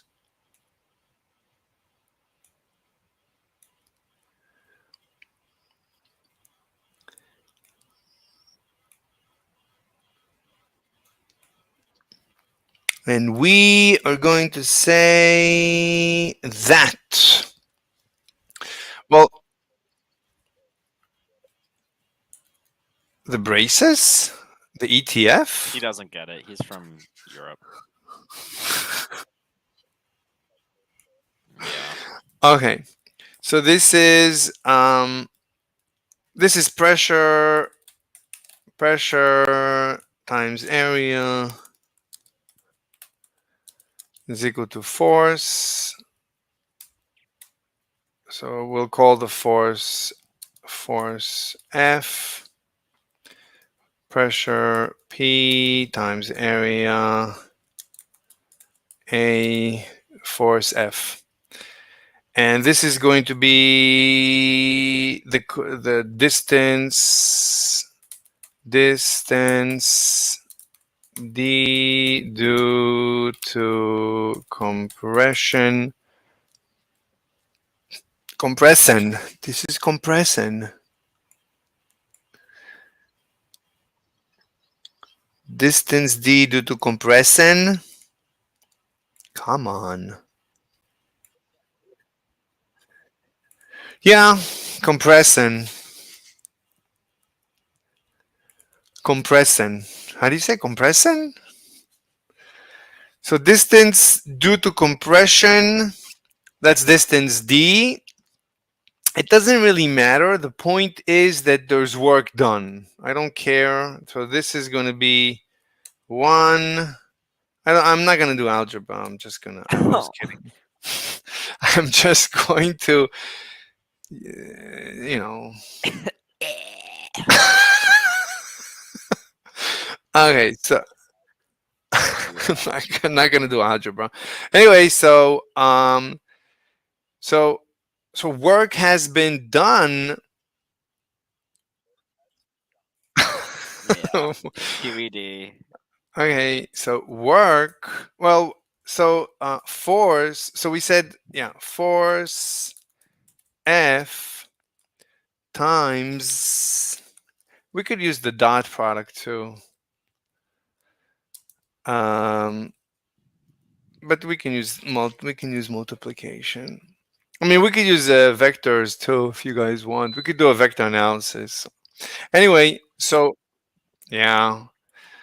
I mean, we could do a triple integral while we're at it. You know, why not? So yeah.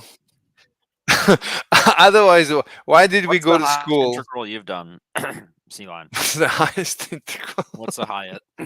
Yeah, how many? Okay, force F times distance D is equal to work W, which is equal to energy E. So we can say that energy has been, Would you say it's potential energy or kinetic energy? What would you say? I'll have to ask Tapioca Weasel. I can't think for myself. So I would say that the work done, I would consider it kinetic. So let's call it Ke.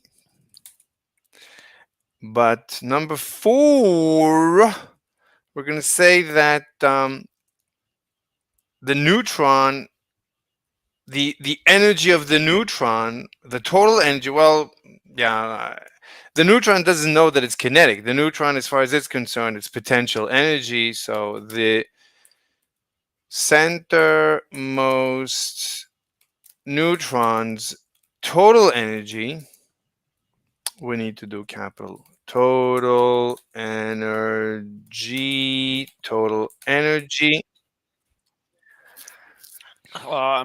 that I know 300 IQ. I understand.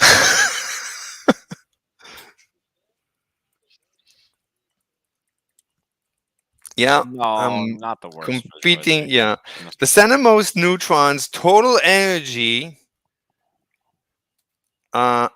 must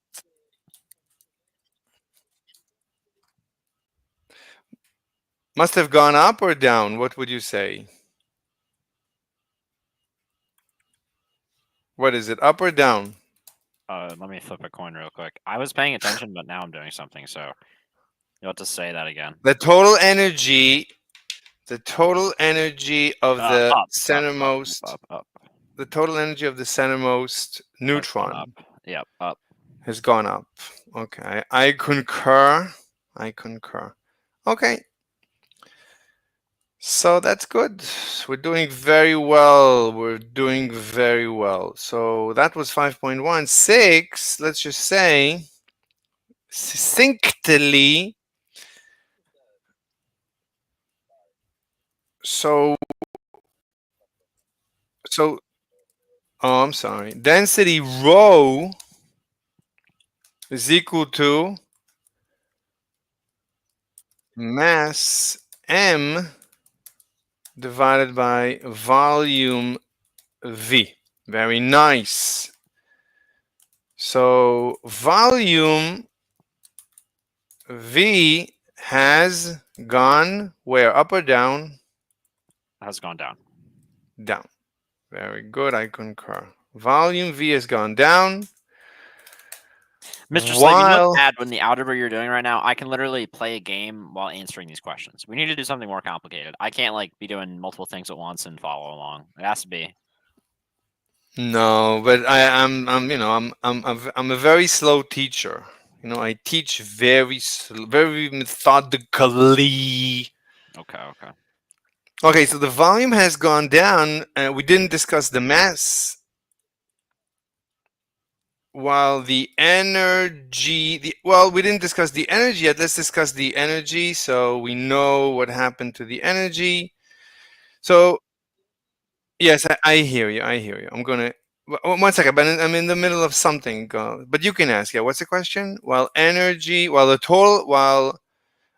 said the total energy, we call it TE, has gone where? Up or down? What happened to the total energy? It's gone up.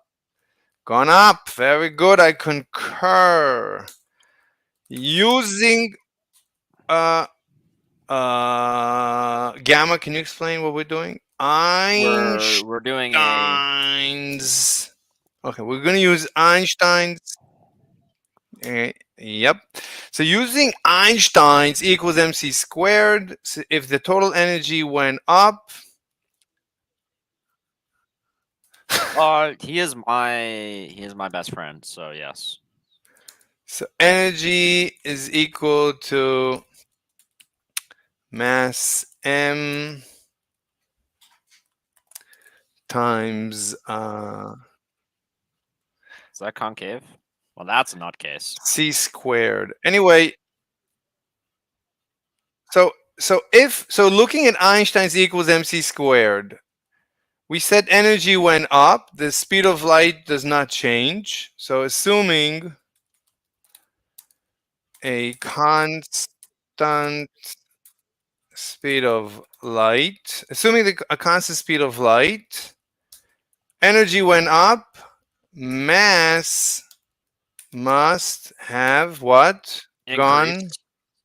Yeah, must have gone up. Yeah, I concur. So mass must have gone up. So the conclusion is that the mass, so going back to the density discussion, we can bring this back down. So density is equal mass. Blah, blah, blah, blah, blah, blah. So therefore, mass goes up. So what happened to the density? It went up as well.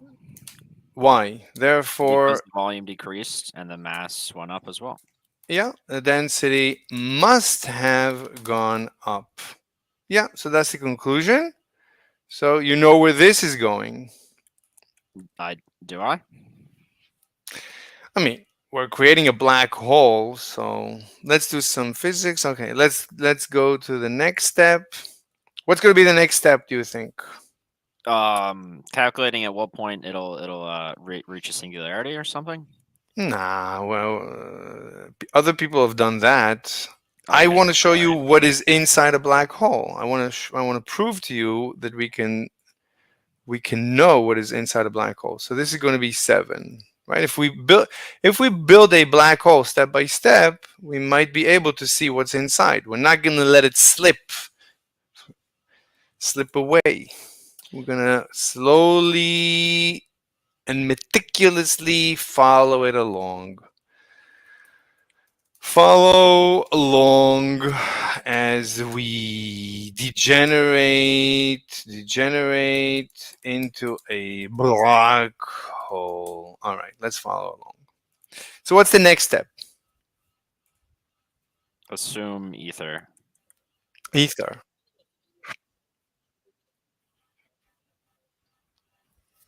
I'm not passionate about anything. I'm just no one has explained to me what's inside a black hole, so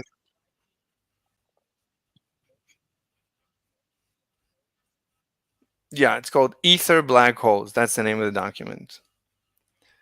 Very nice. Let's continue. All right. Anyway.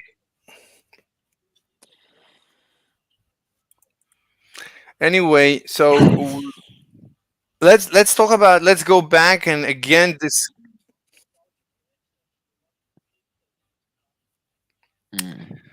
So let's go back to the neutron. This is the neutron. Let's discuss what's going on inside the neutron. So everybody knows what's in. Everybody knows what's inside a black hole. Does anybody want to tell me what's inside a black hole?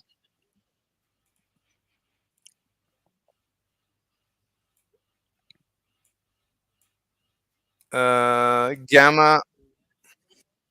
Yeah. Gamma, do you know what's inside a black hole? Can you tell me what's in? Oh, I'm sorry. No. What's inside a neutron? What's inside? What makes up a neutron? What's inside? Stuff. What? Quarks and stuff. I don't know. Quarks and stuff. I concur. Okay. So, but how many quarks? 3. I concur. And how many gluons? I don't know. This is you're pushing the edge of my understanding of elementary particles. It's 3 basically. As well? Is it 3 as well? Yep, 3 as well. Yep. Something like that. I don't know. Yeah, something around like that. Probably not important, so it doesn't matter. Not critical. I don't know if this is going to be critical. I don't remember. Last time I derived it was a while ago. Okay, so something like that.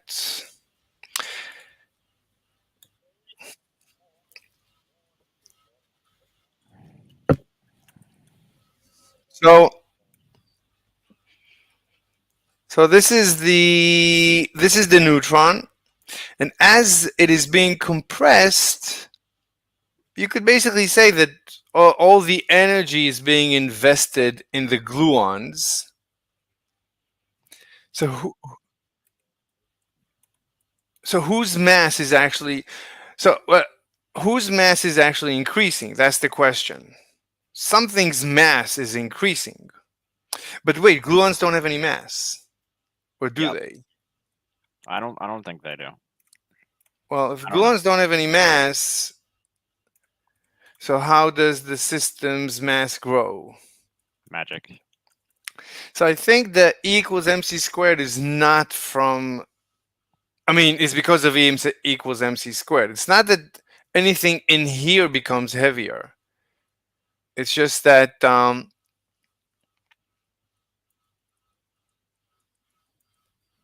there's more energy in this thing. Okay, it's not critical. Not critical. Okay, so what is going on simultaneously, assuming ether? Let's introduce the ether into the discussion. So I have nothing to say right now about these gluons and stuff. So let's add the ether into the discussion. Yes. Let's just separate. Oh, there's no, it doesn't have a thing. Okay.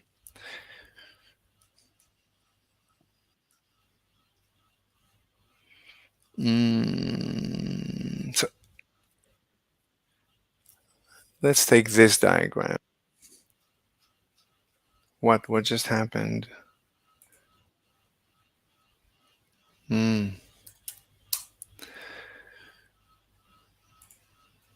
Okay.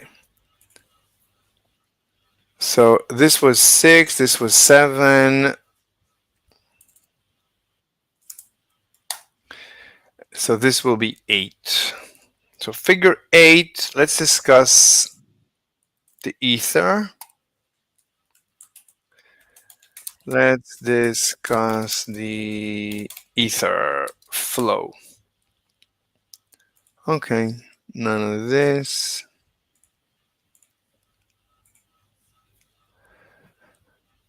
Gamma, are you following? I am. Yeah. I'm Fantastic. Fantastic. Okay. So we're going to use the arrows for the ether flow. So this is the neutron.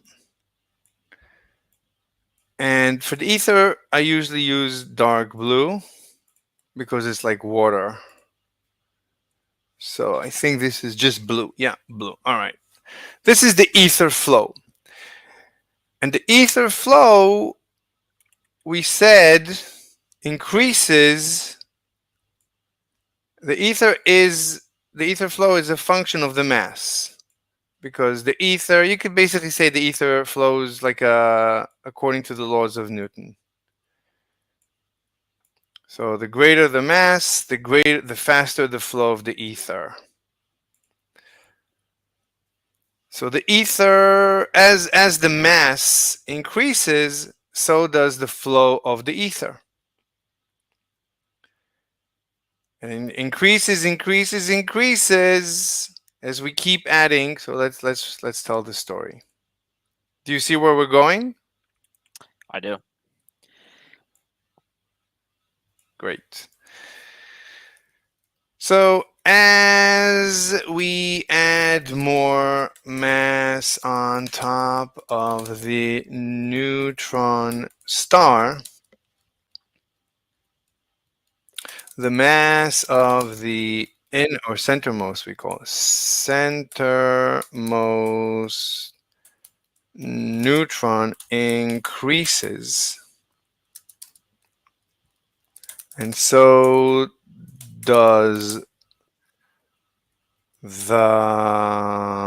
flow or the flux. Flux is defined as unit volume per unit area per time? Flux is not defined per time? No, flux is not defined per time. Flux is a timeless unit, timeless concept. It's just the number of arrows through an area. How many arrows go through an area? Okay. It's just the flux is how fast is the fluid flowing. So, and so does the flow, the flux. Okay, so this thing increases. Okay, that's number one. And it increases and increases and increases until it reaches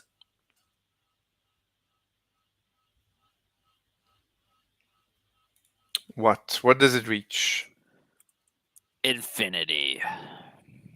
Exactly. Until it reaches infinity.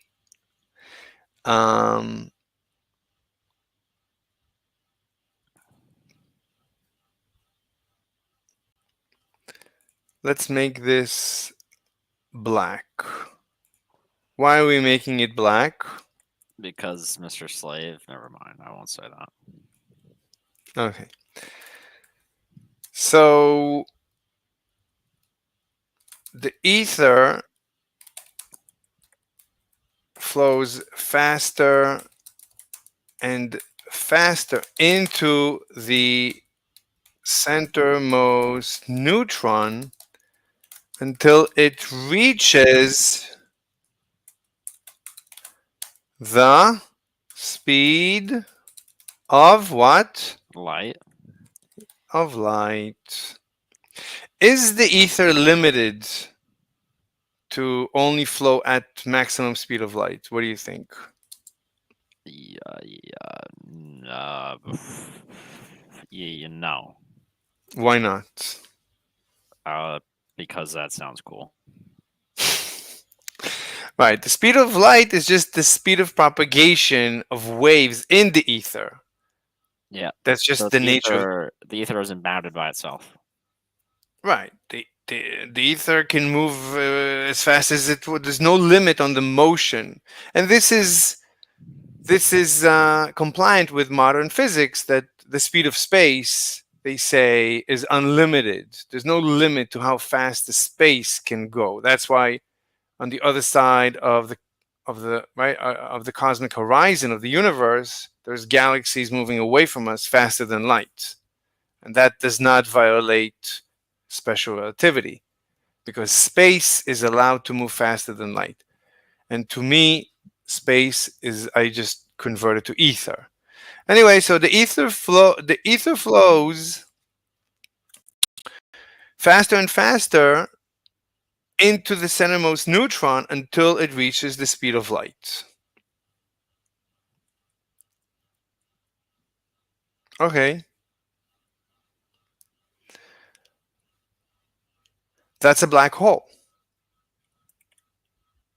That's it. We created a black hole and we know what's inside it. Here is what's inside it. Nothing changed. Nothing changed. Now we can grow this black hole, but we can know what's inside it. Right? This was inside the black hole just before. This is true. Nothing changed. At the instant the black hole formed, nothing changed. As far as I can tell. We can think about it further. But so this is just before black hole formation. This is what it looks like at the center of the black hole just before it formed. Right? This is what it looks like inside a black hole. So now let's think, why should that have changed? Why would it be different after? What's that? Why would it be different after? Because Mr. Slave told me so. No. I deny the allegations. I didn't wait. This is 7 and this is 7. Oh, this is going to be 8. No, where is 8? We just lost 8. This is, it's very dangerous. It's so easy to lose figures. This is 7. We take 7 with us. We go to 8. We need to go to after 8 and then paste 7 again, and this is going to be 9.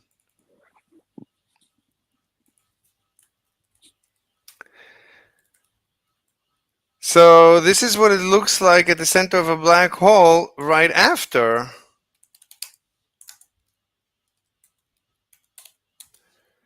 Or question mark. Is it? Question mark? Let's think about it. I mean, ether is flowing very fast at the border.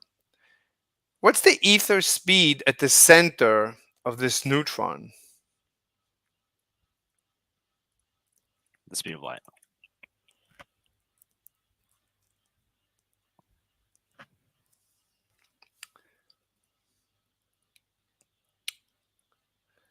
So the ether flows into massive bodies. It flows in and annihilates. So by the time it gets to the center of a massive body, there should be nothing left. So by symmetric considerations, by symmetric logic, the speed of ether at the center should be 0.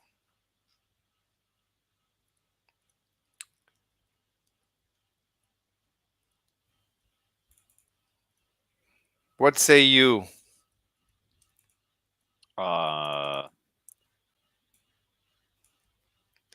I call it.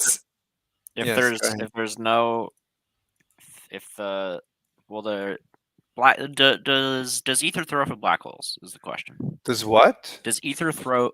Oh my God! Does ether flow through black holes? There we go. I said it. So my definition of ether, we can look up my paper, my famous paper on the ether. Let me look it up. Let me pull it up. Yeah, extremely famous paper, by the way. Yes, it's called Quantum Gravity. It's a very famous paper. I wrote it. I don't know how to. Let's share on both. Share and share. So if we look at this famous paper written by this very famous author by now, yeah, yep, that describes the nature of the ether. This is about, I should call the paper about the nature of the ether. That's a good title. Yeah. So the nature of the ether, here's the ether flowing into an electron. It annihilates as it interacts with the electron. There's nothing else to say. It annihilates as it interacts with the electron, and it endows the electron with its mass. But all I need to say is that because of, okay, let's just say, so the speed of the ether flowing into the black hole. Now it's a black hole. The black hole, well, the speed of the ether is exactly the speed of light, is the speed of light. So over here, we have the speed, the ether is flowing in at the speed of light. What color do we use for ether? Do you remember? Purple. I don't know. We use blue. Perfect blue. Why do we use blue? Because it's Mr. Slade's favorite color. It's water, because the ether is a fluid, so it's like water. Oh, same difference. That was close. Yes, yes.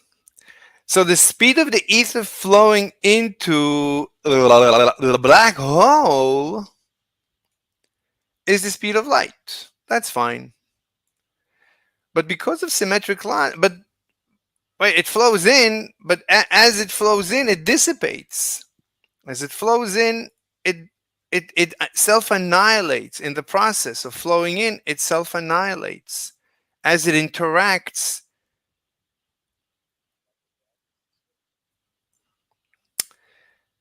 like a garbage disposer? I don't know.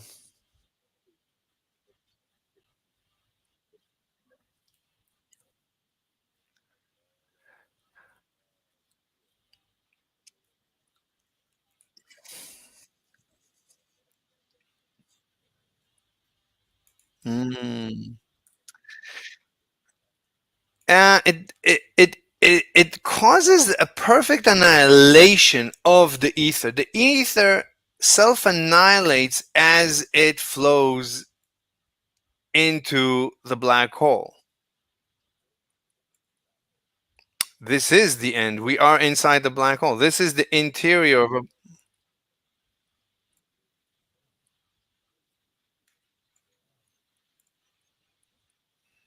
This... I think So I know what? where this is going. So Yeah, that's where I was going. So, wow, he's making himself laugh at a very, it's a very intricate. He has very advanced sense of humor. Anyway, number two is so Number as two. number two as the ether flows into the black hole, or it annihilates by the same rule. Annihilates? How do you spell annihilates? By the same rules as in the original famous paper. We're using the same rules. The rules don't change. As long as the rules don't change, as long as we're consistent. So as the ether flows into the black hole, it self annihilates by the same rules as in the original, as in our original paper, as in our I don't know. Let's ask Gamma. Gamma, what is what is a blue arrow? It means ether flow like water. Yep. Yep. So my point is that explain why is the flow getting smaller, Gamma? Because the ether self annihilates. Why does it self annihilate?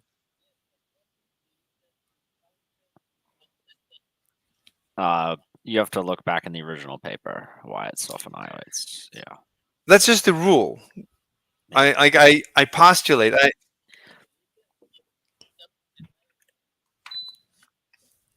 Yeah.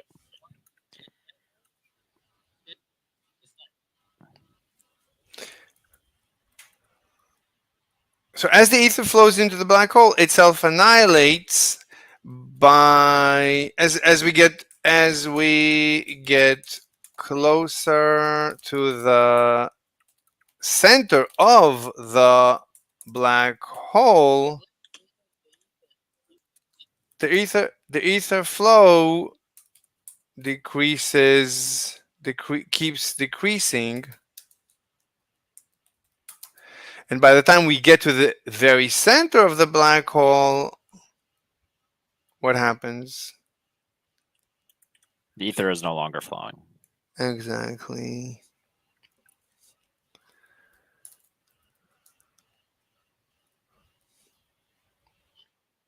Bless you. Bless you. What? Yeah. He ate too much ether. Okay. So at the epicenter. What do you call it? They call it the singularity.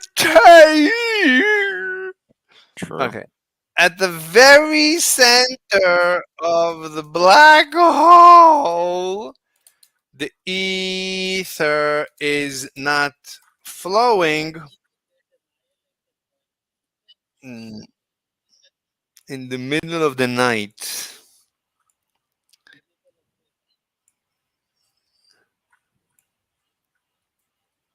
I just want to show, okay. I think this is I don't know if I have anything else to add. This is what it looks like at the center of the black hole right after it formed. I think, I mean, I don't know what else to say. So, are there any questions? QED. QED. That's true.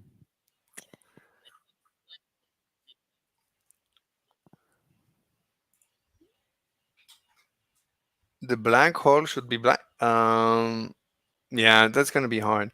Let me get this guy.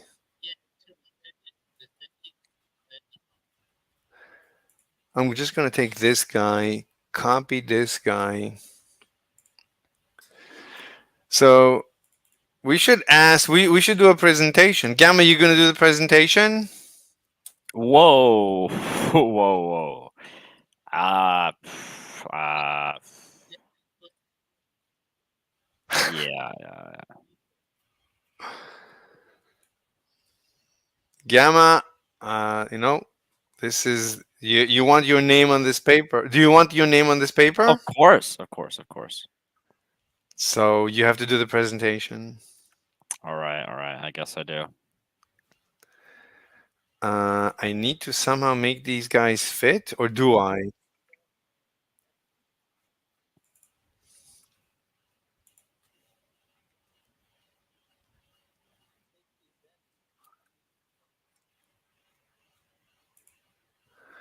I have to send it to the back. Order sent to back. It's really hard to work with these things.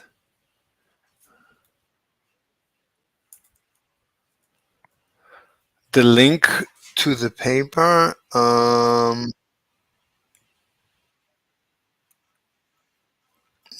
give you a link in a second.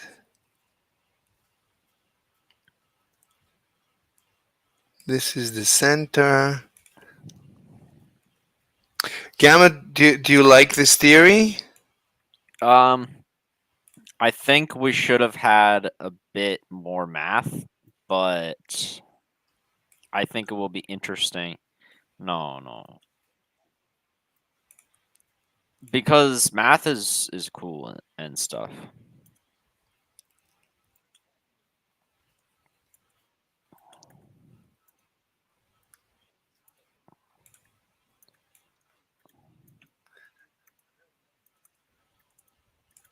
Because math makes me happy.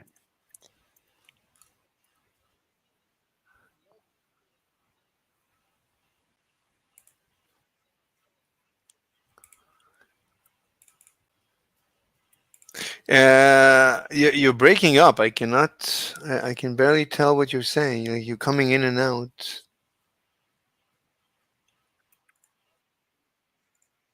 No, your audio. You're in and out. I can. I can sometimes hear you and sometimes not. It's like weird. I'm just telling you. Now it's okay. Yeah, but before it was unstable.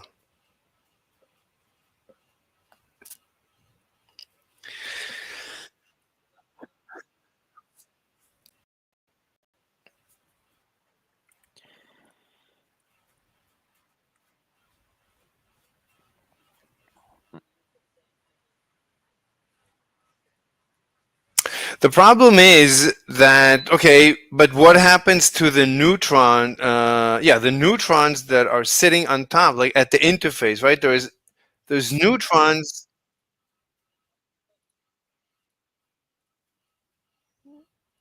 No.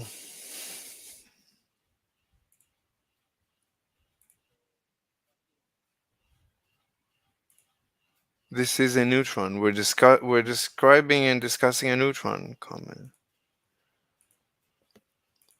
Here's the link.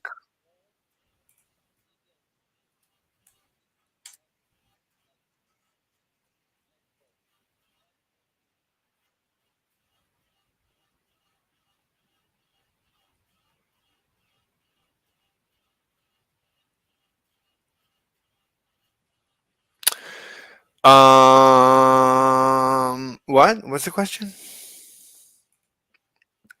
This is what it looks like at the center.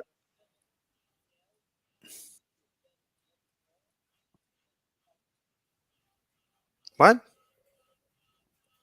Your audio is no good. Like I don't know what you're saying. What?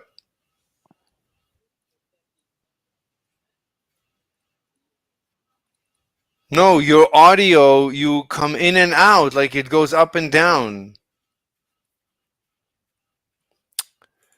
So the question is, what happens now?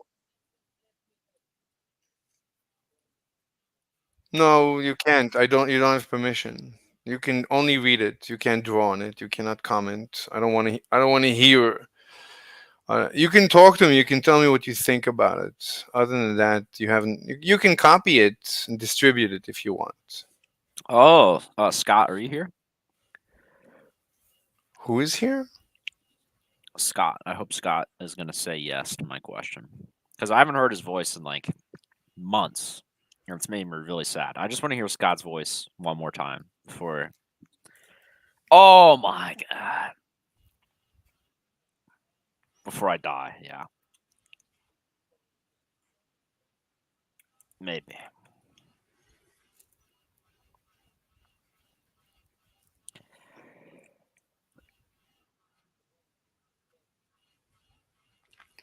Okay, so the next issue is to deal with the fact that there is. Okay, this is instantaneously. It's correct. Instantaneously, this is a black hole, but you could say it's unstable because everything is going to fall into the black hole. And then what? No ether. If everything falls, there's no ether. Well, I mean, like no ether in the black hole, right? There's no bottom of a black hole. You're talking. This is DMOC. You're talking to DMOC. You're talking. This to DMOC is right now. this is a black hole. There's no bottom. It used to be a neutron star. Now we just converted it into a black hole. So it just became a black hole. The question is, what happened?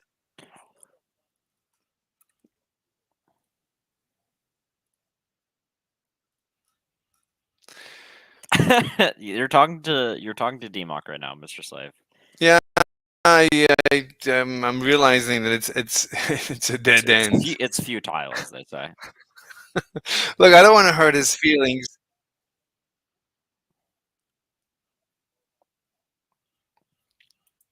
Look, it's a neutron star. We were discussing a neutron star, and we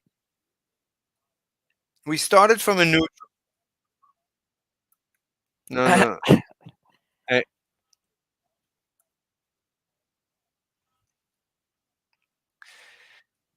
Okay, the question is, okay, so there is a neutron right next. Let's get back to this diagram. So let's copy this.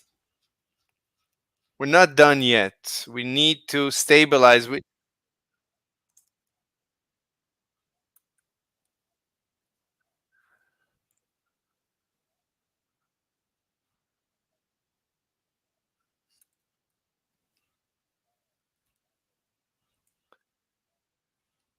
Once the centermost neutron has become, we asserted it. Once the centermost it says neutron. once this innermost neutron has become a black hole, what happens to the neutrons that are sitting, quote unquote, on top of it?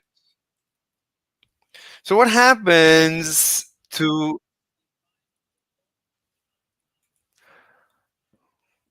what happens now? So this is a black hole. So we can convert this guy to black.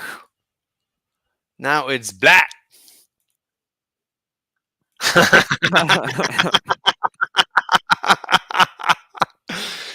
So they're all sitting on this black guy's face. Wow. And this guy has become has become a black hole.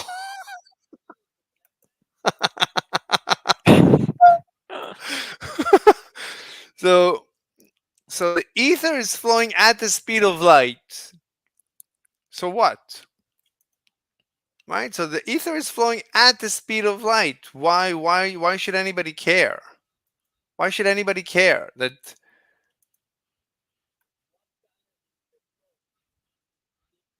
no, ether is always blue, like the eyes of what do you call the Fremen? Like the eyes of the Eyes of a Fremen. bad. The No, the eyes of a bod is what they're called in the the eyes of a bat. Okay, let's add ether.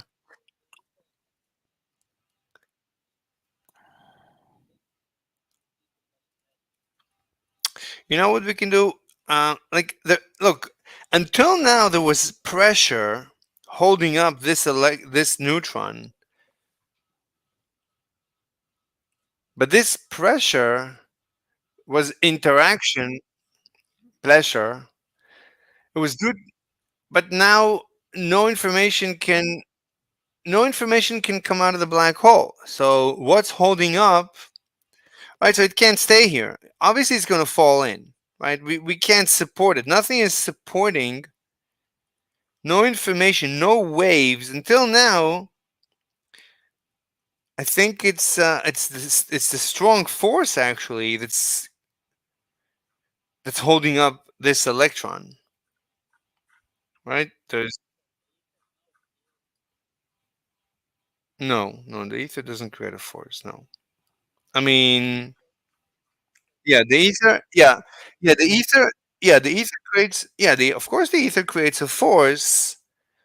Of course, the ether creates a force. I mean, that's what we call gravity. Of course, ether is just quantum mechanics. Ether is just quantum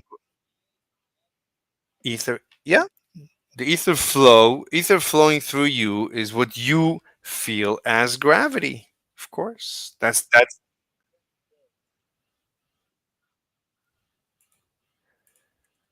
I'm hungry. I have to go eat. The point is,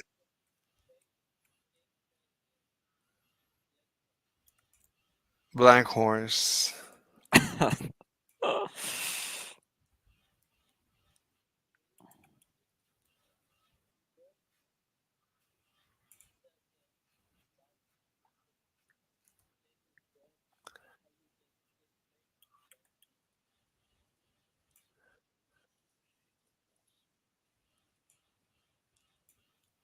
Ugh, come on. Didn't want that to happen.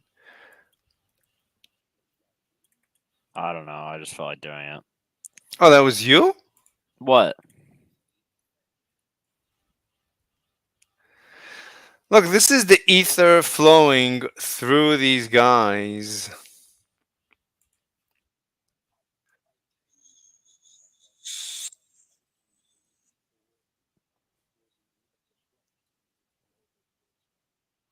Was it in the image of a ferrocell? But there is no. Look, the problem is that it can no longer, right? The until now, the force that the innermost neutron could. Hello, omnivore. Hello. So this is the force that is holding up, that is right. The innermost, the centermost neutron is trying to hold up as before the other guys.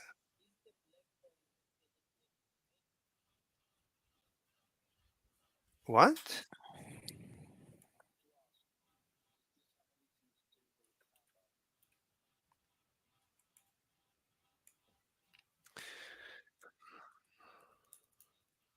For ether?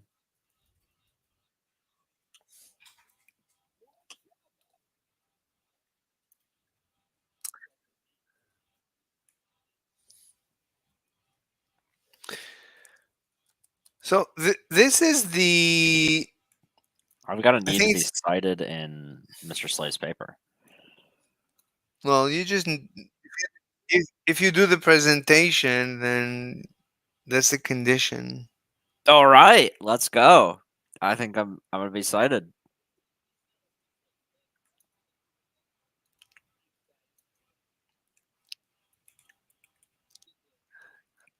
Look, the point is that this is the.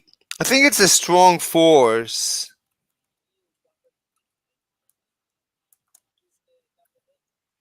Oh, that's So kind of this is gross. this is the strong force. I think it's the remnant. This is the remnant of the strong, meaning the gluon, the strong force. I think that's strong force. The gluon field,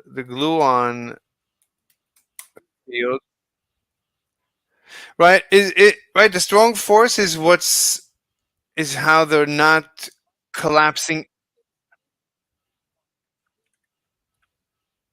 or is it? Wait, is it what Fermi's? Like two electrons cannot be in the same state at the same time. Is that Fermi? Who said that? Or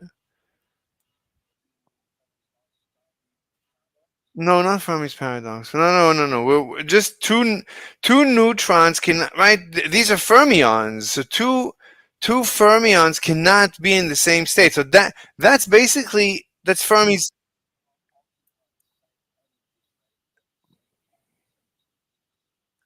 Is that what's preventing these neutrons from collapsing into each other? Right.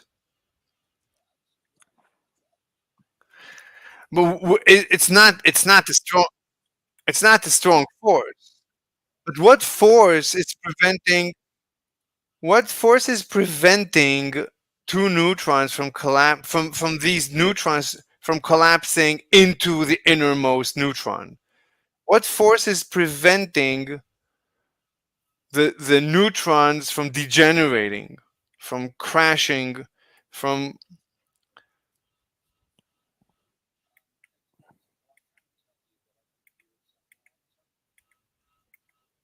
like what's preventing a neutron? What force is holding up?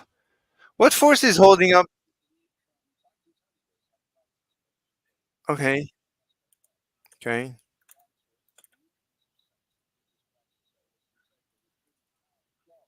Oh. Wow, that's profound. But I need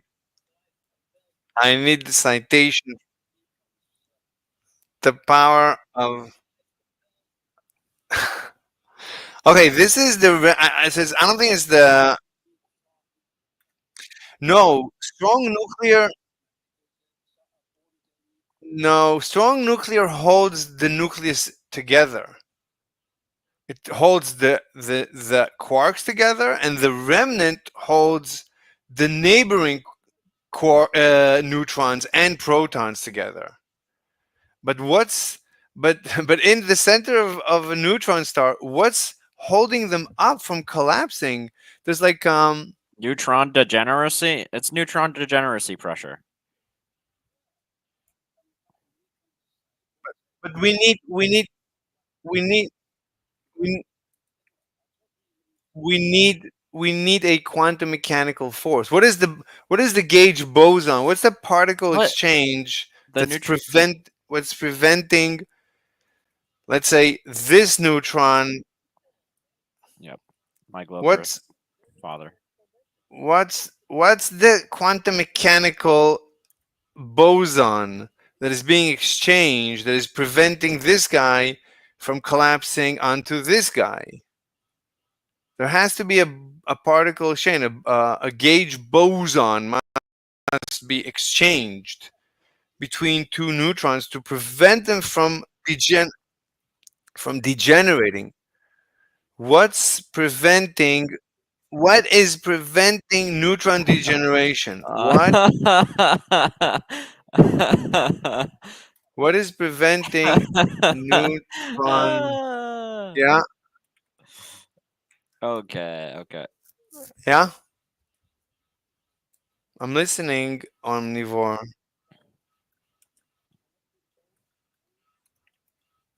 The rules? Oh, let me unmute people. Who do I need to unmute? Tell me. Oh, I'm sorry. I'm sorry. Yeah. Okay. Wait, it doesn't.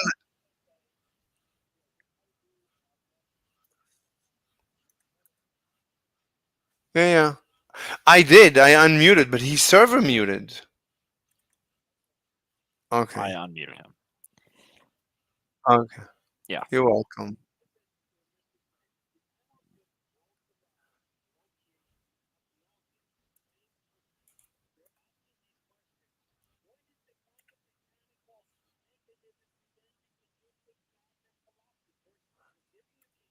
Who?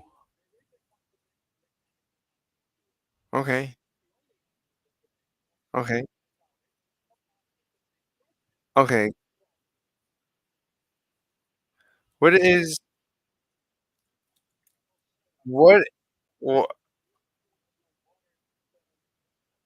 what is the what is what what is preventing? Yeah.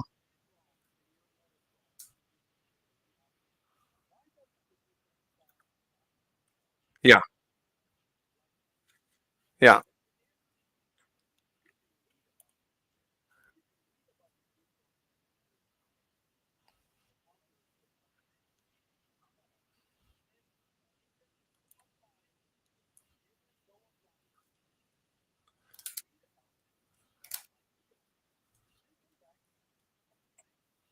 But yeah, neutron. Well,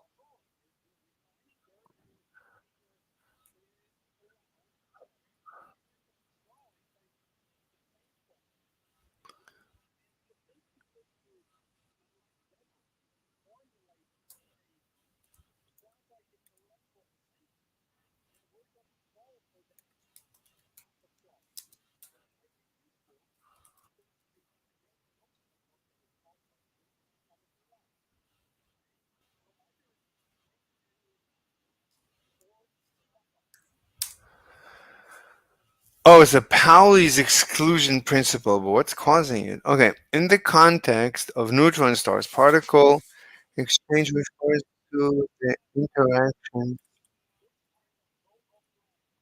all right. Okay, so in the context of neutron stars, particle exchange. So I'm looking into. I'm curious. I'm. What do you mean? I'm writing a paper.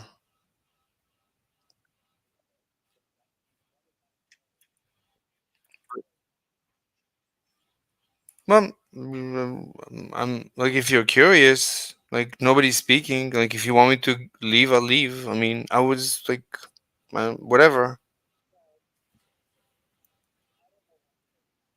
Hmm.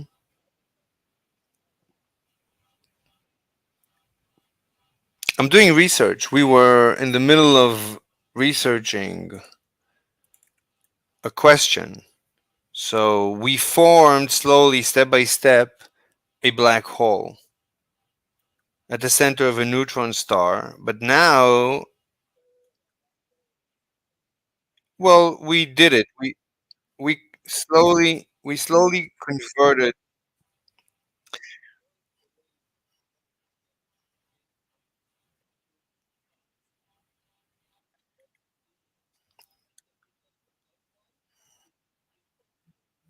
Anyway, so omnivore, look, omnivore. It's either if I d- y- so you want me to continue doing the research, or you want to listen to this guy talk nonsense? It's up to you.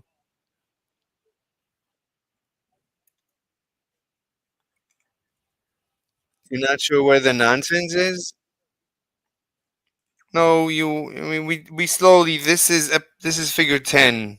We slowly converted a neutron star into a black hole. So at the very we create. Well, there's a link to the paper, or you can watch the stream. Who did the conversion in the paper, step by step?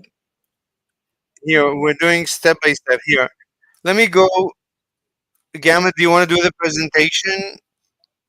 Gamma, do you want to explain the step by step how we did it? Yeah. I will do it only if everyone in VC would like to hear the explanation.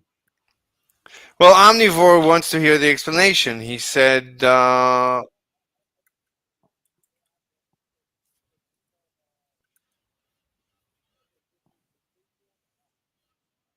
Yeah, that's why I was asking for consent of the VC. Is that something we want to do, everyone? Okay, we got one no.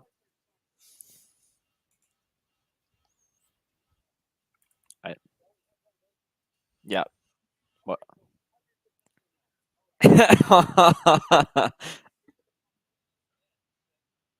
All right. Compromised. If you guys love listening to Mr. Slave's voice so much, why doesn't he read to us the article on Wikipedia on neutron stars? Okay.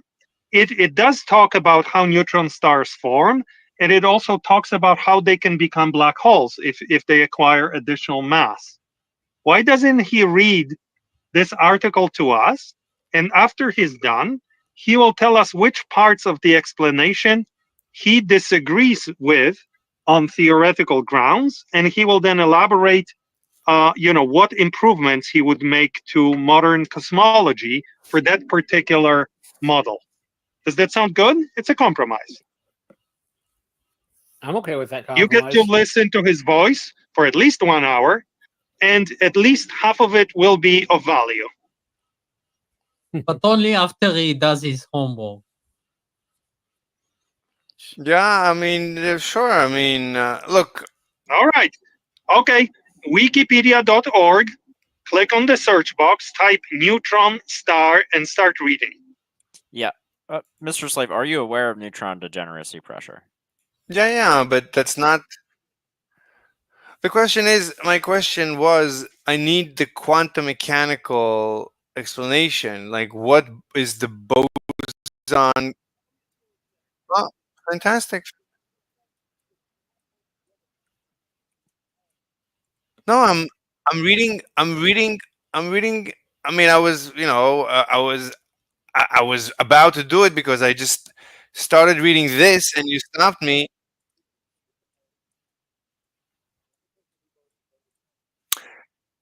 I understand. I'm just saying here's the Wikipedia that I was about to get to. So it's not like I wasn't getting there. I mean, I'm This is trying why to. voter registration is so important, people.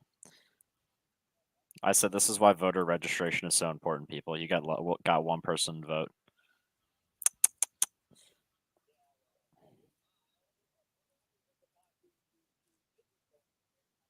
You remembered. Oh, thank you, Omnivore. Wow.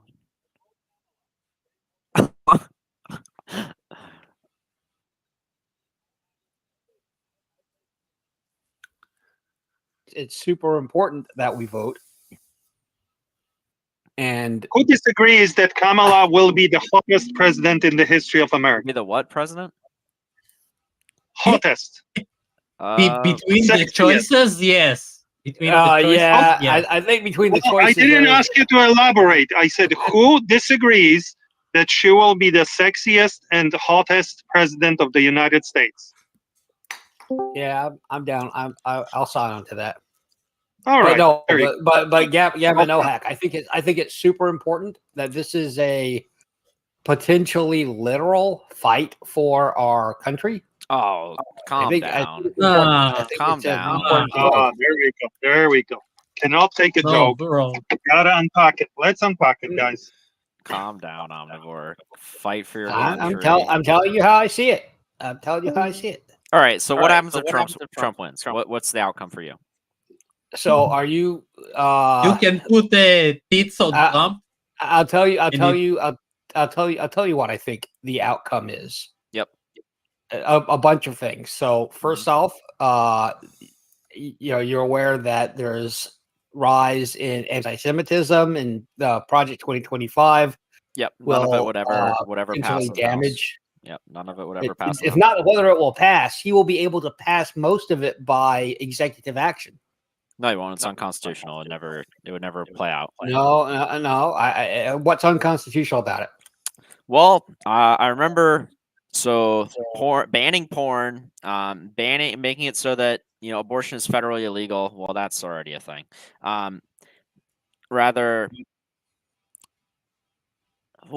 Also, delegating more power to the federal government would never happen. It will happen. It wouldn't happen. It would not happen.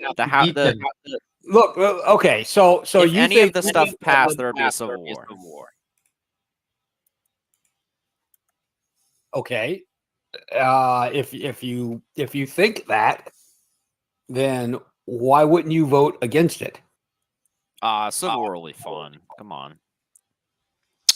Can somebody help me? We'll actually I'm get not. to- I'm not It'll finding.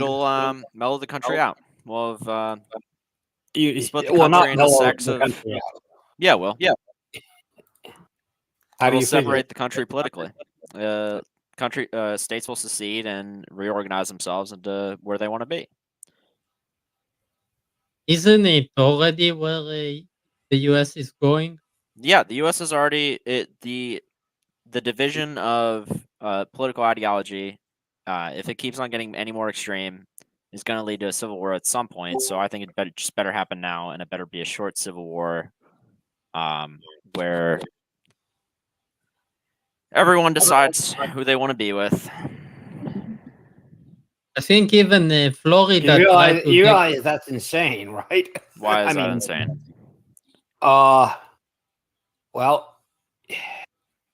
you don't have kids, right? No, I'm not a teen dad, but that would be based. Are you? How old are you? 19. Okay.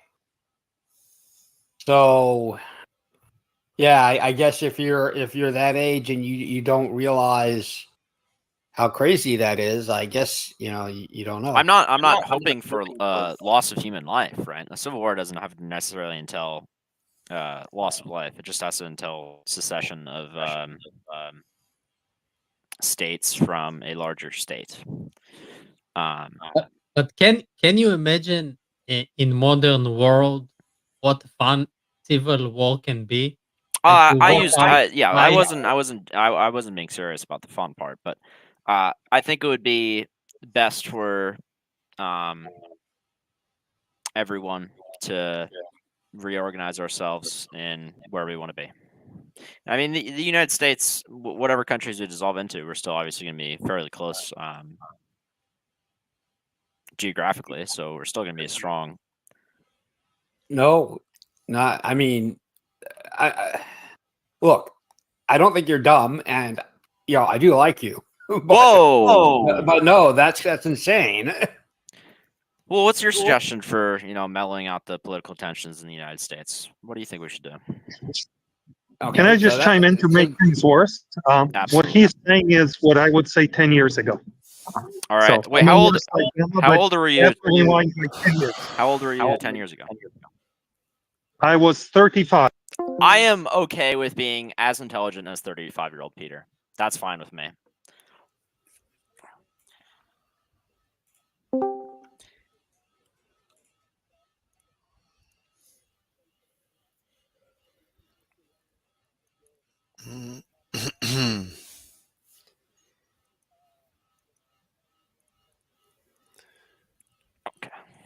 Gamma.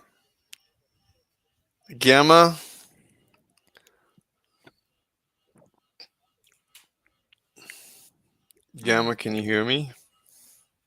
Maybe I'll come back to you when I'm 45.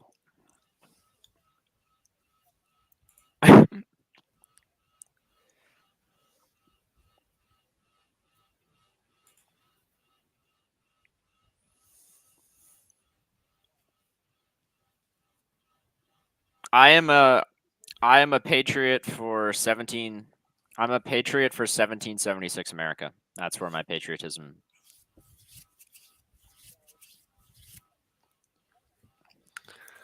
That was like the worst. I think he's still gonna hear me. Okay. The question is, what's the next step in the paper?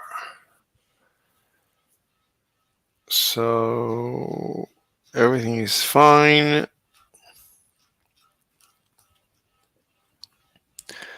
I wanted to add this to this diagram.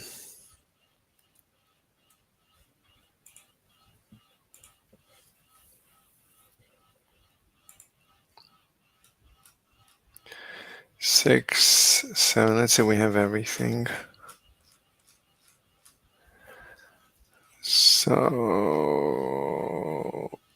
these are the diagrams. This is figure 1, figure 2, figure 3, figure 4, figure 5, figure 5.1, 6, 7, 8, 9, 10.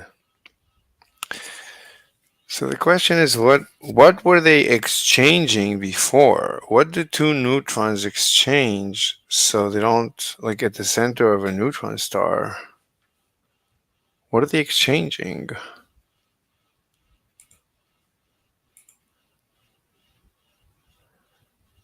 Okay.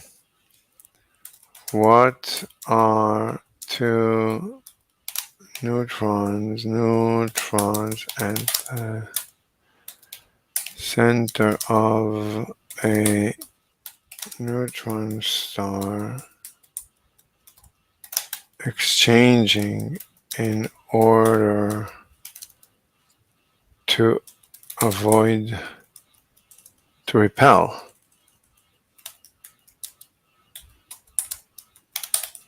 To repel each other. So neutron repulsion within neutron star. Based on that, at the center of the neutron star, the extreme density and pressure lead to a Fermi gas of neutrons. According to quantum mechanics, neutrons obey Fermi-Dirac statistics, unlike air particles which follow Boltzmann statistics. When two neutrons approach each other, they exchange particles called mesons, mediators of the strong nuclear force.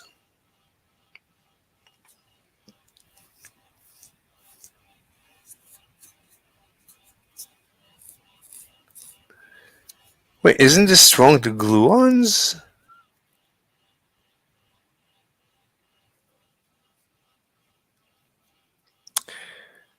So mesons are created when they're pulled apart. This exchange causes the neutrons to develop parallel spins rather than anti-parallel spins due to the strong force. As a result, they feel the Pauli exclusion force, which prevents them from occupying the same space simultaneously. The Pauli exclusion force, also known as Fermi pressure, pushes the neutrons apart, effectively repelling each other. The repulsion is crucial in maintaining the equilibrium and preventing the collapse of the neutron star into a black. In summary, the exchange between the two neutrons at the center of a neutron star involves the strong nuclear force mediated by meson exchange. Okay, meson leading. So meson exchange. All right, we need to look up meson exchange.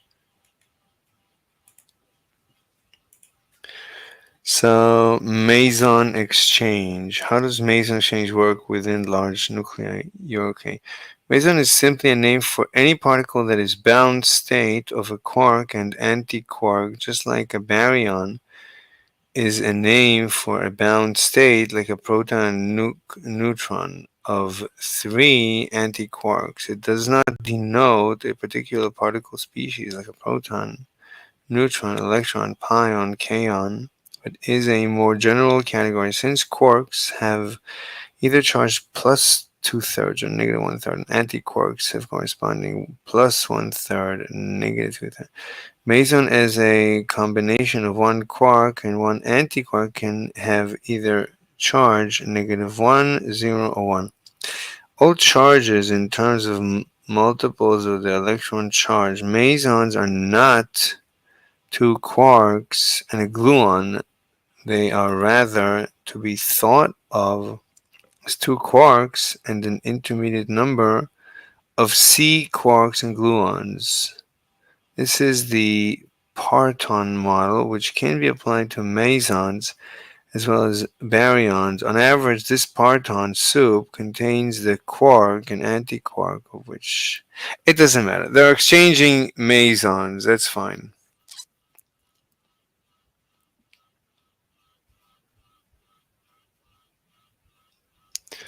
Maybe somebody made a video about this.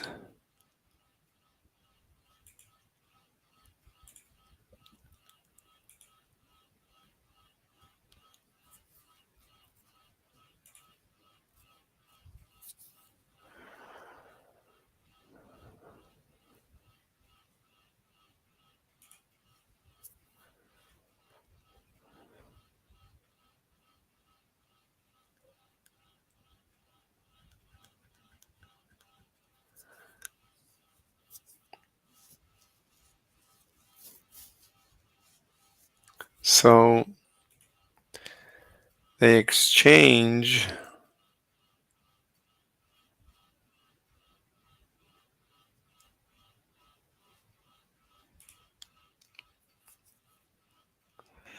maybe somebody made a video about this. So this is mesons, quarks. So the two most common types of quarks are up quarks and down quarks, symbols U and D. And in addition to the up quark, we also have the charm and also the top. So these ones here are quite similar in many ways. On the bottom, what we have is the strange, and I guess really on the bottom, we have the bottom quark. Now these things here, the ones at the top, the up, charm, and top, these all have a charge of plus 2/3. And this is 2/3 of the elementary charge. The down, the strange at the bottom, all have a charge of minus 1/3.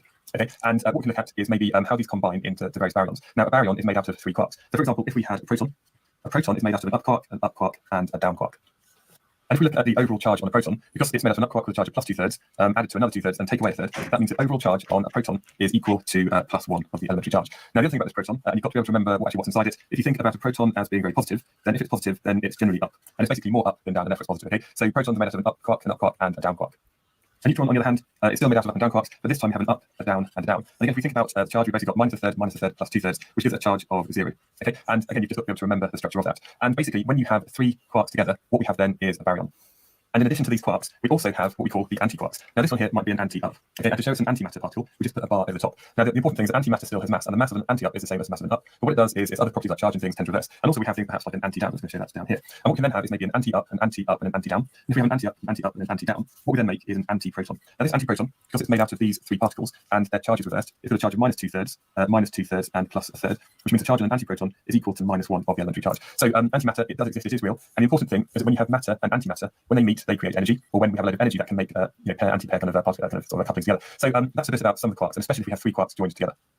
So we've seen that when we have 3 quarks joined together, what we make is a baryon. And basically, if we have things which are made out of normal quarks, then we say that this has a baryon number of 1. If you have something which is perhaps maybe an antibaryon, an antiproton, it then has a baryon number of -1. The reason being that each quark itself has a baryon number of plus a third. And basically, if you have a third plus a third plus a third, that makes their baryon number equal to 1. But we also have things called mesons.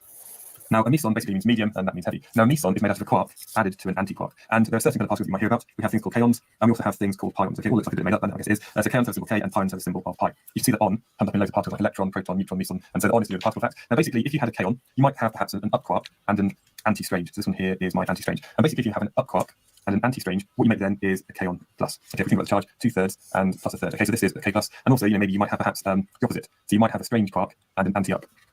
Again, okay, but you're not. That's good. Oh shoot! Didn't want that. Particle statistics. About are the mesons.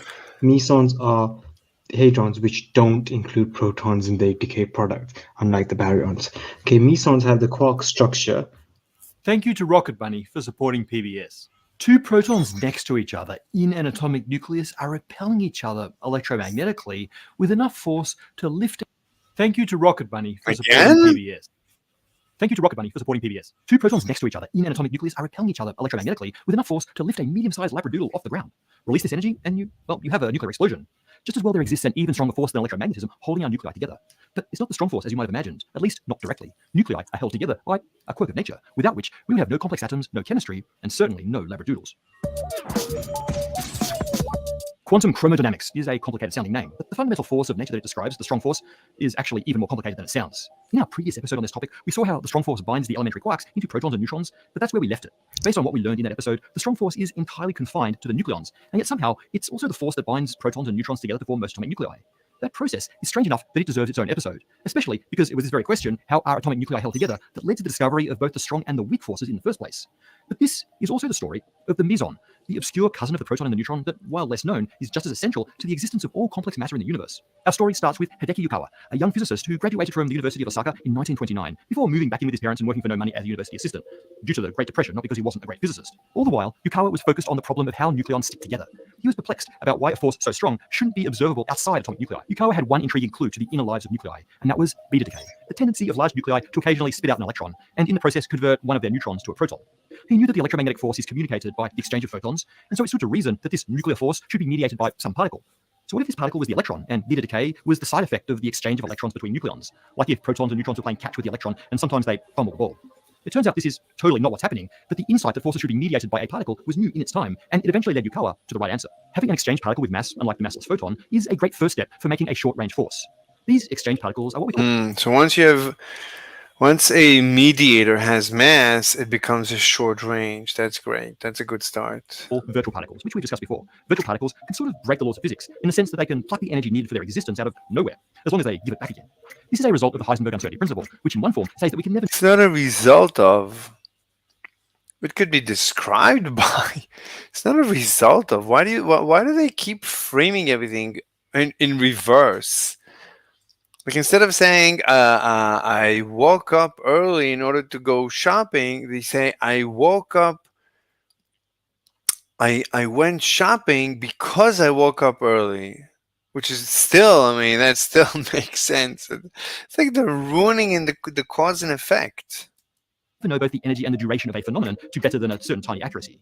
That means, for very short periods of time, the amount of energy in a patch of space can vary. Mass is a form of energy, so a virtual particle can briefly gain mass from nothing. But the more mass it has, the less time it can exist. Yukawa used the electron mass to calculate the strength and range of a force that could be mediated by the electron, assuming that it was traveling at near the speed of light. The resulting force turned out to be around only 1/200th of the strength needed to hold the nucleus together, and had a range much larger than the size of the atomic nucleus, so the electron couldn't really be the particle mediating this nuclear force. But Yukawa now had an equation that described the type of force he wanted. He adjusted the equation to describe a force with the appropriate strength and range, and found that it required a much more massive exchange particle. He called this hypothetical particle the meson, from the Greek mesos for middle, because it had to have a mass somewhere between the masses of the proton and the electron. Yukawa also predicted that these particles had to have electric charge. Just like with beta decay, a neutron could emit a negative meson and transform to a proton, or a proton could emit a positive meson and transform to a neutron, and the neutral meson could be exchanged between protons or between neutrons. As a result, Yukawa predicted 3 meson types, one for each possible charge value. Unfortunately, this new theory didn't explain beta decay at all. In fact, Yukawa reasoned that beta decay required a completely different nuclear force, much weaker than the one holding the nucleus together. In fact, he correctly predicted the existence of both the strong and the weak forces at the same time, although the weak force isn't really mediated by electrons, and we have videos explaining everything you probably want to know about it. Yukawa published this theory in 1935, and it was almost completely ignored. To be fair, proposing the existence of 2 new forces of nature was an extraordinary claim, and such claims require extraordinary evidence. No one was going to believe this until we detected a meson. These days, we routinely create countless mesons by smashing atoms together in our particle accelerators, but back then particle accelerators were just being developed, so we had to rely on cosmic rays. These are high-energy particles that rain down on the Earth from natural space particle accelerators like supernovae and quasars. Yukawa wrote a letter to Nature magazine explaining why cosmic radiation could contain mesons, hoping to inspire other researchers to look for these, but his letter was rejected. Nonetheless, others had independently thought of searching for new particles in cosmic radiation. We have Biba Chaudhry and Devendra Mohan Bose, for example, who developed a method using photographic plates. They set these up at high altitudes in India and Tibet due to the fact that our atmosphere is so good at blocking cosmic rays, which is annoying if you're a particle physicist, but great if you're anyone else. And Chaudhry and Bose did indeed spot the meson at around the mass Yukawa predicted. Sadly, their research went mostly unnoticed until British scientists independently found mesons in 1947. Anyway, not only were these new particles at the right mass range, there were 3 of them, just as predicted by Yukawa, 1 positive, 1 negative, and 1 neutrally charged. But then things got kind of awkward. Over the next couple of years, thanks to better particle accelerators and improved understanding of radiation, more and more mesons were discovered with a range of properties. The first mesons, the ones found by Bose and Chaudhry, are called pions, and these are the particles actually exchanged by protons and neutrons in the nucleus. There are many others: kaons, eta mesons, d mesons, b mesons, etc. And to make matters worse, scientists also found more particles that could exchange mesons just like protons and neutrons could. These particles were named baryons, after the Greek word for heavy. There was the lambda, the sigma, the xi, the omega, and more. Again, all with different masses, charges, and spins. This endless collection of baryons and mesons came to be known as the particle zoo, and it was a huge problem for physics at the time. According to Yukawa's theory, the atomic nucleus only needs 2 baryons, the proton and the neutron, and 3 mesons, the pions. So what was with all this extra junk that nature doesn't seem to use outside of particle accelerators? This problem was finally solved by Murray Gell-Mann, who realized that mesons and baryons are not elementary particles, but rather made up of quarks. Hadron is the general name for a particle made of multiple quarks. The particle zoo just results from all the quark combinations that are possible. We covered this in our episode on quantum chromodynamics, but here's a quick refresher so we can get to the punchline of this video. With the discovery of quarks, it was clear that we needed a strong force to not only hold the nucleus together, but also hold nucleons together. In fact, the latter is what the strong force really does. Binding nucleons is sort of an afterthought and not quite directly what the strong force does. So just as electromagnetism works on things with electric charge, the strong force works on things with color charge. There are 3 types of color charge, unlike the single type of electric charge. A quark, for example, could have a color charge of red or green or blue, or the opposite color charges of anti-red, anti-green, or anti-blue. These names, by the way, are just analogies. Composite particles need to be color neutral, so the 3 quark baryons have 1 of each color charge which cancel each other out, while the 2 quarks of a meson have a color and its anti-color. These quarks are bound by the strong force, which is mediated by a massless particle called the gluon. Gluons each carry 1 regular and 1 anti-color charge, and they cause the colors of quarks to flip when absorbed. Baryons and mesons are held together by a continuous exchange of virtual gluons. But wait a minute, haven't we been saying the entire time that the reason the strong force has a short range is because it's transmitted by mesons with mass? Well, that was Yukawa's whole deal, but now it turns out that mesons aren't the real exchange particles of the strong force, and the real ones, the gluons, don't have mass? What's going on? Actually, the color neutral hadrons can't even feel the strong force directly, just as electrically neutral objects don't exert an electrostatic force on each other. But there is a workaround. Atoms seem electrically neutral from afar, but if you are close enough to the nucleus, you would feel its positive electric charge. Similarly, if protons or neutrons get close enough to each other, their internal quarks will feel each other's presence. A quark from, say, a proton will want to tug at a quark from a neighboring neutron, but they can't simply exchange a gluon to do that, because gluons have color charge, so exchanging a gluon would cause the hadrons to no longer be color neutral, which is not allowed. In order to properly feel the strong force, the hadrons need to exchange a neutral particle, and nature has found a way to make that happen. Here's how it goes. A pair of nucleons get close, and a quark from one gets pulled toward the other. Its gluon connection to the other quarks in its nucleus, what we call a flux tube, extends and snaps, and in the process generates 2 new quarks. One remains in the nucleus, while the other forms a quark-antiquark pair with the original escaped quark. This is our meson, our pion. It's color neutral, so it can be absorbed by the second nucleus without breaking any physics. There, one of the meson's quarks annihilates with an antiquark counterpart in that nucleus. Ultimately, we're left with 2 nucleons of the same type that we started with, but they've now communicated the strong force. They did it in a roundabout way, but the process nonetheless exchanged energy and momentum, binding the particles together. This is how the strong force finds its way around its lack of a neutral gluon. It cobbles together a neutral exchange particle, the meson. But the meson has mass. A virtual meson has to borrow a lot of energy to create its own mass, and so the uncertainty principle says that it can't exist for very long. Its range defines the possible size of an atomic nucleus. If a nucleus gets too big, then its nucleons are too far apart to exchange mesons effectively, and it'll decay. By the way. Oh. So it's created with a velocity. It's dragged out of me. So it's dragging me while it's being created. And then and as I'm tugging on it, the other guy's also tugging on it.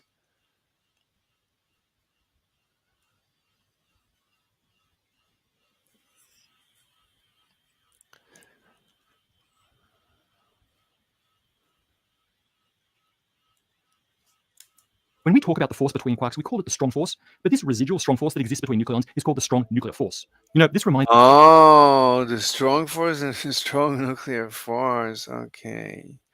Yeah, but what's causing them to repel each other? me of our episode about quasi-particles. In that episode, we talked about how fields can arise as emergent behaviors of other fields, and these quasi-fields will have their own quasi-forces and quasi-particles. Well, that's sort of what's happening here. The strong nuclear force is a quasi-force mediated by a quasi-particle, the meson. Without this little quirk of nature, this emergence of a force that's not really supposed to be there, the most complex atom in the universe would be hydrogen. Fortunately, nature stumbled on a way to bind the nuclei, which gave us chemistry and biology and ourselves, including a young physicist named Hideki Yukawa, who was able to figure out some of the most important forces from which emerges this richly complex spacetime. Thank you to Rocket Money for supporting this. Because life only gets more complicated, busy, and expensive, Rocket Money knows that managing your money the easy way has never been more critical. So this is why they don't. The question is, how do we get the neutrons from not for, like what's preventing two neutrons from collapsing into each other?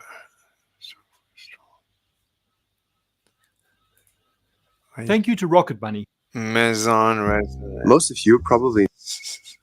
Meson particle physics, brick by brick. Hi guys.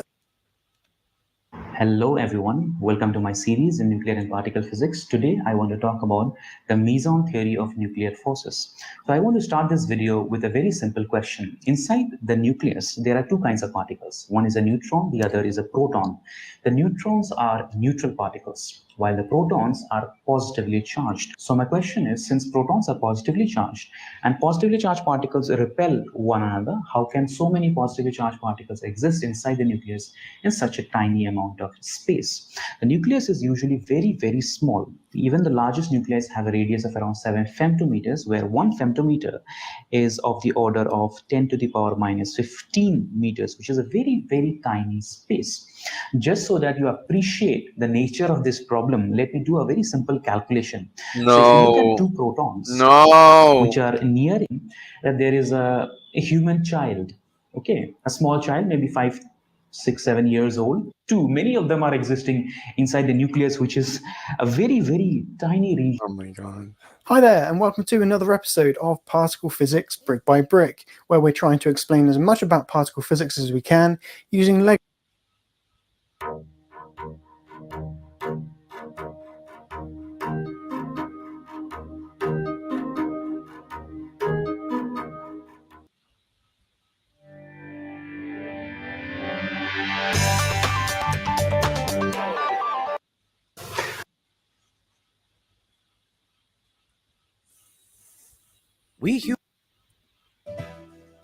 Light, it pushes on things. We know this.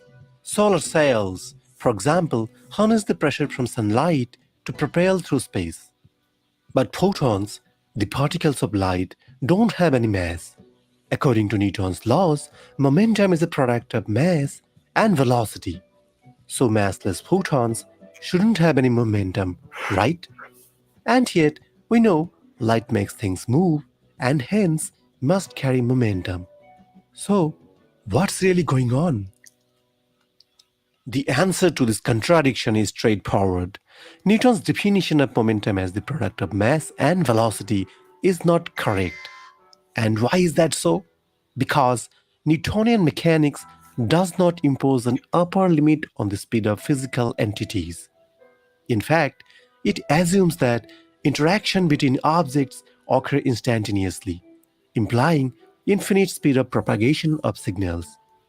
For instance, according to Newtonian mechanics, if the sun were to disappear suddenly, its gravitational influence would cease immediately across the entire universe, and all the planets, irrespective of their distance from the sun, will fly away from orbit at the same instant. There's no time variable, independent variable in the Newtonian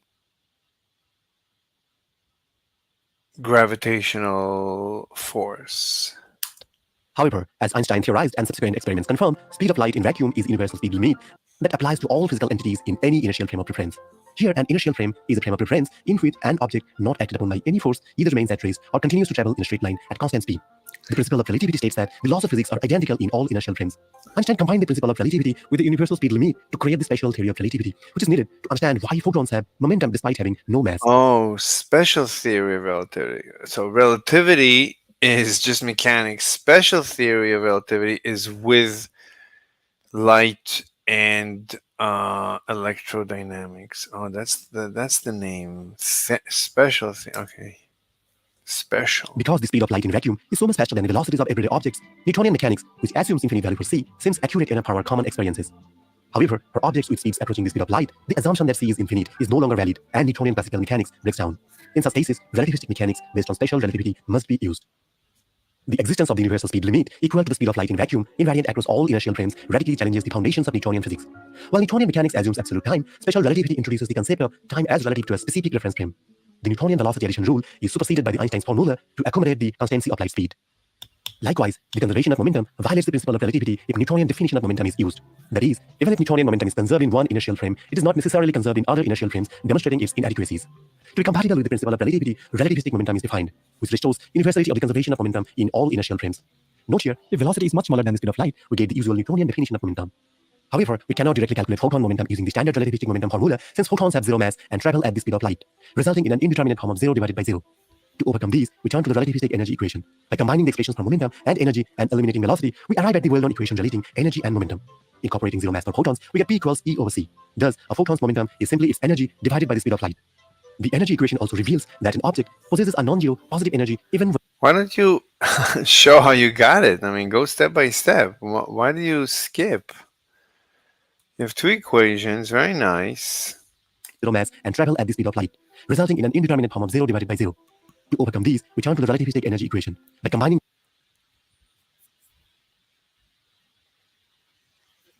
So, what do you mean combining? E equals mc squared over this, that's the relativistic. Momentum P equals mv over that. Therefore, what? Well,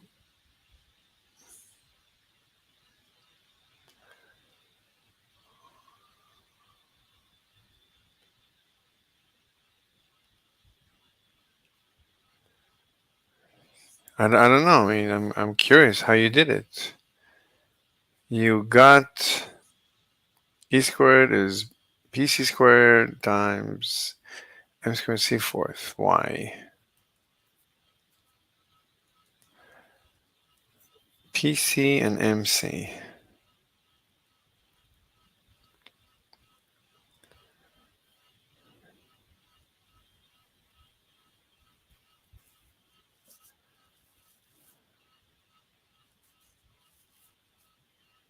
This is MC.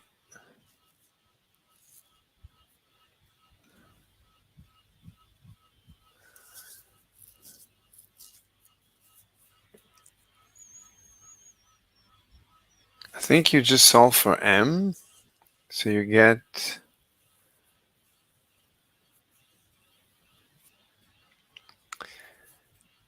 M would be P over V times this thing.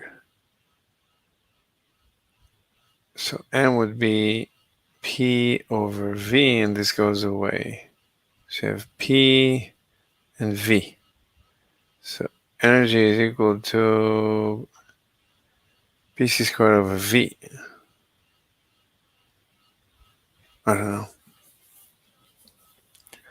The expressions for momentum and energy and eliminating velocity, we arrive at the well-known equation relating energy and momentum.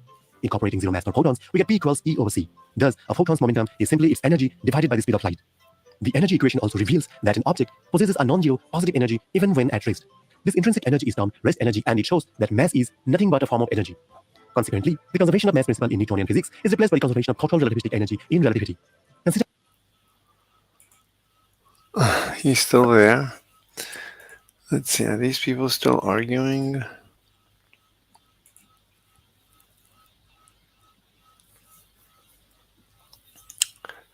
Who's here?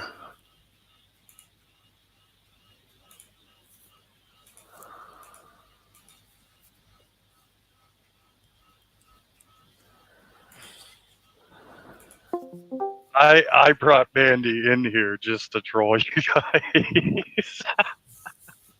Can I ask you for a second about the Dave Weiss app? Will any flat? Do you think actually any flat earther will not like Dave? Flat earther. Flat earther. What would these guys do without flat earthers? Anyway, that it doesn't matter. I mean, the question is, there's some exchange, there's some particle exchange, and the problem is that this particle cannot go through. They have to do something about this whiteness. There's no way to view this with dark mode. Mode. Oh, there's no dark mode? Oh my god. Okay, I'm becoming really hungry. Anyway, this is the last one, right? So, there's no particle exchange. So there's nothing holding it so it falls in. But when it falls in, it just goes. It falls in, but it's still there.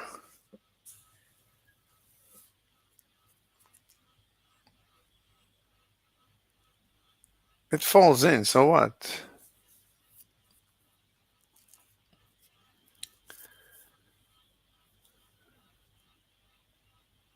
They just fall in. There's no. The point is that once it crosses over, it interacts with the meson. Okay, I've figured it out. Let's call gamma. They got an easy pay. Gamma, can you hear me? What I honestly think is, not only did they break laws, Gamma. you know, they put people's security at risk. That's clear as day. That's an easy win for a case. That's what I think. Anybody have any comments on that? Gamma. I think class action lawsuits are always kind of a like it's not necessary. Gamma, can you hear me? Oh, you're here?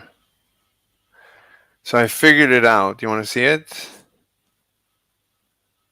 Hello? Yeah. Hello? Yeah, I can hear you. What? Hello? Yeah. Oh my god, I can't hear you, Mr. Slave. Hold on. Okay. I mean, you're both in my StreamYard Hello? and yes, I can hear you. Oh, I have you muted. Okay, that's why. Okay. So let me show you the solution. So I looked into it, and there is like a particle called I don't know. There's some particle exchange. It's really not important. It's not important. The question is what happens at this point. So right, so we have an a neutron, right? This neutron wants to fall in, right? Usually it has this particle holding it back from collapsing. But now there is a black hole here, so no information can move out, right? The ether is moving too fast. The ether is moving slow here and slow here, but fast here. The ether is moving fast only where it's black.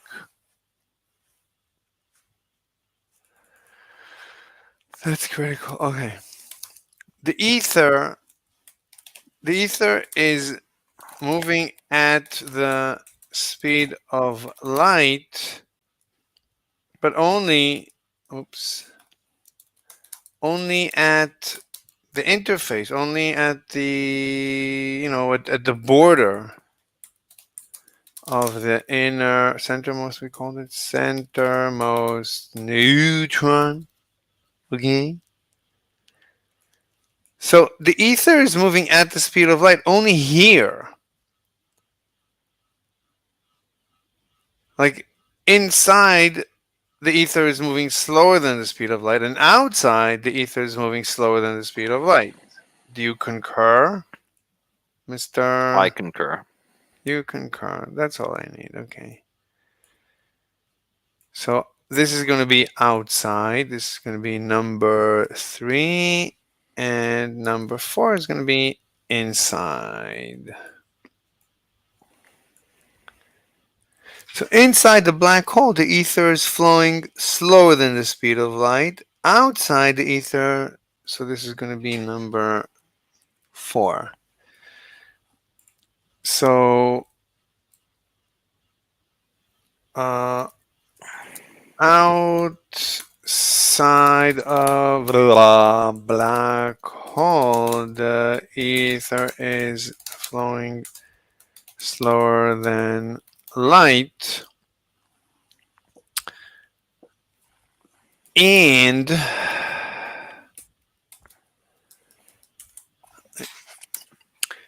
inside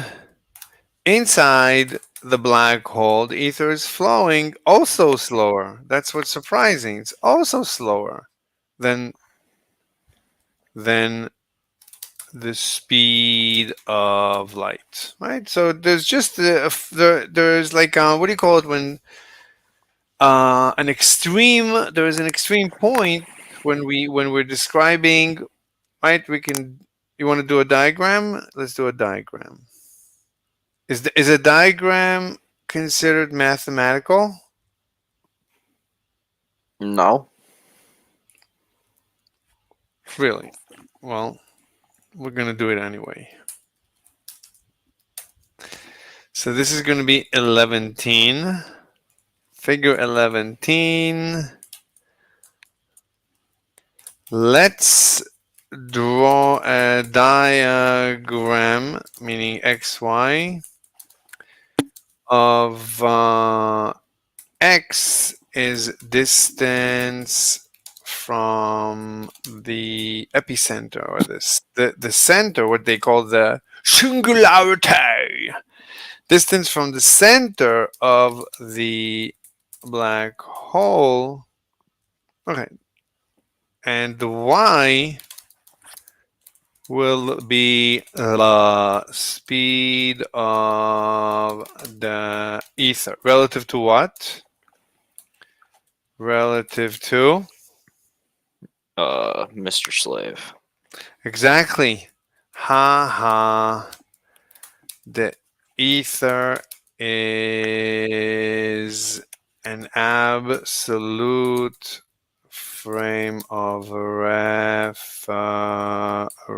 reference. It does not obey the laws of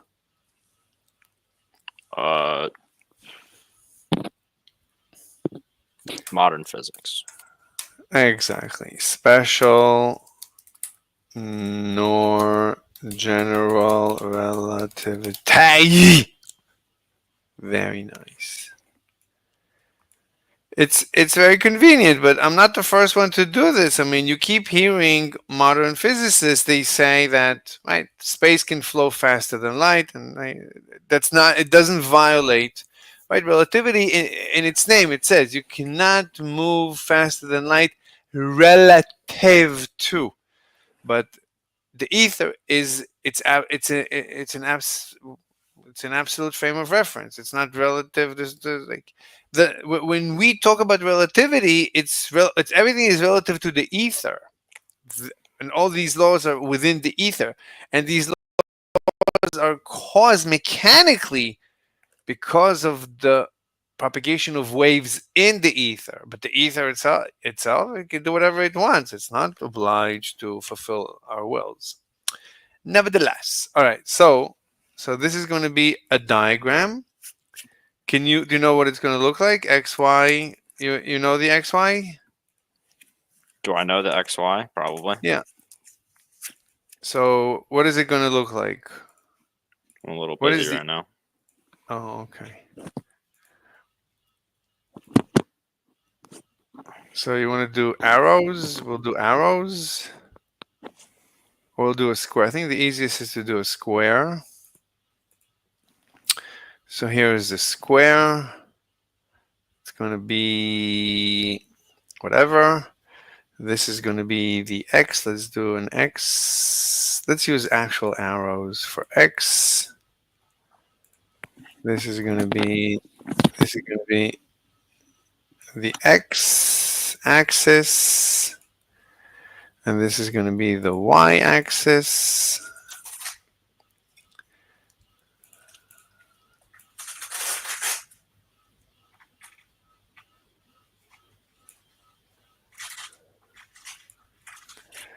Okay, this is X axis. We said what? This is the distance from the center of the black hole. And what is the Y? The Y, oh, we can't write sideways. We're not allowed to. So we'll have a call out for the Y. Anyway, this is the y-axis. Y. I'm back. I'm back. It's okay. So this is the x. This is the y. Why we need? All right, I we need to join Globe Gangsters again. Sorry. Why? I'm being called. I'm being called. I'm being called. Okay.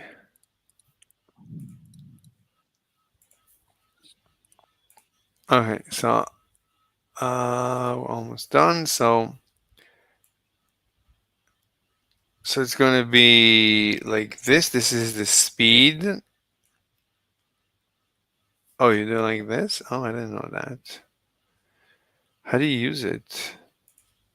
Oh, like that. Very nice. Okay. You can't delete it. You have to escape it. Okay.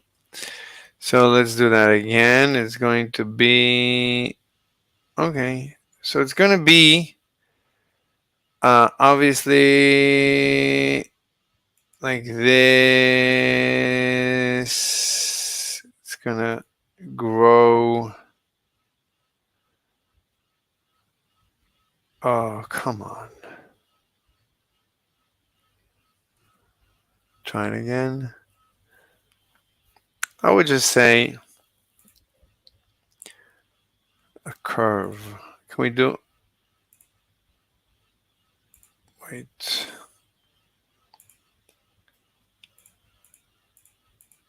Is that the same thing? We're still doing a curve? Try it again. So I would say this to this. Anyway. To here. It's 0 over there. And then it goes down very slowly. So this. No, it's not gonna work. I gotta do free. Elbow, scribble. Let's just do scribble. So it's gonna be very slow, then the event horizon, and then it goes down linearly. So I guess it's going to go up linearly. And oh yeah, it's just linearly. It's just linearly. Well, it has to stop really fast. It has to stop really fast. So it's very, oops, I didn't know it's free. So it has to go up really fast and then go down. So it's just 2 lines. So we don't need anything special. So it's just 2 straight lines. It's linear. Except for the connection where it can't be, where we have to have a first and second derivatives. But for now, it's first approximation is first line and second line.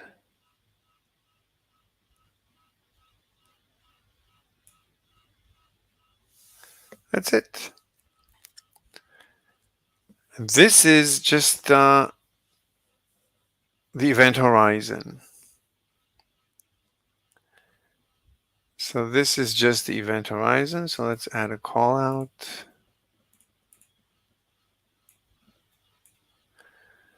This is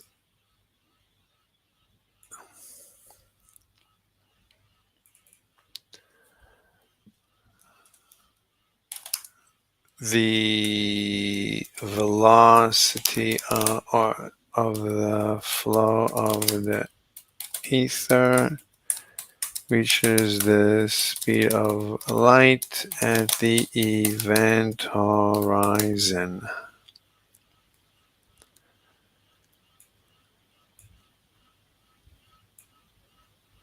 And that's it.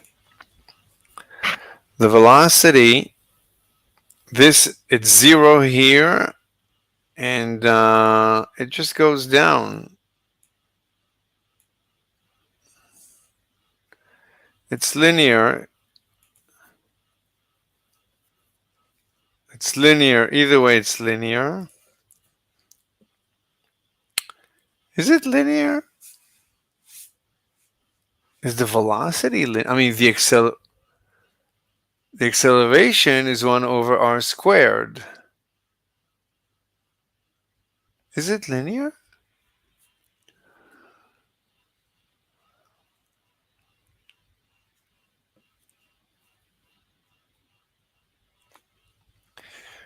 This is interesting. We could use Gauss's theorem to figure out what it's like inside the planet and inside. Either way, well, this is fascinating.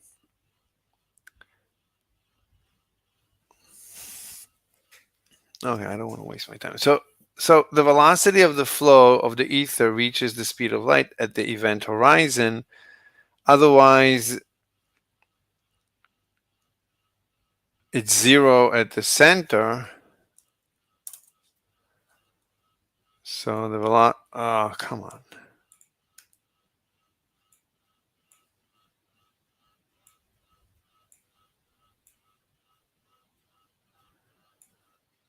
At the center of the black hole, it's 0. The velocity of the flow of the ether reaches 0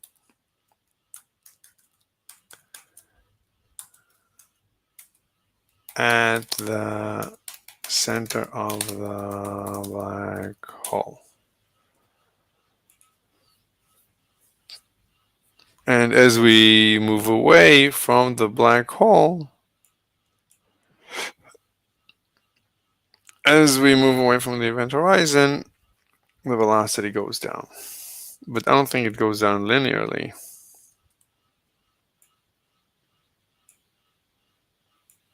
It just decreases. The velocity of the flow of the ether drops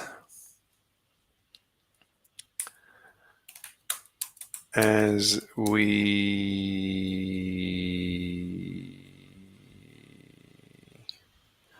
move away, as we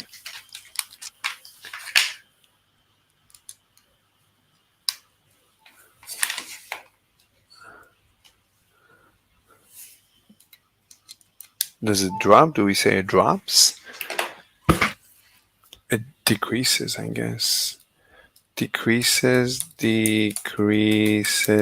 as x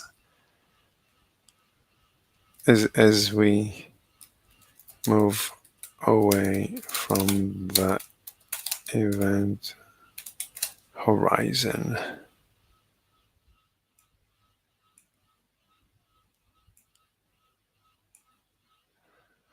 But I'm hiding the text over here. I can't move things too much. So let me make this shorter. Bring this to here. And bring this to here.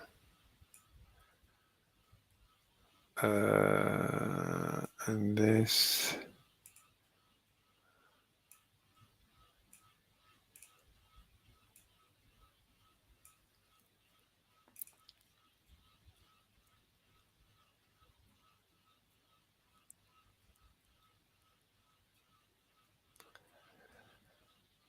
The square root, the velocity. What's the equation for the velocity? We have no, we don't. We have the velocity outside, but we don't have it inside. How does gravity drop inside a ball?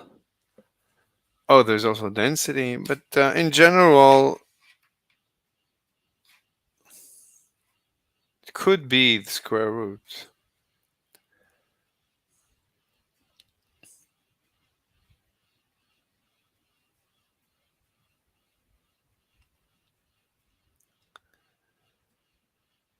Wait, distance from the center of the black hole, the y will be relative to the ether is an absolute. Okay. relative to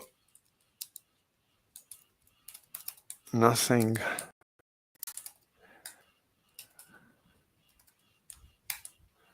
Okay.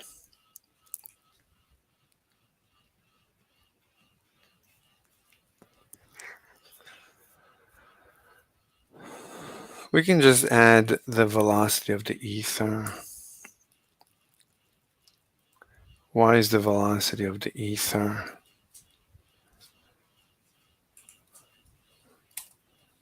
So y axis,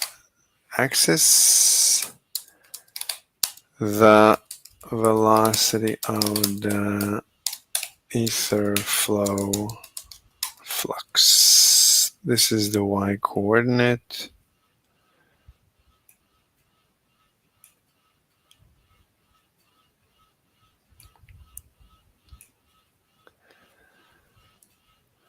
We need to move this to the left. Like this. Like so. This is the axis. Okay.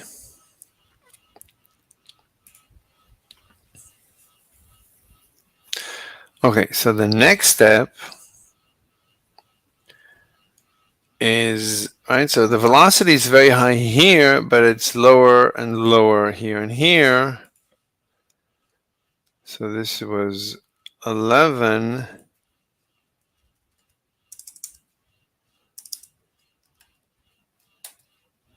This will be 12. So now we're going to start porting. So the outer more neutrons surrounding the centermost neutron are now unable to mediate the force particles in order to avoid neutron degeneracy.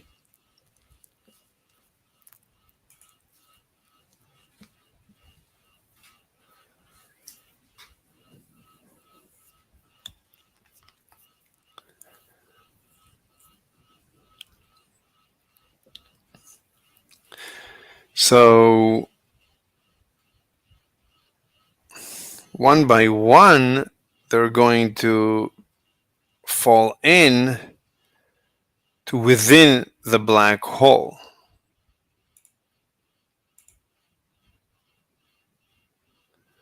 So let's move them away. Oops. So we can move these two together. Let's do the number. Let's do a count. 1, 2, 3, 4, 5, 6, 7, 8, 9, 10, something like that. 1, 2, 3, 4, 5, 6, 7, 8, 9, 10. 1, 2, 3, 4, 5, 6, 7, 8, 9, 10.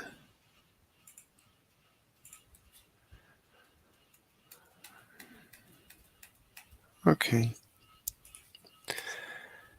So let's magnify this guy because I want to bring in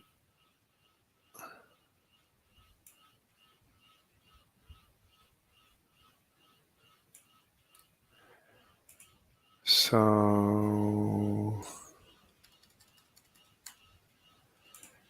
he's really trying, but he's unable. But he's trying. The point is that he's trying.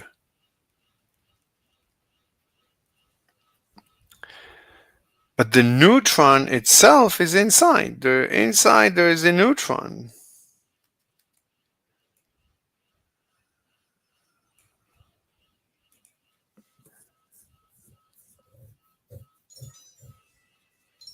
The beauty is that inside it's a safe space. This is a safe space. This is a neutron inside the black hole. This is the centermost neutron inside the black hole. But now, right,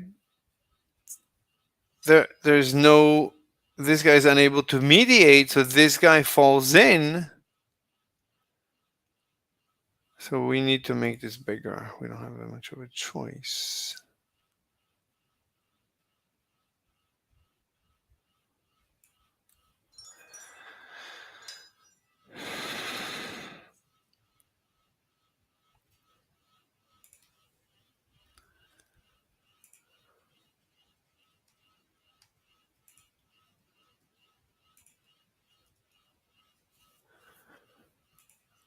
It's trying to mediate. It's actually trying to mediate over here. You could say that it's trying to mediate it over here and they're just too far.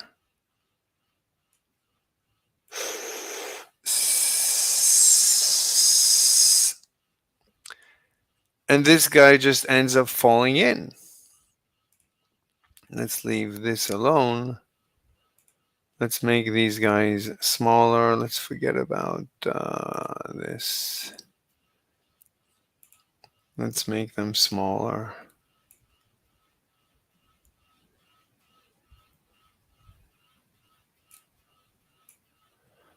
Let's bring just one of them in. Yeah, we need to draw them all smaller. We don't have a choice. So these ones are still outside, but this one fell in.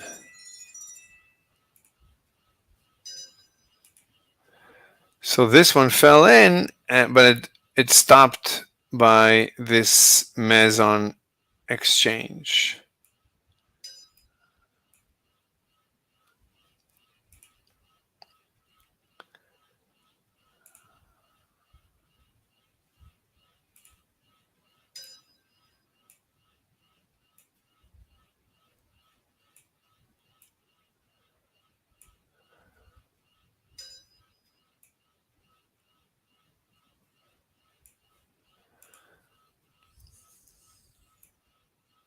It stopped by the meson exchange.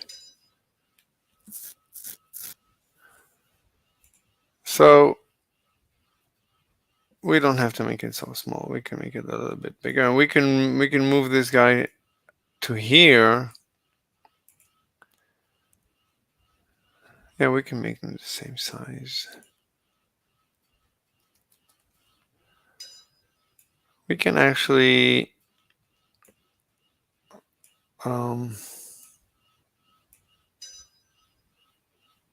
we don't need this. We already explained that previously.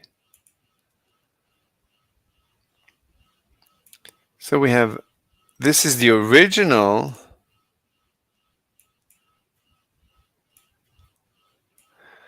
This one just fell in because nothing was holding it up. So we don't need the others. We don't need anything else. So we can make this much bigger. So we can say this one fell in after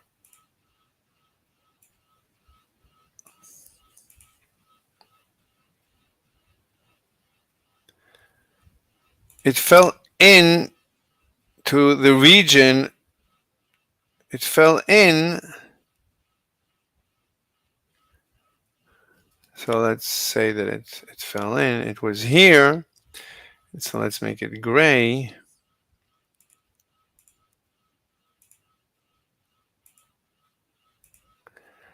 So it fell in.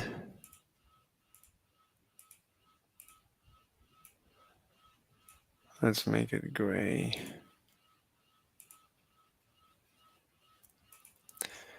It fell in. right? This is the speed of light. Nothing, there's no particle exchange across this region.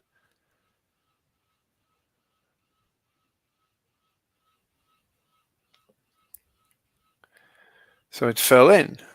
But this is a normal neutron star. There's nothing special in this region.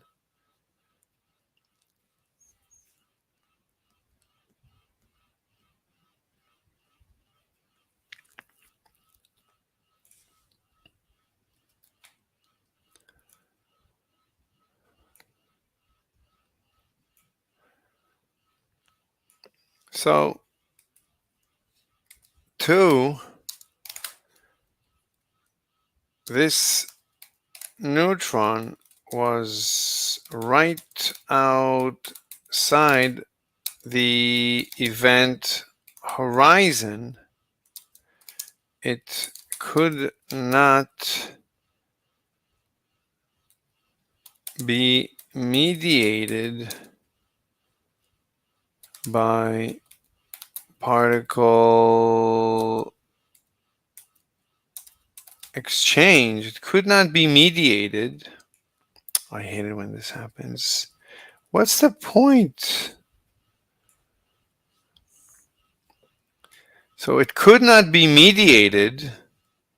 There was no force holding it out. It could. There was no force holding it,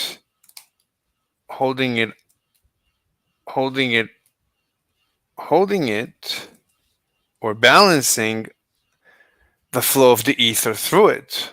Holding it, the flow of the ether through it forced it into the black hole. Okay. So I would say that we can do the story in 3 stages.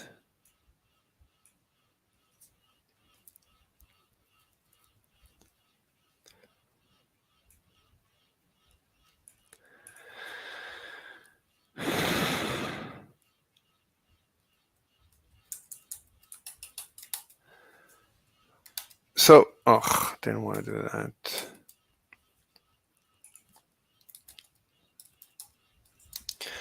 The flow of the ether through it, through the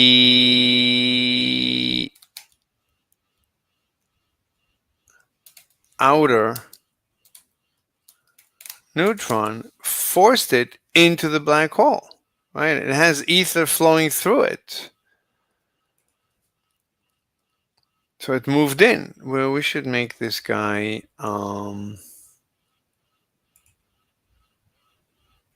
lighter.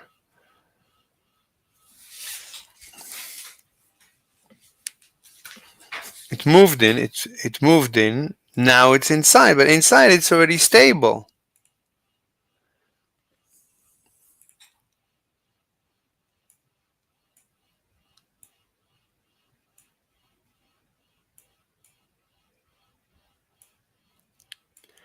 Now it's inside, but inside it's already stable. There's no issue.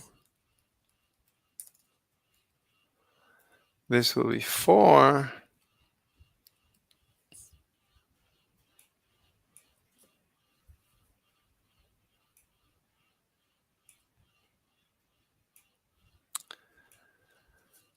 This is 4. Once the outer neutron fell into the black hole, it is now in the safe zone where the speed of the ether is under light speed, is subluminal.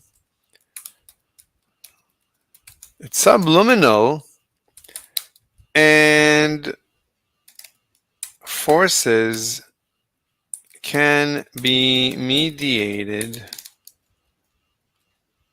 to stop neutron degeneracy with the centermost neutron. Okay, that's a big story, but it tells the whole. Oh, come on!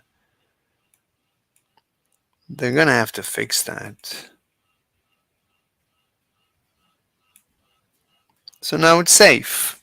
It's in the safe zone. This is the safe zone.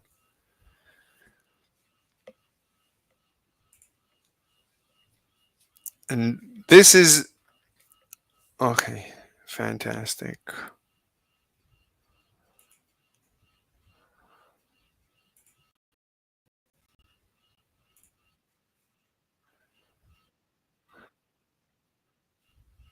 Hey, does anybody want to... Okay, I finished. I have a presentation I can make to show you what is inside it. Okay.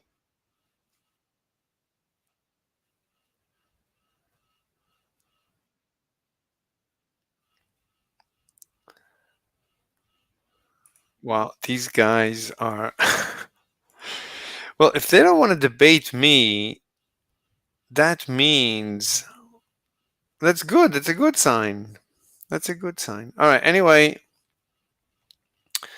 so we didn't say that this is the event horizon, but we don't have any room to say anything. That's pretty good. This is a black hole. So sooner or later, everything will move in, but this is a safe zone.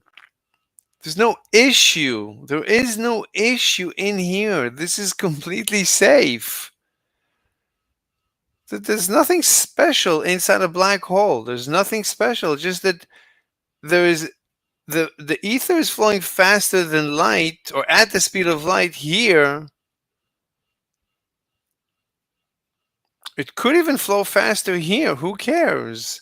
But there's a region in here that it's safe. So everything will be in the safe zone. The end.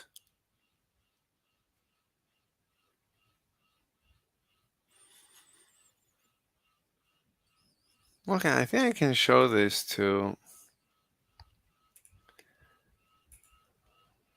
What's his name? Let's show it.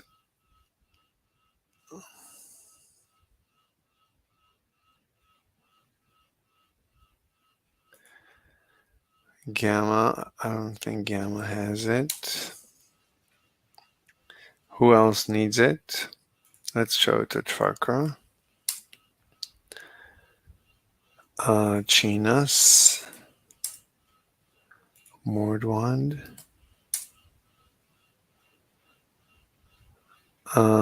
Tapioca is the most important one. Felkrami. Fligagigo.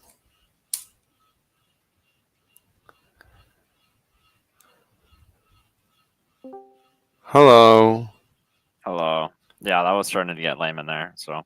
Yeah, it's like a complete waste of time. Well, why do you waste your time?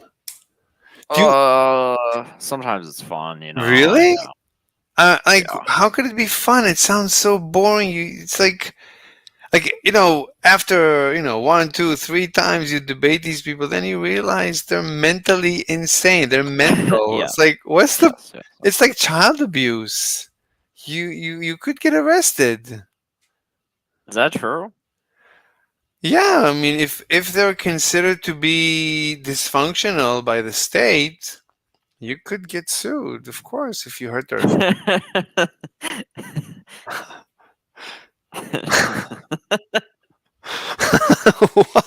I mean, these people, These people are obviously dysfunctional. Why do you abuse them like this? I mean, you can abuse me. That's fine. I mean, I'm not this. I mean, I'm not dysfunctional, but these are little babies. Baby flat earthers. Anyway, so look, so we were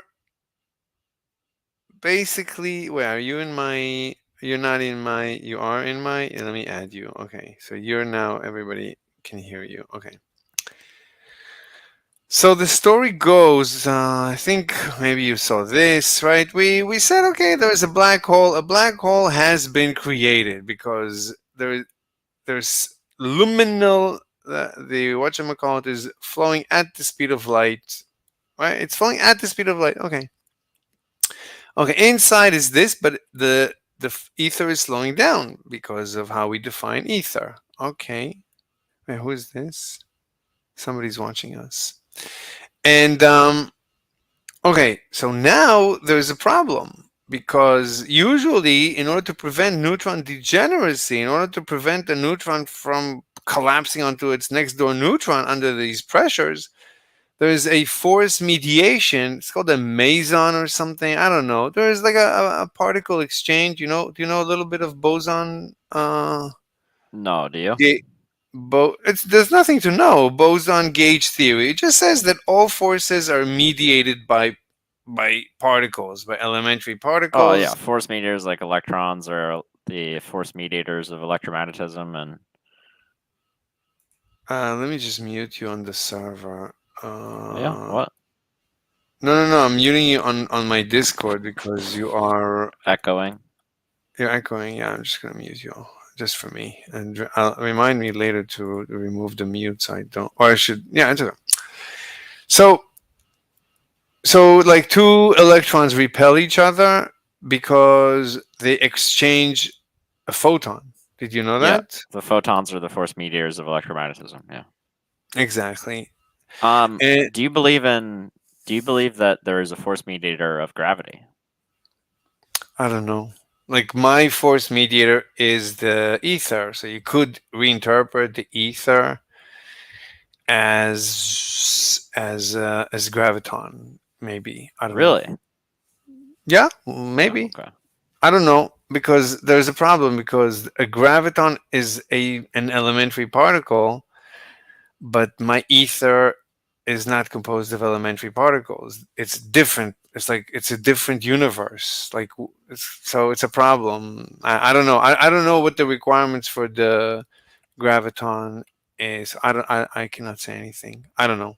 Nobody says there has to be a graviton. Like if I'm giving the ether as the solution, so we're gonna just take the graviton off the table.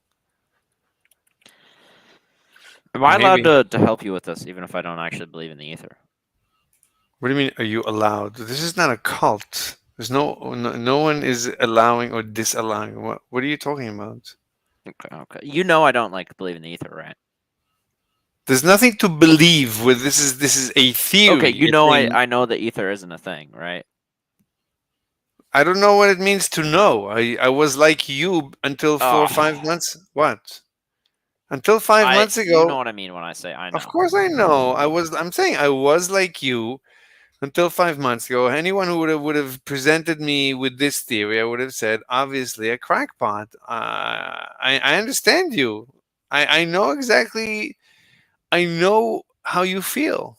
It's fine. You're honest. It's fine. It's no. Who cares? I mean, Planck didn't believe in H, in quantum mechanics, whatever. When he said it's a mathematical trick, and when Einstein said photons are particles, he didn't think. Then nobody ever thinks where this is leading, and it's and then de Broglie took Einstein. Do you know the history of how everything, the chain of events?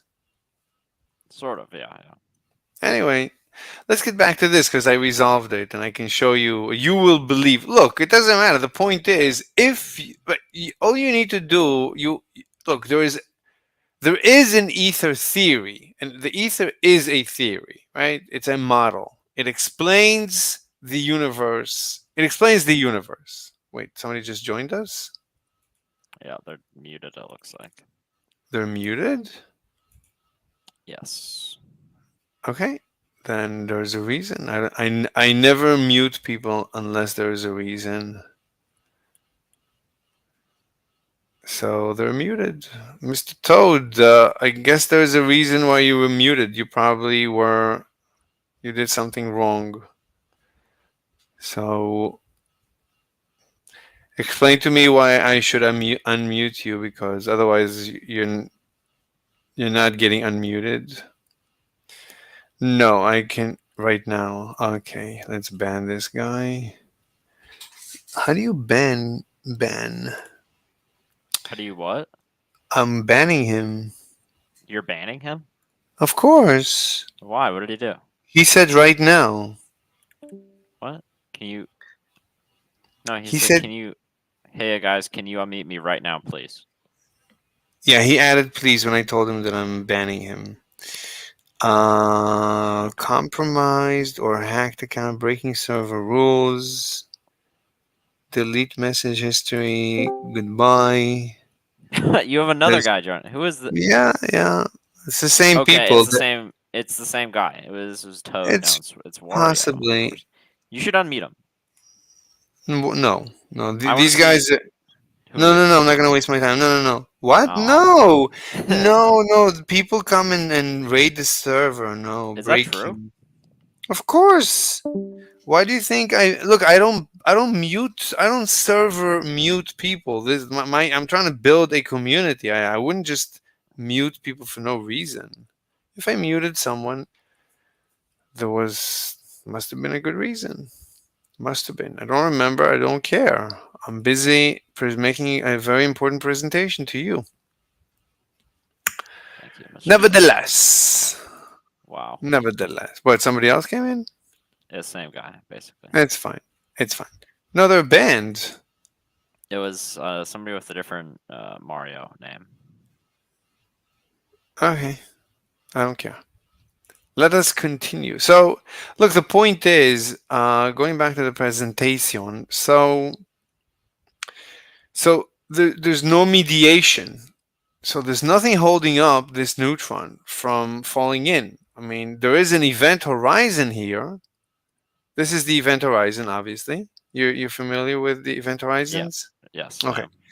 So there's an event horizon here, meaning this guy is looking forward and he's seeing black, and there's nothing holding him up, and he wants to fall in. Another one. Let's ban, breaking, ban. Adios. So there's nothing holding any one of these guys, any one of these neutrons. There's nothing holding them up. So they want to fall in. Another guy. It's a group. Yes. There are so many of them, Mr. Slade. Yeah. Anyway, so that's the problem. Okay. So how do you? So they want to fall in, and you say, "Oh my God, the black hole, the singularity, the event horizon, the black. We don't know what's inside. We don't know." Okay. So let's think about what's going on. This is the diagram. So this says that the x-axis is the distance from the center, and the y is the velocity of the ether. So at the very center of the black hole, the velocity is 0. At the event horizon, it's the speed of light. Yep. And then it drops off. That falls. It falls. I don't know how it falls, like 1 over r or 1 over r squared. I don't know. Okay, but it falls, right? It reaches some maximum point. Fantastic. That's what it looks like. Okay. Let's go back to the analysis. So I expanded the event horizon just for the analysis. The event horizon, it's around this neutron. But But now let's take one of these neutrons, and there was nothing holding it up, and the ether was flowing through it and pushing it, and the guy's on top. This guy has pressure on him from outside, but no pressure on the inside. So obviously he's going to fall in through the event horizon, but as soon as he falls in, he's inside. This is a safe zone. The ether here is subliminal. And here you do have mediation, and there's no degeneracy. These guys live, these two neutrons now live together side by side in perfect harmony. QED, And that's as I say. QED, and then I can bring in the rest of the universe, and it's fine. The rest of the universe will be here, and it's fine. There's no issue. There's no issue. The rest of the universe can reside here. This is always subliminal. QED. Well, so ask questions. I mean, all right. I think we should put this stuff into take the text, or take the images and convert them into text in LaTeX and put them in the document, and then can you tell the story? Can you tell? Yeah. Can you? By the way, I can reinterpret this whole thing under GR. I don't need to. This is completely GR compliant. There's nothing special. I didn't say anything. I don't need. No. I'm talking about the equations that you have in here. The equations? You mean the equations at the very top? Yeah. I don't know. I don't think prettier. These equations? Trust me. Yes, trust me. No, that's you. I don't want to. Look, you want to write it up? Yes. The question is, give me edit access. Okay. Why don't you? I don't want you to damage. Okay, let me. I'm not. No. That's not that. I'm saying I don't want you. Trust me, I'm not gonna fuck it up. By mistake. Don't even By mistake. I sent this link to other people. I don't want you to ruin it by mistake because I don't have a backup. So you have access to the shared link, so you can create a copy and work on a copy and submit anything you submit. I'll add. All right. I mean, I could give you. No, I don't want to even give you. You want? No, just work on a copy because I'm not going to mess it up, Mr. Slave. I have nothing to gain. No. You want to do a write-up, right? You want to write the story of everything I told you, right? And by the way, I can tell you this story from the beginning without the ether. This has nothing to do with the ether. You could say that this is the bending of space-time. There's nothing special. Every time I say the flow of ether, you say curvature of space-time. That's all. There's nothing special about this theory. It's just it's a simpler theory than GR, because I think it's truer. GR is a misinterpretation because it's the same equations. You can didn't I show you? You can interpret the GR tensor, stress tensor, as a flow tensor. There's nothing special about Einstein that he I had said. to make a copy. Mr. Slave, don't trust me. No, it's nothing to do with trust. I've sent this link to everybody on my everybody I know, very important people, including Tapioca Weasel. Everybody has a link to this document. So if you want to do a write-up and add your name, then go ahead. I just wanna put the math and stuff in the top of the paper. There's no. You could do it. Look, but there's no into prettier math font. Okay, just trust me. Okay, you can. Then you have access. Do it. It'll make it look like a cool paper, Mr. Slave. Fine. Give me a link. This is the radius of a black hole from Newtonian. That's fine. Yeah. Give me a page, and I'll add it. Wait, what do I do? Just send you the. Do I just Send me. You can send me a this? document. You can send me a link Would to that your would that send that? Yeah. Will that direct you to me? Let me see. You need access. I can request. So you didn't give me access. I can request. You can. I can request. Let me request. Okay, request sent. How do I accept? You have an Get email rid of the email. now, or you can either go to your document, and I think, or you just go to your email. In your email, who's Tristan? That would be my name. Oh, okay, that's dangerous. Not really. No? Do you know Yeah. Tristan? Do you know Tristan and Isolde? No. Oh my God, that's the Should I? Wagner. Oh, Wagner opera. You're named after Tristan, the opera by Wagner. What? You don't listen to? It's also I'm one of the Knights of the Round Table. I wouldn't know anything about that, but Tristan and Isolde, Oh. I do know about. So, okay, you can do the math, Equation A. Yep.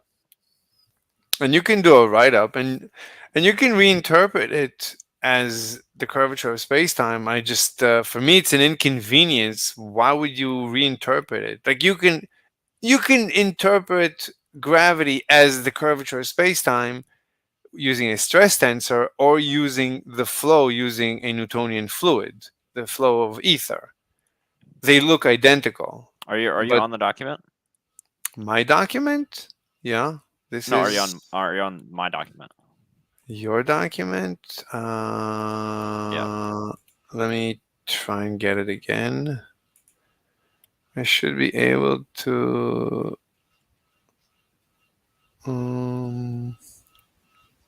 Let me go to my email. There it is. Copy. Yes, I'm on. This is your document. Wow. How do you do that? Yeah, I know it looks prettier, doesn't it, Mr. Slave? That's amazing. Yeah, yeah. You have to teach me how you're doing this. After I do it all, and you see how beautiful it looks. And you were the one who's saying, no, don't. I don't know. I don't want to. No. Now you see. Anyway, but this is really interesting. That I'm finally, after years of, it's not years of thinking about it as much as years of saying to myself, one day I'm going to take the time and explain to everyone why there is no nonsense singularity, schmingularity, bingularity, dingularity, cringularity, nothing. There's nothing. It's very straightforward. There's no wormhole, there's no parallel universes, there's no time flows upside down, inside out. Such nonsense. People believe in Am I such. able to make number lines? No. It's unfortunate. What's a number line? Why would you want a number line? What's You a don't know what number a number line? line is? It's below it's below acceleration. A dvdt. Below dvdt? What?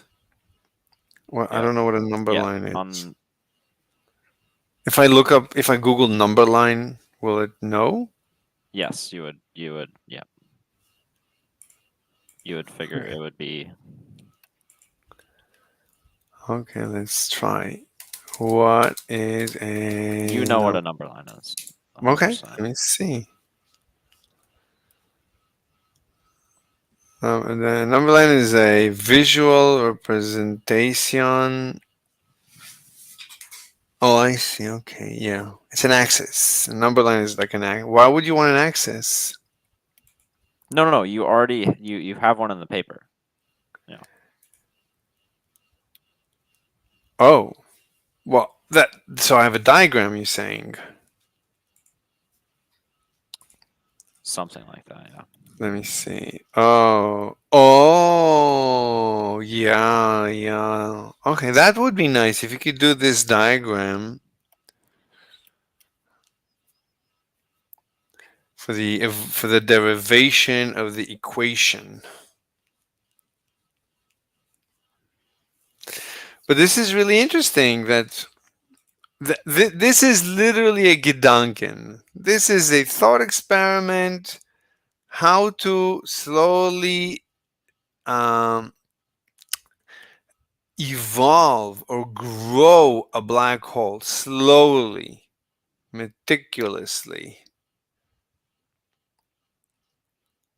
There's no reason why there should be anything strange inside a black hole. I don't see it.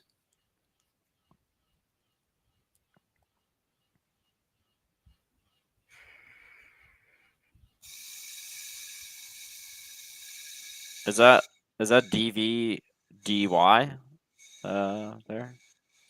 There's a problem. I see a problem. Mr. Slave? What? Yeah, I'm listening. What? Is that a is that Is it a DVDY? Let me see.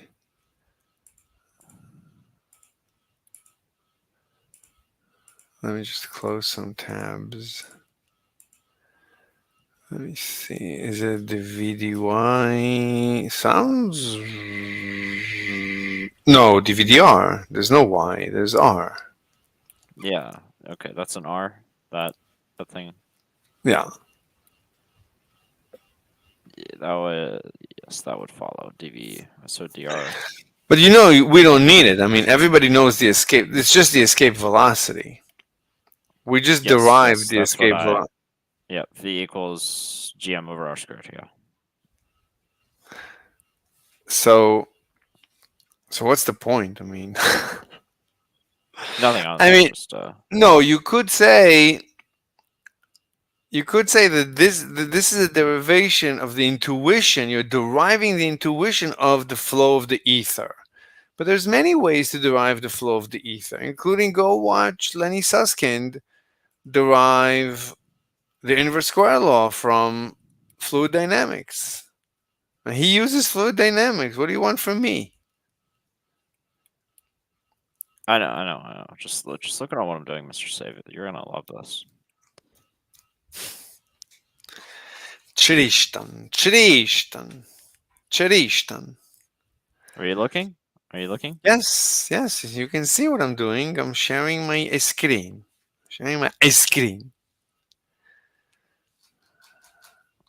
The question is, let me see if you can resolve it. But there's a problem. I can see a problem. Yep. The problem is that as soon as we fall into the black hole, the internal black hole, things are going to fall in and fall in and fall in and fall in. They're going to fill the black hole, and it's going to be another black hole. A black hole within a black hole. Yeah, and the speed of the ether again is going to exceed the speed. It's going to reach the speed of light, and again, it's going to happen again. Yep. So and what's then the conundrum? No. So it's just gonna So it's gonna happen again and again, but from the outside, it's gonna look the same. But once everything falls into the internal black hole, the outside event horizons merge.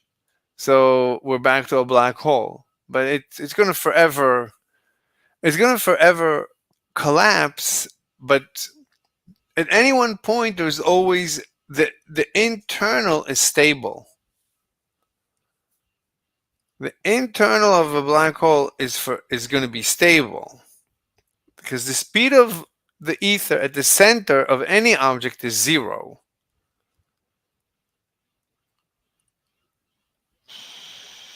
So what is that function? Is this so? It's a bracket. Hold on. So at the end, the entire neutron star is just going to move into the black hole. So what did we accomplish? We're right where we began.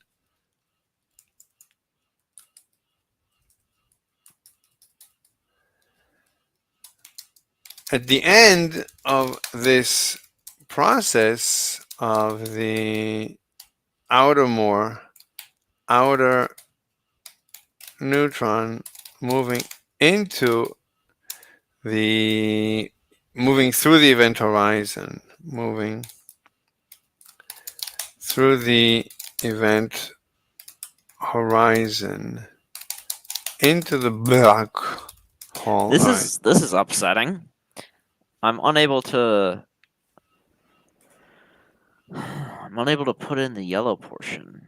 The v squared over 2 from 0 to v equals GMR from Why? infinity to r. That's the integral bounds, I'm assuming. Yeah. You don't have bounds? You don't have straight lines? Just use what about normal brackets? I guess I could just do normal. Yeah, I know, but I don't want to. I understand you don't want to, but can you put subscript and superscript on a bracket? Anyway, so at the end of this process of the outer, moving through the event horizon into the black hole, at the end of this process, what happens at the end of the process? The entire neutron star has moved into the black hole. But guess what?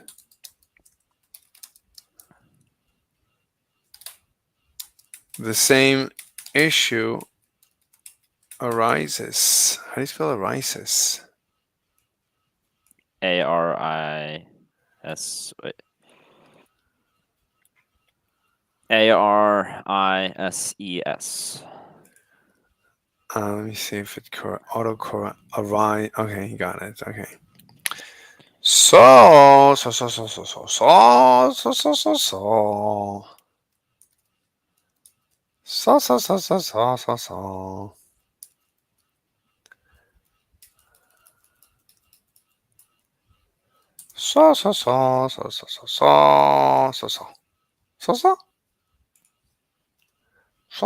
right. All right. If I made an equation like equation. What is your equation? 0. You make equation.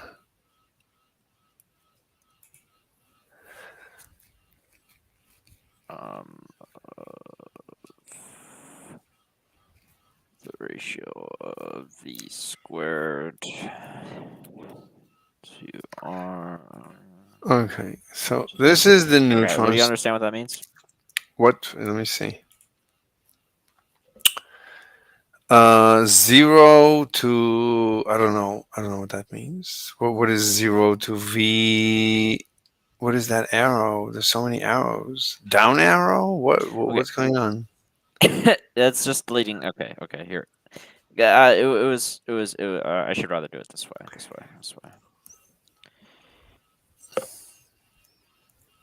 And then I will have it as So the integration of v is v squared over v, right? Or 2, right? You can skip the steps. Usually people skip the steps of plugging in the limits. the values. Really? Yeah. Most So people skip. I don't have to do that. Maybe not, because it's 0, and also you're just doing it because you I can just want- do V. I can just do V. Okay. Yeah, I could just say V since I don't have to do the integrand of 0. Yeah, that's true. That's true. I can just Anyway, multiply it by V. You I don't know why you're doing math. There's no requirement that a paper must have math. There is though. There is, which is that No. it's going to look prettier, and I don't want that. Fine. But you said it yourself. You want to know how to do this, right? Yeah, that's as they say, irregardless. You know the people Yeah, that say okay. irregardless? Okay. Irregardless. So V. Oops. V. Monsieur. Okay, so the neutron star has moved into, but now the same issue arises. Arises. The same issue arises, and a new black hole forms internally. God help us. God help us. Is there a down arrow key? Why don't I? There's a left and right, but not a down, is there? In the key in your keyboard on your laptop? On my keyboard, yeah. Why is there no down I function? don't know. I don't know. So a new black hole.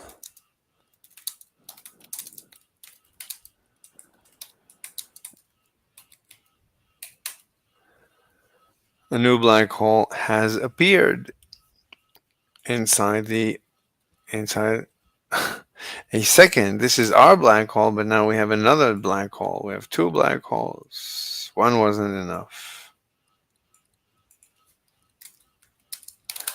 This is our black hole that we. Okay, this is our black hole, and a new black hole. A new black hole. Okay. A second black hole has now appeared for the same reasons the first one appeared. Well, let's just mention this is our the entire, what do you call it? The neutron star. Neutron star has moved into here.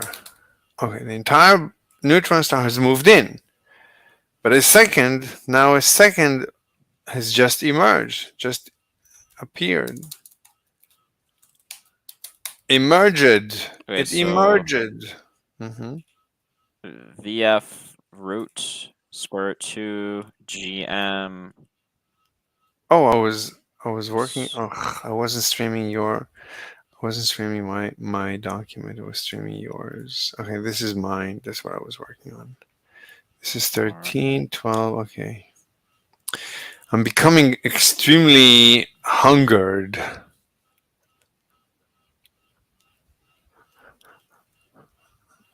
V Okay, final. It's almost done.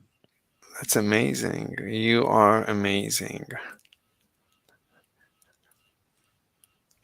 So you're 20. So your dad is 50? No, I'm 19. Yeah, 20. Same thing. So I'm saying your dad is like 50? 55. I'm not biologically related, though. I'm adopted. No way. Completely adopted? Yeah. You remember being adopted? Yeah, I was adopted when I was 7. What happened to your parents? Can I ask? Do you mind? Oh, they were drug addicts. Yeah, they were drug addicts. Yeah. And you ended up being such a genius? I'm not a genius, Mr. Slave. Of course you're a genius. Are you kidding? Shut up. I'm not a genius. That's incredible. Wow. So your adoptive parents, they're together? They don't necessarily. They're not really together. They just help raise kids. So they're like, Oh, it's like I don't they know. have It's many. weird. They've like it's like Shazam, I don't know what that is, but sure. the superhero. He was brought up. He's adopted, like all superheroes. They're all. Is that true? Shazam? Oh wait, Well, Shazam. Yeah, the movie with the. Yeah, yeah. I think all I'm exactly superheroes, like the guy from Shazam. like all superheroes, lost their parents. Like Superman, his parents died. Batman, Batman. parents died. Yeah. Diana, I don't know. Maybe her parents, she like her father's Zeus or something. I don't know. Spider-Man, parents died. Who else? Who else was there? So what would all of this be called? The stuff that I just wrote down. So this is separate. This would be speed of ether This is derivation. this is the derivation of the velocity of the flow of the ether into a point mass m.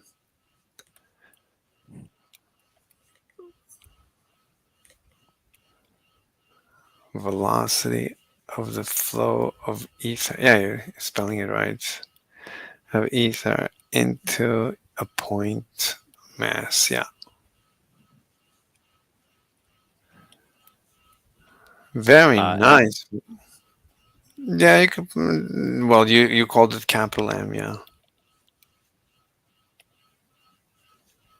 You called it capital M.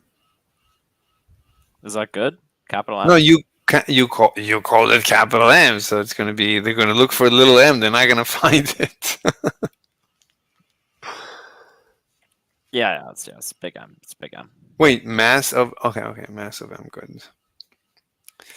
Look, this is incredible. And now your name is going to show up in the derivation of in the proof of the ether. Wow, I'll be famous. Yes. Yes, you will become famous. Wait, so you grew up with a lot of brothers and sisters in the home? Yes. Yeah. Well, yeah, like 4. So that's why that's why you're so friendly. Because you were always around. No? Am I friendly? Are you kidding? You were on the like look at the server you're on. I mean everybody there, look at how they mistreat everyone and outsiders except for you. You're always protective basically of outsiders. Yeah, Yeah, it's because there's no reason not to be, you know? no, but that doesn't work. Like in quantum mechanics, you always have to have a reason why. You can't have a reasonless world. You didn't just pop into existence with your personality. Something caused you to have this personality. Yeah, probably. Yeah. So you would be very good in business. You'll do very well in business, in the business world, because you have I want to very. do engineering. It doesn't matter. You have very good EQ, like your social, like emotional quotient, your ability to make friends. I'm sure you have a lot of friends, and people always want to be with you, and you always make everybody laugh. So I wouldn't say that about I wouldn't. no, I it's humble myself. yeah, it's fine. But I mean, I can tell. I mean, I've known you enough to analyze, to psychoanalyze, or do a personality analysis.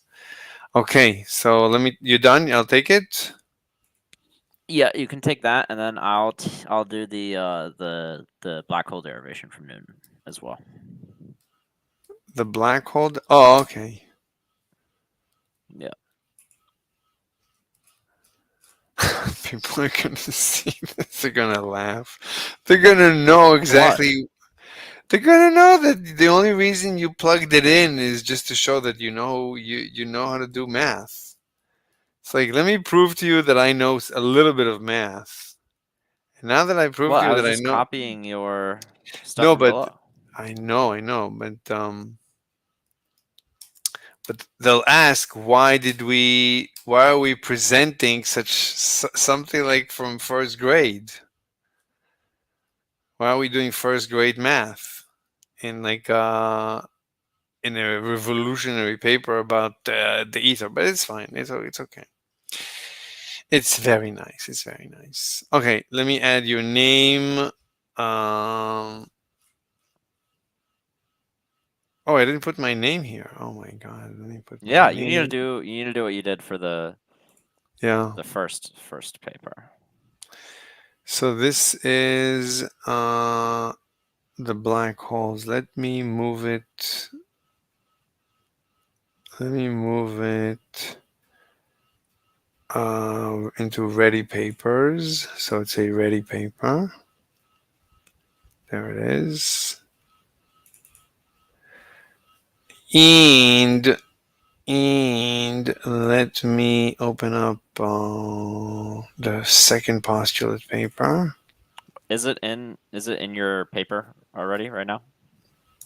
Yeah, I pasted it. Let me. Because I'm gonna delete it so I can do something real quick. No, never delete. What? Never delete. Always No, keep it. in my paper. In my paper.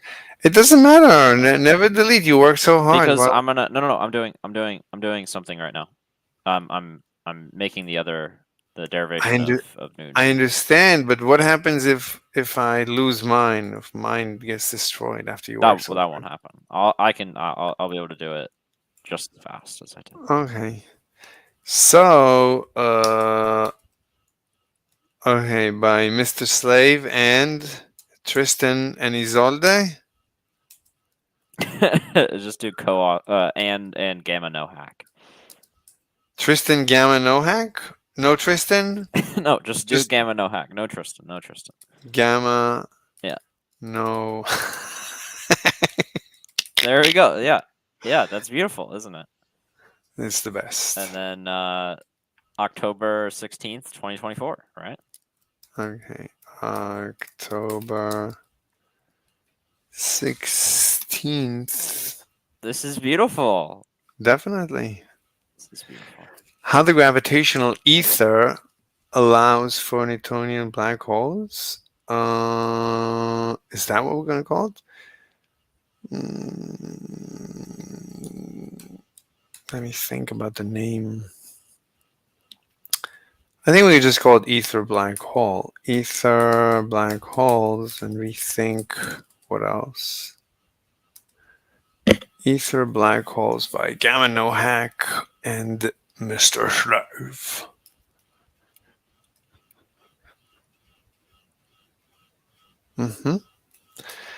We need to write an abstract. So it has come to pass. What is the abstract going to say? That's a good question. So the ether model is a quantum. It's basically quantum mechanical. Is a quantum mechanical. We can just talk about the gravitational. Is this the gravitational ether model? Ether black holes. Black holes in the ether model. Black holes in the ether model. Using. Okay, whatever. So the gravitational ether model is a quantum mechanical model. It's a quantum mechanical model that, well, it's quantum gravity is a quantum gravity mechanical model. Well, too many models. The gravitational ether is a quantum gravity, is a mechanical, is a quantum mechanical gravity model, is a simple, is a excruciatingly simple, is a simple quantum mechanical gravity model that a child can understand. Okay, model. All right.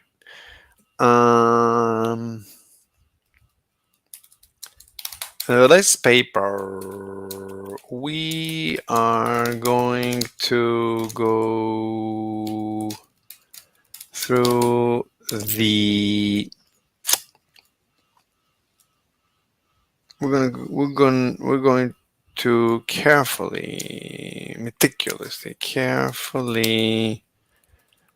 Oh my God! Carefully, we're gonna carefully go through the steps. Through the steps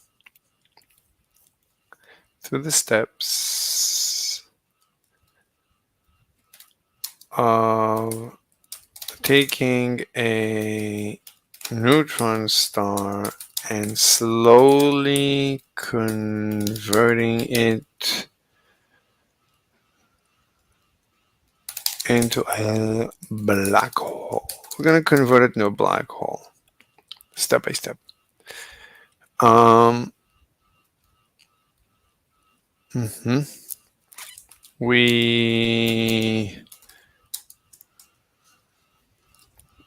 We will take at first we will simply pile more and more mass onto the neutron star. We will watch the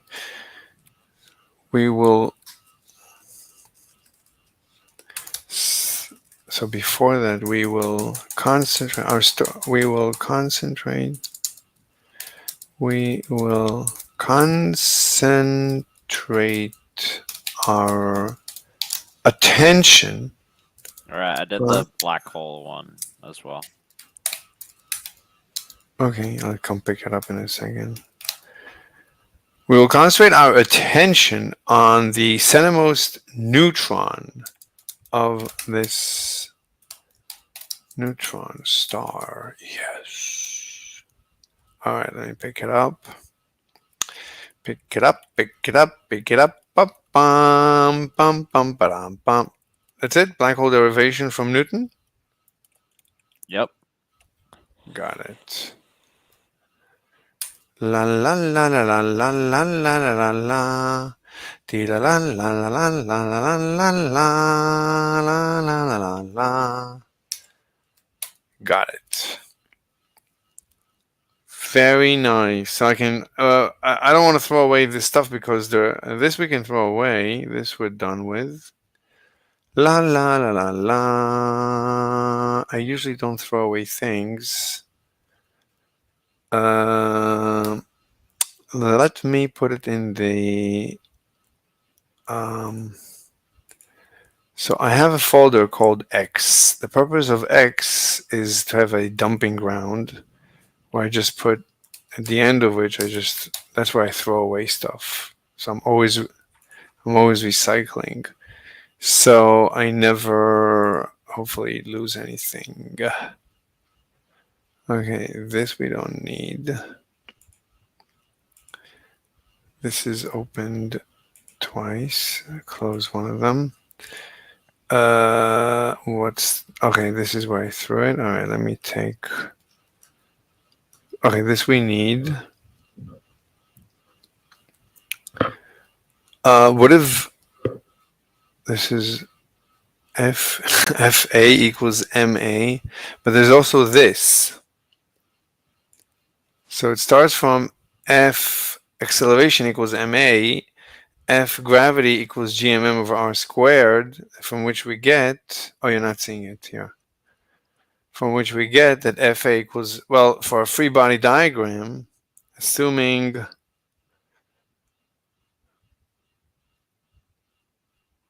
a test particle, we want to drop a test particle at infinity, and we want to see what it does. So the force of that will cause its acceleration is the force of gravity. So we say ma equals gmm over r squared, cancel out the m's.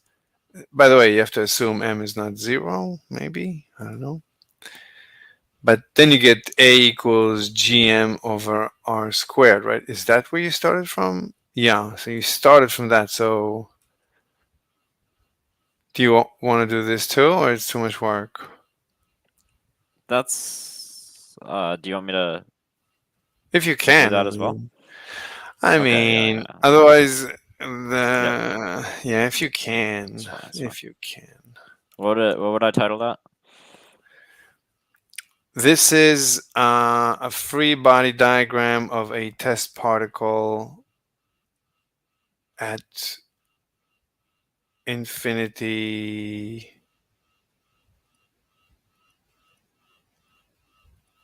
from a point mass.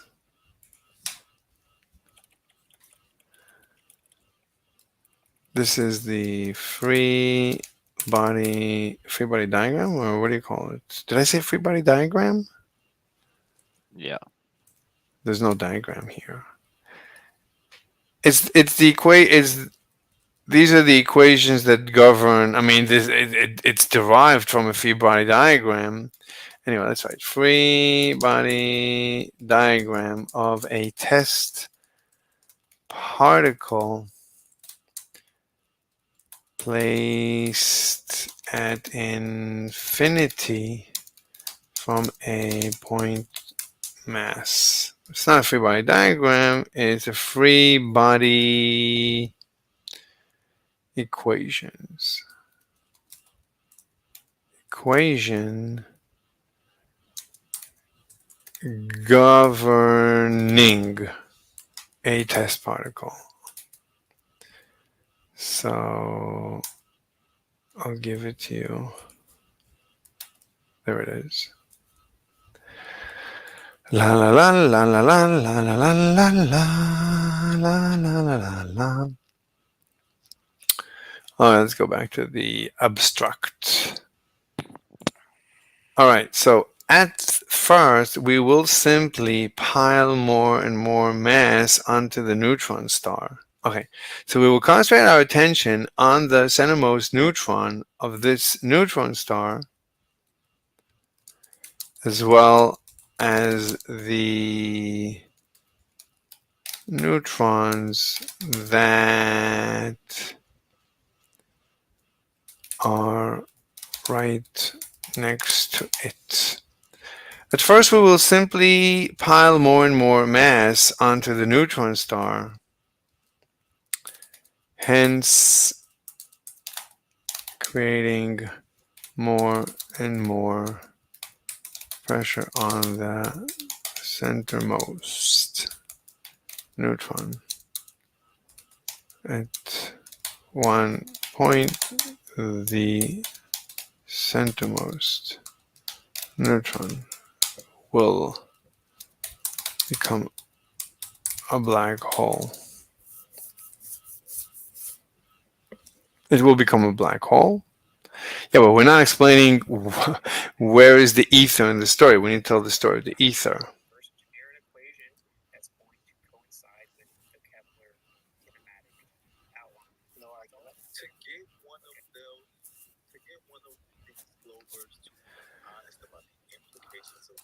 La la la la la la la la la. Okay. I sense the presence of sea lion, an omnivore.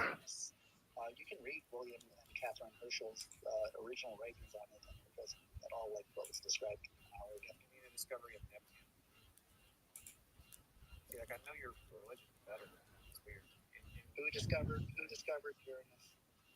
Was it? How is it a validation of gravity? Hey, you. I said who discovered Uranus. I don't know the name of the person who allegedly I want you to know this paper we will concentrate our attention. The description of how it played out in terms of how it was used to calculate its position. Slowly converting into a black hole. Original, right? So you didn't answer my question. So now what I'm now gonna do is real quick before you chop them up, because I started off on the new stuff. I'm gonna post According to the ether model, ether is a fluid that permeates the entire universe. It flows into massive bodies and self-annihilates. Okay, how did they stay up otherwise? Okay, there you go. So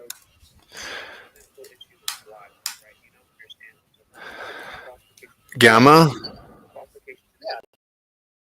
because to the orbital, the equations keep coming. That's very easy. Gamma, can you hear me? Gamma. Gamma, can you hear me? I'm back. Yeah, no, it's okay. Yeah, I'm back. Yeah, I'm beginning to become extra starved. Okay.